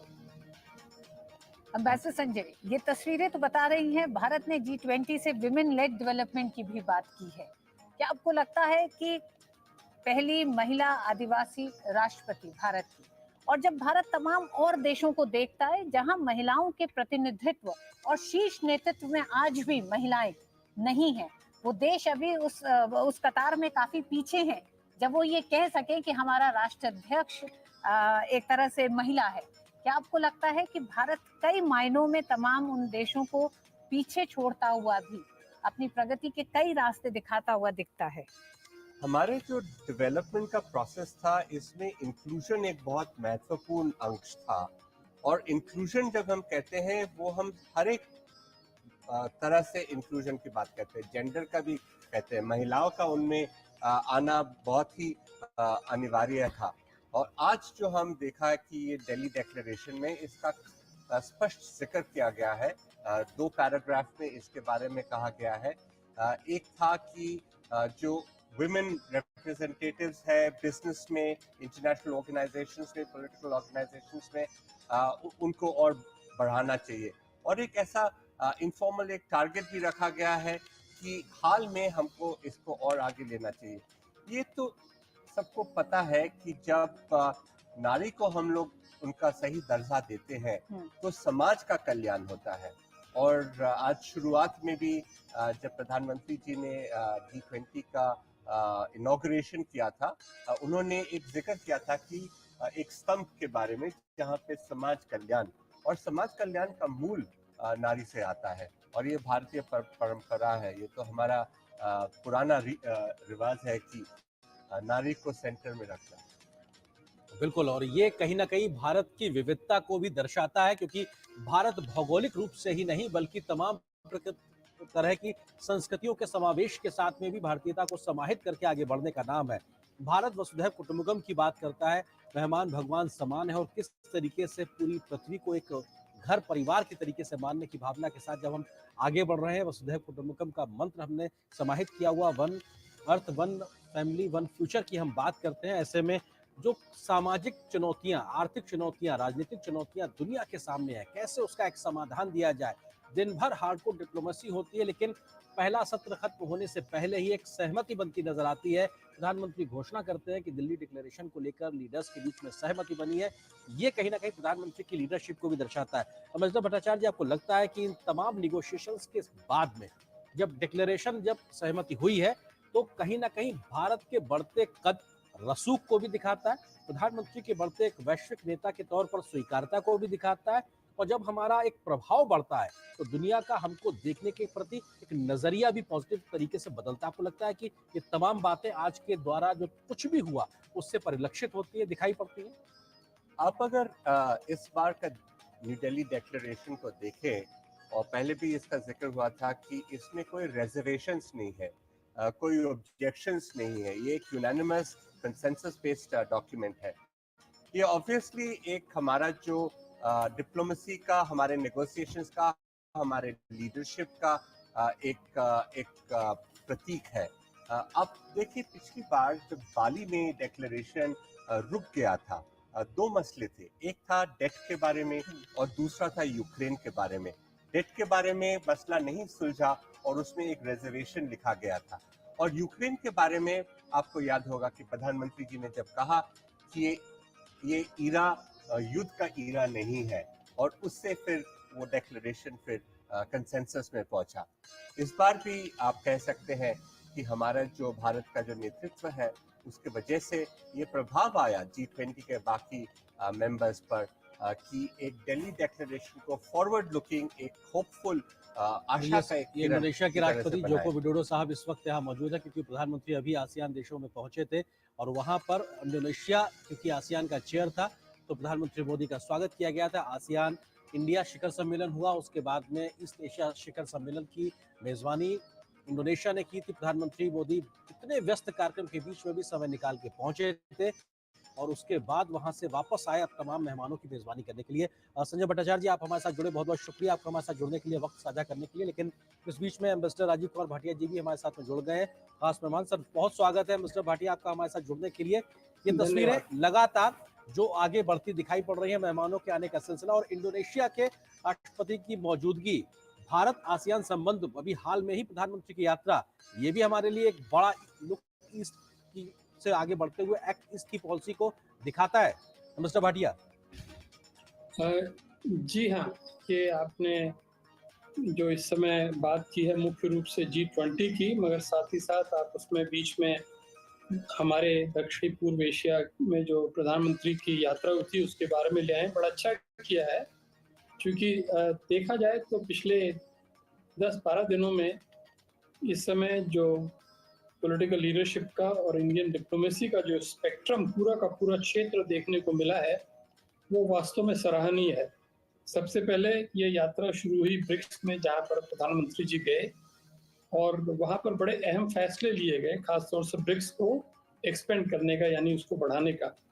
उसके पश्चात जैसा आपने स्वयं कहा, दूसरी बार ये बहुत ही सराहनीय बात रही और दक्षिण पूर्व एशिया के देशों को बहुत अच्छा लगा कि अपने घर में इतनी बड़ा सम्मेलन होने जा रहा था 9 और 10 को, फिर भी प्रधानमंत्री 7 तारीख को 24 घंटे की तकरीबन यात्रा करते हुए जकार्ता पहुंचे और वहां पर भी उन्होंने एक महत्वपूर्ण भूमिका निभाई। और उसके पश्चात अब जब यहाँ पर आए और 2 दिन का सम्मेलन था और बहुत विशेषज्ञ, पत्रकार इत्यादि ये कह रहे थे कि साहब बड़ी मुश्किल हो रही है और समझौता होगा कि नहीं होगा, होगा भी तो बिल्कुल अगले दिन, दूसरे दिन, आधी रात के समय होगा। उन सब बातों को झुटलाते हुए, उन सब बातों को असत्य जाहिर करते हुए पहले ही दिन दोपहर में सारी बातों को देखते हुए नई दिल्ली घोषणा पत्र जारी कर दिया गया है। ये मैं समझता हूँ अपने आप में एक बहुत महत्वपूर्ण कदम है।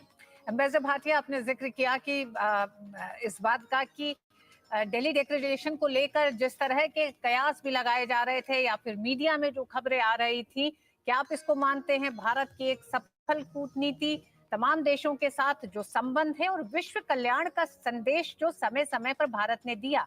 वो कोविड का दौर रहा, कोविड के दौर के बाद जिस तरह से फूड सिक्योरिटी को लेकर जो एक समस्या देश के सामने, दुनिया के सामने आई, उसमें भारत एक वैश्विक हल के तौर पर सामने आया। क्या ये तमाम वो प्रयास रहे जिसने भारत की उस भूमिका को और मजबूत किया और आधार दिया, जिस पर आज दिल्ली डिक्लेरेशन पर सहमति तमाम देशों की सामने आई? मैं इस बात को मानता हूं और मैं ये कहना चाहूंगा कि इन चीजों को हम 2 पहलुओं से देख सकते हैं, राजनीतिक दृष्टि से और आर्थिक मुद्दे जो कि G20 का मुख्य काम है उस दृष्टि से। राजनीतिक दृष्टि से भारत का जो इस समय दृष्टिकोण है वो वास्तव में एक मिडिल पाथ को फॉलो करने का रहा है, और ये खास तौर से जब यूक्रेन का युद्ध हुआ तो उस समय देखा गया था, और आज उसका नतीजा है कि हम रूस का समर्थन प्राप्त कर सके। रूस को कभी भी हमने कितना ही प्रेशर पड़ा दिल्ली के ऊपर, भारत के ऊपर, मगर उसको हमने उसकी पब्लिक रूप में आलोचना नहीं करी। जो कुछ भी हमें उससे कहना था हमने अंदरूनी तरीके से कहा, और साथ ही साथ ये कहा कि रूस एक बड़ा देश है, हमारा मित्र है, उसकी हम आलोचना नहीं कर सकते। उसका जवाब ये हुआ कि आज रूस ने जब ये देखा कि भारत के लिए, G20 के लिए, दुनिया के लिए ये घोषणा पत्र जारी करना जरूरी है, तो उन्होंने अपना सहयोग दर्शाया। और जो ही उन्होंने अपना सहयोग दर्शाया, दूसरा देश जिससे थोड़ा भय था, जिससे चिंता थी, चीन, वो भी सामने आया और उसने भी समर्थन जाहिर कर दिया। तो ये तो हुआ राजनीतिक और कूटनीतिक दृष्टि से। जी। आर्थिक दृष्टि से हम ये जरूर कह सकते हैं कि जो भी हमने 7-8 मुख्य मुद्दे चुने थे, हमारी सरकार ने जो मुख्य मुद्दे चुने थे, वो सब ऐसे मुद्दे थे जिसके ऊपर दुनिया के एक बहुत बड़ा हिस्सा जो है, जिसे ग्लोबल साउथ कहते हैं, उसके हितों की रक्षा को ध्यान में रखते हुए बनाया गया था। ये मात्र भारत के लिए नहीं था, विकासशील देशों के लिए फ्रांस के राष्ट्रपति इमैनुअल मैक्रो। एम्बेसडर भारती, आपको जरा सा रोकना चाहेंगे, इन तस्वीरों के बारे में बात कर लें और फिर हम आपके पास सवालों पर आते हैं। फ्रांस के राष्ट्रपति, और हमने ध्यान है कि अभी जुलाई महीने में ही प्रधानमंत्री मोदी की फ्रांस की यात्रा हुई थी, जहां पर वो वहां पे मेहमान बने थे और उनको वहां का सर्वोच्च नागरिक सम्मान भी मिला था, और ये भारत और फ्रांस के बढ़ते रिश्तों को दर्शाता है। और इस वक्त प्रधानमंत्री मोदी फ्रांस के राष्ट्रपति इमैनुअल मैक्रों जी को समझाते हुए कि पीछे बैकड्रॉप में क्या है। ये बैकड्रॉप में नालंदा की तस्वीर है। नालंदा वो ज्ञान का कुंज है जो कितने सदियों पहले एक तरीके से भारत ने स्थापित किया था, जिससे न सिर्फ भारत बल्कि पूरा क्षेत्र कहीं ना कहीं उसको ज्ञान मिलता था। और वहां पे भगवान बुद्ध, भगवान महावीर, इस पूरे इलाके के लिहाज से अगर देखा जाए तो वो भी दिखाई पड़ते हैं। और जब भारत ये कहता है कि ये युद्ध का नहीं, बुद्ध की बात को मानते हुए शांति को स्थापित करने का युग है, तो ये निश्चित तौर से उस तस्वीर से भी निकलती हुई एक उम्मीद की किरण है, जो आज दिखाती है कि हम उतने पहले भी अपने मूल्यों के साथ जुड़े थे। सदियों पुरानी 5वीं से 12वीं शताब्दी के बीच अगर लिहाज से बात की जाए, और आज भी हम उन लोकतांत्रिक परंपराओं के साथ आगे बढ़ते नजर आ रहे हैं। और फ्रांस के साथ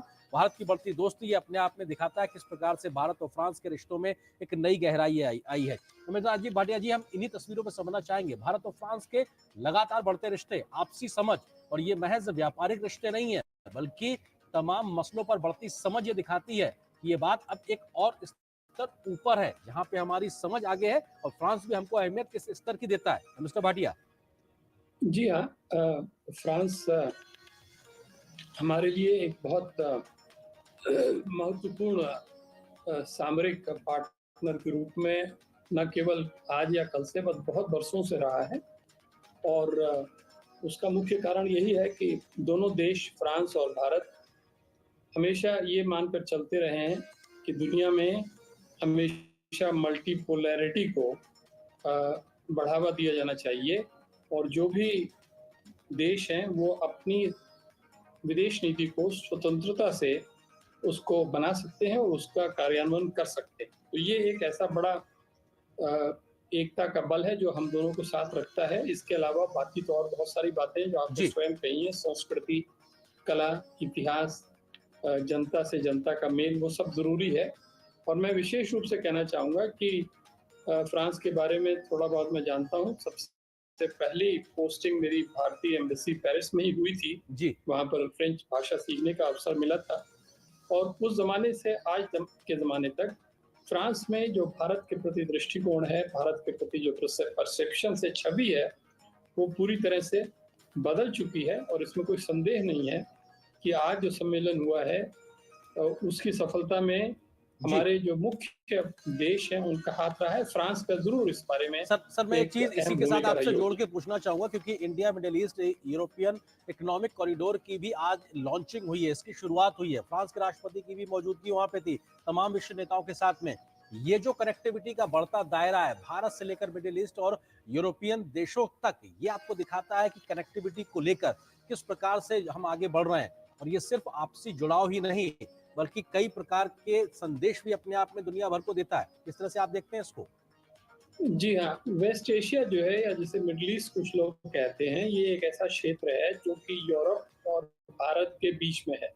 भारत का इससे ऐतिहासिक संबंध रहा है और ये जो इकोनॉमिक कॉरिडोर या कनेक्टिविटी कॉरिडोर की बात आज आगे बढ़ी है, 2 बातें मैं स्पष्ट करना चाहूँगा कि ये प्रत्यक्ष रूप से G20 का प्रोजेक्ट नहीं है, मगर G20 के सम्मेलन का पूरा लाभ उठाते हुए जो भी संबंधित देश थे, उनके नेताओं ने अपनी अलग से बैठक में शामिल होकर और पहले से जो तैयारी का काम चल रहा था, उसको आगे बढ़ाते हुए अपना अनुमोदन किया है। और इसकी आपने जैसा स्वयं कहा, इसके आर्थिक जो लाभ होंगे, वो न केवल क्षेत्र को होंगे, बल्कि उसके जितने भी पार्टनर्स होंगे, उनको भी मिल सकता है।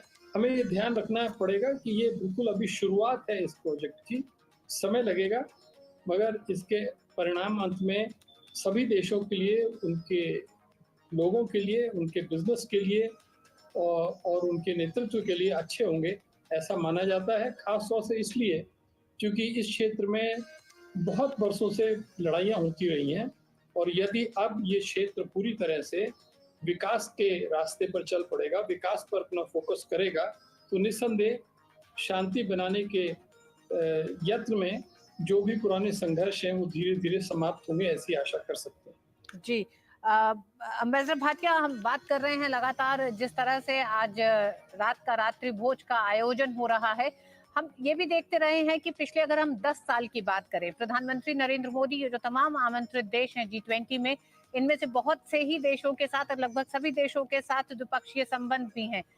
क्या आप ये मानते हैं कि प्रधानमंत्री अपने जब दौरे करते रहे हैं इन तमाम देशों में, तो भारत की संस्कृति को इन देशों से जोड़ते रहे हैं?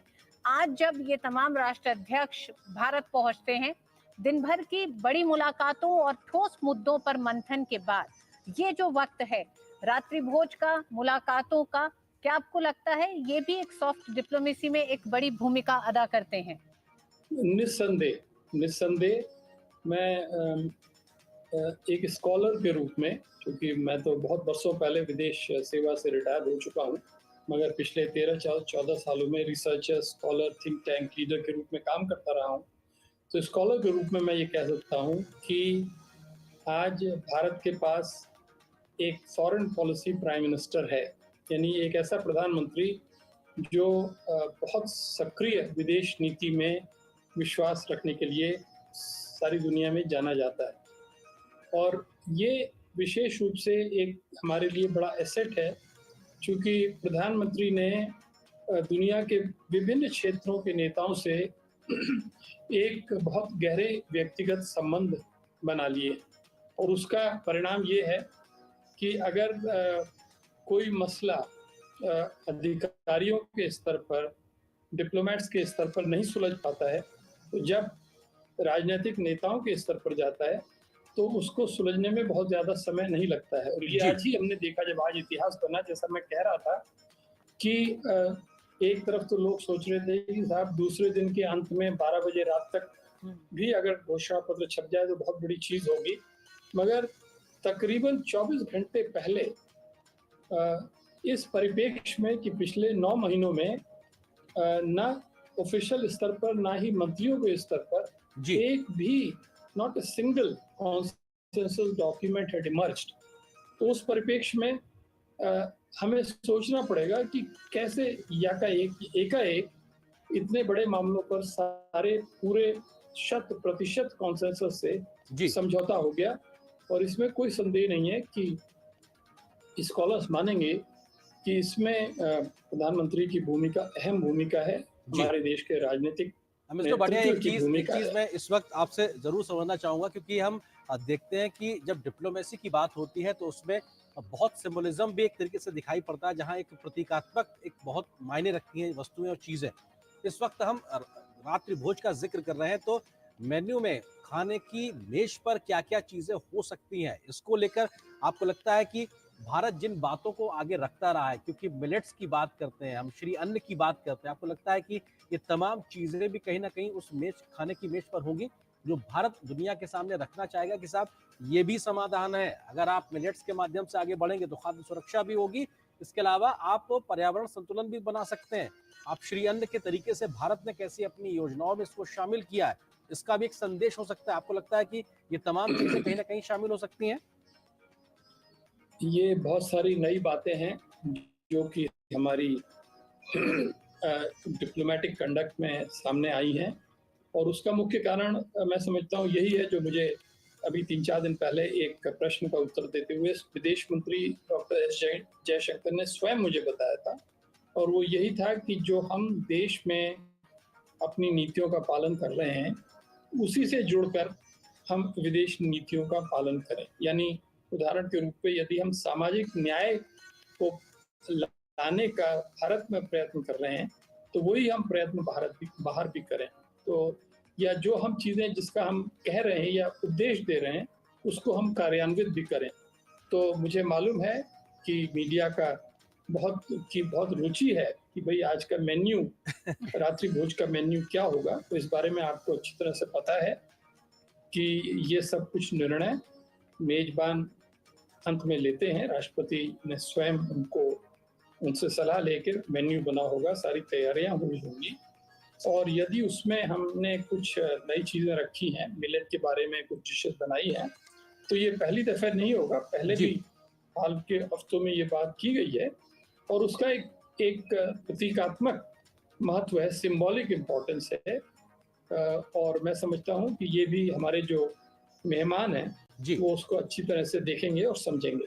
सर, अभी हमारे प्रधानमंत्री जब हाल के समय में अमेरिका गए थे तो हमने देखा था कि जब स्टेट डिनर के समय जो खाना परोसा गया था उसमें भारतीय रंग साफ तौर से दिखाई पड़ रहे थे। भारत के प्रतीकों को भी किस तरह से खूबसूरती से सहेजा गया था, क्योंकि एक मौका होता है कि आपको अपने आप को प्रदर्शित करने का, मेहमानों के सामने रखने का, और कैसे आपका एक डाइवर्स कल्चर है उसको भी कहीं ना कहीं समाहित करके आगे बढ़ने का। तो निश्चित तौर से ये भले ही खाने की मेज होगी लेकिन उसके माध्यम से भी आप भारत की विविधता को शोकेस कर सके, बता सके कि साहब हमारे अंदर या हमारी जड़ों में इस प्रकार की एक मजबूती शामिल रही है, और उसका हम एक प्रदर्शन आपके सामने कर सकते हैं आपके खान पान के लिहाज से भी। हाँ, मैं इस बात का अनुमोदन करता हूँ, और दोनों तरफ से एक अगर अच्छा दृष्टिकोण रहे, मेजबान की तरफ से और मेहमान की तरफ से, जो सत्कार करने वाला है उसकी तरफ से और जो अतिथि है उसकी तरफ से, चाहे वो रात्रि भोज वॉशिंगटन में हो रहा हो या पेरिस में हो रहा हो या दिल्ली में हो रहा हो, हमारा सबसे बड़ा धर्म यह है कि अतिथि को हम प्रसन्न करके उसको सुविधा के अनुसार उसको अपने घर में अच्छी तरह से सत्कार करके वापस करें।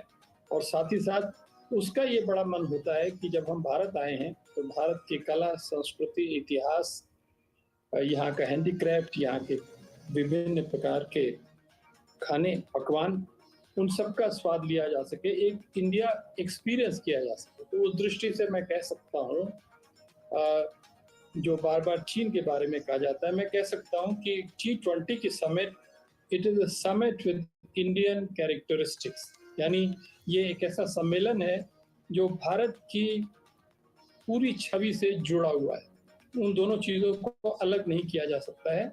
और ये बात मैं समझता हूँ जो हमारे सारे महत्वपूर्ण अतिथिगण आए हैं वो इस बात को लेके जाएंगे। उन्होंने जो यहाँ से फोटो खींची होंगी, जो वीडियो बनाए होंगे, जो उन्होंने नोट किया होगा, क्योंकि विदेशी पत्रकार वगैरह जो मुझसे मिल रहे हैं वो बराबर इस बात को कह रहे हैं कि this is a G20 summit with Indian characteristics. जी, एम्बेसडर भाटिया, शेरपा अमिताभ कांत ने कहा था कि action oriented New Delhi declaration है। क्या आप मानते हैं कि जिस तरह से आप कह रहे हैं नया भारत, बदला भारत, मजबूत भारत, उसकी एक तस्वीर इस पूरे दिल्ली डिक्लेरेशन में भी दिखाई देगी? हम जानते हैं कि ये विश्व की आर्थिक समस्याओं के समाधान का मंच है G20, लेकिन बहुत साफ उन्होंने कहा कि 8 पैराग्राफ्स ऐसे हैं जिसमें जियोपॉलिटिकल इश्यूज को शामिल किया गया है। तो हम उसे नकार नहीं रहे हैं क्योंकि भू राजनीतिक परिस्थितियों का असर तमाम देशों की अर्थव्यवस्थाओं पर, आर्थिक परिस्थितियों पर सीधे पड़ता है। आपने बहुत अच्छी बात सामने रखी है। जो जियोपॉलिटिकल पैराग्राफ्स हैं, हम लोग उसका विशेष रूप से अध्ययन कर रहे हैं और करेंगे। संक्षेप में कहा जाए तो ये है कि बाली डिक्लेरेशन यानी पिछला शिखर सम्मेलन इंडोनेशिया में हुआ था, वहां पर 2 पैराग्राफ्स में इस बात को निपटा दिया गया था। उस समय स्थिति दूसरी थी, उस समय तक इतनी स्थिति गंभीर नहीं हुई थी जितनी अब हो गई, और इसीलिए पिछले 9 महीनों में बराबर रूस और चीन ने ये बात सामने रखी थी कि हम बाली के पैराग्राफ्स को स्वीकार नहीं करेंगे, और इससे लोगों के मन में बड़ी शंका थी कि हमारी सफलता कितनी मिल पाएगी। और इस स्टेज पर आने पर मैं ये कह सकता हूँ कि भारत की डिप्लोमेटिक मशीन राजनीतिक नेतृत्व की गाइडेंस में जब काम करना शुरू किया, तो मुझे मालूम है कि सम्मेलन शुरू होने से पहले ही हमारे पास कई ड्राफ्टिंग ऑप्शंस थे, कई विकल्प थे, और अंत में जो सबको पसंद आया वो यही था, पहली बात कि आपके सामने जो समस्या है उसको चंद शब्दों में ना कहिए, उसके लिए आप थोड़े और शब्द ले लीजिए, यानी 2 पैराग्राफ से 8 पैराग्राफ पे चले जाइए। दूसरी बात खास तौर से ये कही गई कि जिस तरह से रूस को आलोचना की गई थी बाली में, उस चीज को निकाल दिया गया, मगर साथ ही साथ ये बात बराबर रखी कि यूक्रेन का मामला इस घोषणा पत्र में आना जरूरी है, इसलिए। और सबसे बड़ी चीज ये है कि हमने दोनों तरफ का ख्याल रखा है। एक तरफ जो भारत की सॉफ्ट पावर है वो पूरी तरह से शोकेस की गई है, दिखाई गई है, उसका प्रदर्शन किया गया है, जिसमें ये सारी बातें जो आप कह रहे हैं वो आ गई हैं। दूसरी तरफ जो भारत की इंटेलेक्चुअल और डिप्लोमेटिक पावर है, डेक्सटेरिटी है, चतुरता है, वो भी सामने आ गई है। सारे डिप्लोमेट्स भारत के और पत्रकार सारे इस बात को मानेंगे कि जिस तरह से हमारी टीम ने काम करके एक घोषणा पत्र बनाया, वो बहुत अच्छी बात थी। और तीसरी जो सबसे बड़ी बात है कि जो इस समय भारत में राजनीतिक स्तर पर और जो सिविल सर्विस के स्तर पर जो समन्वय है, सामंजस्य है, वो निसंदेह प्रशंसनीय है।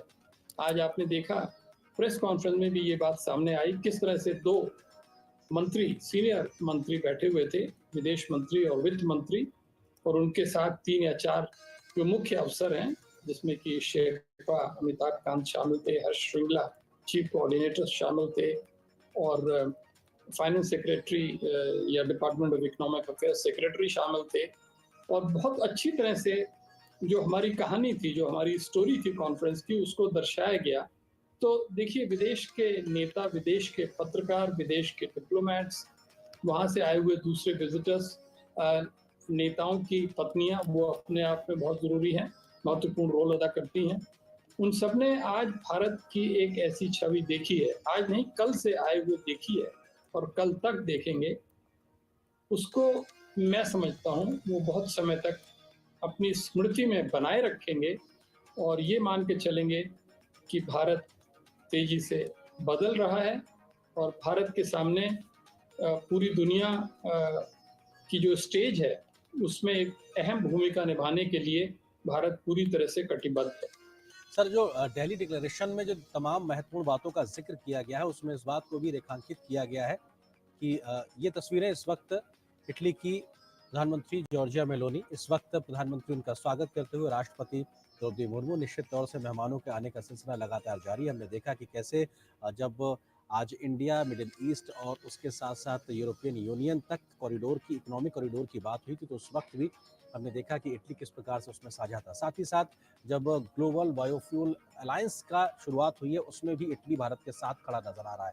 तो अपने आप में ये दिखाता बताता है कि आखिर कैसे तमाम मंचों पर, तमाम देशों के साथ में भारत के बढ़ते सहयोग अपने आप में इस बात को इंगित करते हैं कि भारत के साथ मिलकर विश्व की बेहतरी के लिए कदम ताल करने को आज तमाम देश तैयार नजर आ रहे हैं, क्योंकि तमाम वैश्विक चुनौतियों के लिए भारत एक समाधान देता नजर आ रहा है। इंटरनेशनल सोलर अलायंस हो या फिर बायोफ्यूल अलायंस की बात हो, तो मतलब भाटी, आपको लगता है कि ये भी अपने आप में एक बड़े महत्वपूर्ण इनिशिएटिव्स हैं, और भारत के माध्यम से चाहे योगा की बात हो, इंटरनेशनल ईयर ऑफ मिलेट्स की बात हो, या फिर किस तरीके से इंटरनेशनल सोलर अलायंस की शुरुआत की गई हो, मिशन लाइफ की शुरुआत की गई हो, और आज इस प्रकार के 2 बड़े इनिशिएटिव्स भी देखने को मिले हैं।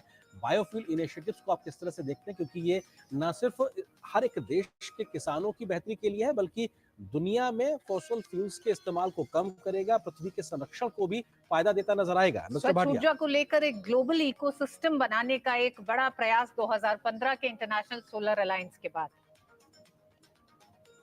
जी हाँ, ये सारे जो नए इनिशिएटिव्स हैं जिनके बारे में मैं ऐसा तो नहीं कह सकता हूँ कि मैं सबके बारे में विशेषज्ञ हूँ और सबके बारे में पूरी तरह से जानता हूँ, मगर जो उसका पॉलिटिकल और डिप्लोमेटिक प्रभाव है उसके बारे में मैं ज़रूर कह सकता हूँ कि इन सब इनिशिएटिव से, इन सब अलायंसेस से एक बात ज़रूर विश्व के सामने आ चुकी है, वो ये कि भारत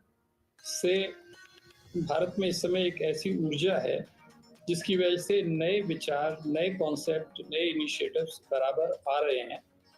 अब हमारी जिम्मेदारी बन जाती है कि हमको पूरी तरह से उनको कार्यान्वयन करना पड़ेगा, और वो तभी मुमकिन है जबकि दूसरे देशों का पूरा सहयोग मिले। आज इस नई दिल्ली घोषणा पत्र के द्वारा वो सहयोग हमें मिला है, और इसमें कोई संदेह नहीं है कि जब ये G20 का कैरावान आगे बढ़ेगा तो भारत अपनी सीमा में रहते हुए पूरी तरह से जो आगे 2 प्रेसिडेंट बनेंगे नवंबर के बाद में, पहले ब्राजील फिर साउथ अफ्रीका, इन दोनों के साथ पूरा सहयोग करके, सहायता करके उनको भी उम्मीद करेगा कि वो भी उसी पथ पे चलेंगे जो कि आज G20 के नेताओं ने मिलकर बनाया है। और अंत में 2025 में 2026 में जब अमेरिका G20 का नेतृत्व करेगा, तब तक हमें उम्मीद करनी चाहिए कि दुनिया की दिशा, दुनिया की स्थिति और दुनिया के सामने जो चुनौतियां हैं उनमें बहुत कुछ सुधार आ चुका होगा। सर, एक और जानकारी जो अभी इस वक्त निकल के आई है, जहां पे ये डिनर राष्ट्रपति द्रौपदी मुर्मू जी के माध्यम से दिया गया है विश्व के नेताओं के, तो निश्चित तौर से भारतीय व्यंजन के साथ साथ भारतीय संगीत का भी एक तरीके से वहां पे प्रदर्शन है। और इस बात की जानकारी है कि संगीत मंडली गंधर्व अतोघम का जिक्र है, जिनके माध्यम से भारतीय वाद्य यंत्रों का, भारतीय परंपरा को वहां पे सामने रखा जाएगा मेहमानों के सामने। इसके बारे में जानकारी, गंधर्व अतोघम एक अद्वितीय संगीत संयोजन है जिसमें भारत भर के जो संगीत वाद्य यंत्रों का उत्कृष्ट सहवादन होता है। इसमें शास्त्रीय वाद्य यंत्रों के सामूहिक वादन के साथ हिंदुस्तानी, कर्नाटक, लोक और समकालीन संगीत की प्रस्तुति है। इसका वादन विलंबित लय यानी धीमी गति से शुरू होकर मध्य लय यानी मध्यम तेज गति से होता हुआ द्रुत लय यानी तेज गति पर समाप्त होता है। इसमें 77 प्रस्तुतिकर्ता हैं। इसमें 11 बच्चे, 14 महिलाएं, 5 दिव्यांगजन और 24 युवा कलाकार शामिल हैं, जिनको 23 पेशेवर कलाकारों द्वारा सहयोग प्रदान किया गया है। वे भारत के विभिन्न क्षेत्रों से आते हैं और अपनी पारंपरिक वेशभूषा पहने हुए हैं। निश्चित तौर से ये तमाम जानकारियां जो धीरे धीरे इस वक्त आ रही हैं, अपने आप में बेहद महत्वपूर्ण ऋतु। जी मिस्टर भाटिया, हम जानते हैं कि प्रधानमंत्री नरेंद्र मोदी जब विदेश यात्रा पर भी जाते हैं या फिर विदेशी मेहमान जब आते हैं उनसे मुलाकात करने, तो वो जिस तरह के उपहार को चुनते हैं उसमें भी भारत की संस्कृति, इतिहास की झलक होती है, उससे संबंधित होते हैं। तो निश्चित रूप से रात्रि भोज राष्ट्रपति ने दिया है जिसमें भारत की संस्कृति की, परंपरा की झलक जरूर होगी। जिस तरह से तमाम विदेशी मेहमानों के रुकने के लिए 5 स्टार होटल्स ने अपनी अपनी तैयारी की, अलग अलग मेन्यू तैयार किया था, अलग अलग थीम से उन लोगों का स्वागत किया था। कहीं एक तरह से तुलसी के उसके साथ उनको माला पहना के स्वागत किया गया। तो ये सारी चीजें हमें लगता है कि रात्रि भोज में भी जरूर किसी ना किसी रूप में शामिल होंगी, जो यादगार बनाएंगी तमाम राष्ट्र अध्यक्षों के लिए भी और उनके साथ जो उनकी पत्नियां आई हुई हैं उनके लिए भी। मैं पूरी तरह से सहमत हूं आपके साथ, और ये भी अपने सम्मेलन का एक बहुत महत्वपूर्ण पहलू है या अंग है। हमें हमेशा ध्यान रखना चाहिए कि नेताओं के साथ उनकी पत्नियां आई हुई हैं, कुछ नेता के साथ शायद उनके बच्चे भी आए हुए हैं, और फिर साथ ही साथ जो उनके प्रतिनिधिमंडल के वरिष्ठ सदस्य हैं, वो लोग भी अपने आप में बहुत महत्वपूर्ण भूमिका रखते हैं। आज जो मंत्री है, हो सकता है कल वही ये सीधी राष्ट्रपति तस्वीरें बन इस जाए। वक्त अमेरिका के राष्ट्रपति जो बाइडेन इस वक्त पहुंचे हैं भारत मंडपम, और प्रधानमंत्री मोदी और राष्ट्रपति द्रौपदी मुर्मू के साथ में उनका स्वागत करते हुए, और निश्चित तौर से अमेरिका के राष्ट्रपति का ये दौरा बेहद महत्वपूर्ण, क्योंकि G20 के माध्यम से वैश्विक मसलों और मुद्दों पर कैसे मिलकर आगे बढ़ा जाए। अमेरिका के साथ भारत के बढ़ते संबंधों में हमने देखा है कि पीएम मोदी और राष्ट्रपति जो बाइडेन का अपने एक जो दोस्ती है, आपसी केमिस्ट्री है, उसका एक बड़ा रोल रहा है। ऋतु जी हाँ, और इस केमिस्ट्री की पहली झलक तब मिली जब राष्ट्रपति बाइडेन हवाई अड्डे पहुंचे भारत, और सीधे उसके बाद द्विपक्षीय वार्ता के लिए प्रधानमंत्री आवास पहुंचे। और वहां के वो जो दृश्य थे, दो मजबूत लोकतंत्रों के एक साथ धमक करते हुए वो जो दृश्य थे, वो ये बताते थे कि किस तरह से आने वाले समय में वैश्विक चुनौतियों के हल की तरफ दोनों देश साथ चल रहे हैं। और हम इस समय देख रहे हैं जब प्रधानमंत्री नालंदा विश्वविद्यालय के बारे में राष्ट्रपति बाइडेन को बता रहे हैं, ये बताता भारत का इतिहास भी है, भारत पे जिस तरह के प्रहार हुए उसकी भी बात ये बताता है नालंदा विश्वविद्यालय का ये दृश्य। दुनिया के सबसे बड़े और सबसे पुराने लोकतंत्र के प्रमुख नेता इस वक्त खड़े हुए हैं और उनके बीच में इस बात की जानकारी को साझा करना। प्रधानमंत्री मोदी बता रहे हैं, भले ही आप दुनिया के सबसे पुराने लोकतंत्र हैं, लेकिन हमारी सदियों पुरानी लोकतांत्रिक जड़ें भी कहीं ना कहीं समाहित रही हैं इस प्रकार की व्यवस्थाओं में। तो निश्चित तौर से भारत आज जिन लोकतांत्रिक व्यवस्थाओं के माध्यम से दुनिया की वैश्विक व्यवस्थाओं को आगे बढ़ाने की बात करता है, उसके डीएनए में है, उसकी एक तरीके से जड़ों में है। और ये बात अपने आप में इस तस्वीर से भी ऋतु जाहिर होती है जब हम नालंदा की इस तस्वीर को बैकड्रॉप में देखते हैं, जहां पर प्रधानमंत्री इस बात का जिक्र करते हैं। हम शुक्रिया करेंगे राजीव भाटिया साहब का, जो हमारे साथ जुड़े हुए थे, और संभवतः हमारे सहयोगी ऋतु इस वक्त जुड़ गए हैं। अशोक श्रीवास्तव हमारे साथ जुड़ गए हैं। जी अशोक, आप भारत मंडपम में ही मौजूद हैं, राष्ट्रपति बाइडेन भी पहुंच चुके हैं, रात्रि भोज की तैयारियां भी हो चुकी हैं। चाहेंगे दर्शकों को पता चले कि किस तरह का माहौल, क्या दृश्य, क्या तैयारियां, क्या रात्रि भोज में क्या परोसा जाएगा और क्या क्या उपहार भी हो सकते हैं। देखिए ऋतु, यहाँ इस वक्त अगर मैं कहूँ तो भारत मंडपम में बहुत ही जो मौसम है वो बहुत ही इस वक्त खुश मिजाज है, ठंडी ठंडी हवाएं चल रही हैं और पूरा भारत मंडपम के दृश्य हम लगातार देख ही रहे हैं कि किस खूबसूरती से बाहर से लेकर अंदर तक इसको सजाया गया है। अब सवाल ये है कि जो तमाम मेहमान जो आ रहे हैं, दुनिया भर से मेहमान आ रहे हैं, जब ये भोजन के लिए बैठेंगे तो इनको क्या परोसा जाएगा, ये भी बड़ा इंटरेस्टिंग एक लोगों के ज़हन में उत्साह होगा। क्योंकि हमने बर्तनों की बहुत सारी अब तक कहानियां देखी थी, सोने और चांदी के जो पानी चढ़े हुए जो है वो उन बर्तनों में इनको परोसा जाएगा। इस तरह के बर्तन तो हमने सब सुने। जहाँ तक भोजन की बात है, भोजन का मेन्यू भी जो है वो बड़ा ही, इसको कह सकते हैं कि उसको बहुत ही रुचिकर तरीके से बनाया गया है। इसमें जो है इस भोजन के मेन्यू में भी वसुधैव कुटुंबकम, एक पृथ्वी एक परिवार एक भविष्य के जो थीम है, उस थीम के आधार पर इसको तैयार किया गया।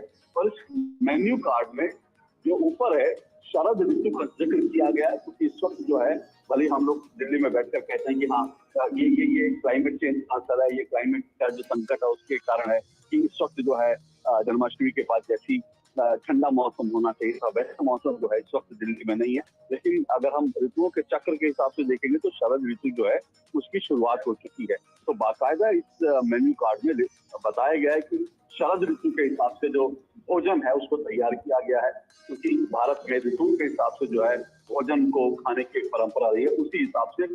और इस पूरे मेन्यू में आप देखेंगे तो इसमें पूरे भारत की एक तरह की झलक मिलती है। लेकिन इंटरेस्टिंग बात क्या वो भी मैं आपको बताऊं, और उससे पहले बताऊं कि अगर यहाँ पर पीने के लिए क्या है, अगर वहां से मैं शुरू करूं तो कश्मीर का कहवा है, कश्मीरी कहवा है, और दार्जिलिंग की चाय। अब आप देखिए कि एक भारत श्रेष्ठ भारत की हम बात करते हैं, तो कश्मीर का कहवा है और दार्जिलिंग की चाय है जो यहाँ मेहमानों को परोसी जाएगी, साथ में जो है कॉफी होगी। जहाँ तक खाने की बात है तो जो शुरुआती व्यंजन में जो है उसको नाम दिया गया है ताजी हवा का झोंका। मतलब बहुत इंटरेस्टिंग नाम दिए गए हैं। ताजी हवा का झोंका जो स्टार्टर होते हैं उसमें दही के गोले यानी दही बल्ले होंगे, उसमें दही के गोले और भारतीय मसालेदार चटनी जिक्र किया गया है, क्योंकि भारत के मसाले की जो है बात से बड़ी इंटरेस्टिंग होती है। तो भारतीय मसाले की चटनी से सजे कंगनी श्री अन्न लीव क्रिस्प। तो देखिए कि जो श्री अन्न है जिसकी हम बात कर रहे हैं, मिलेट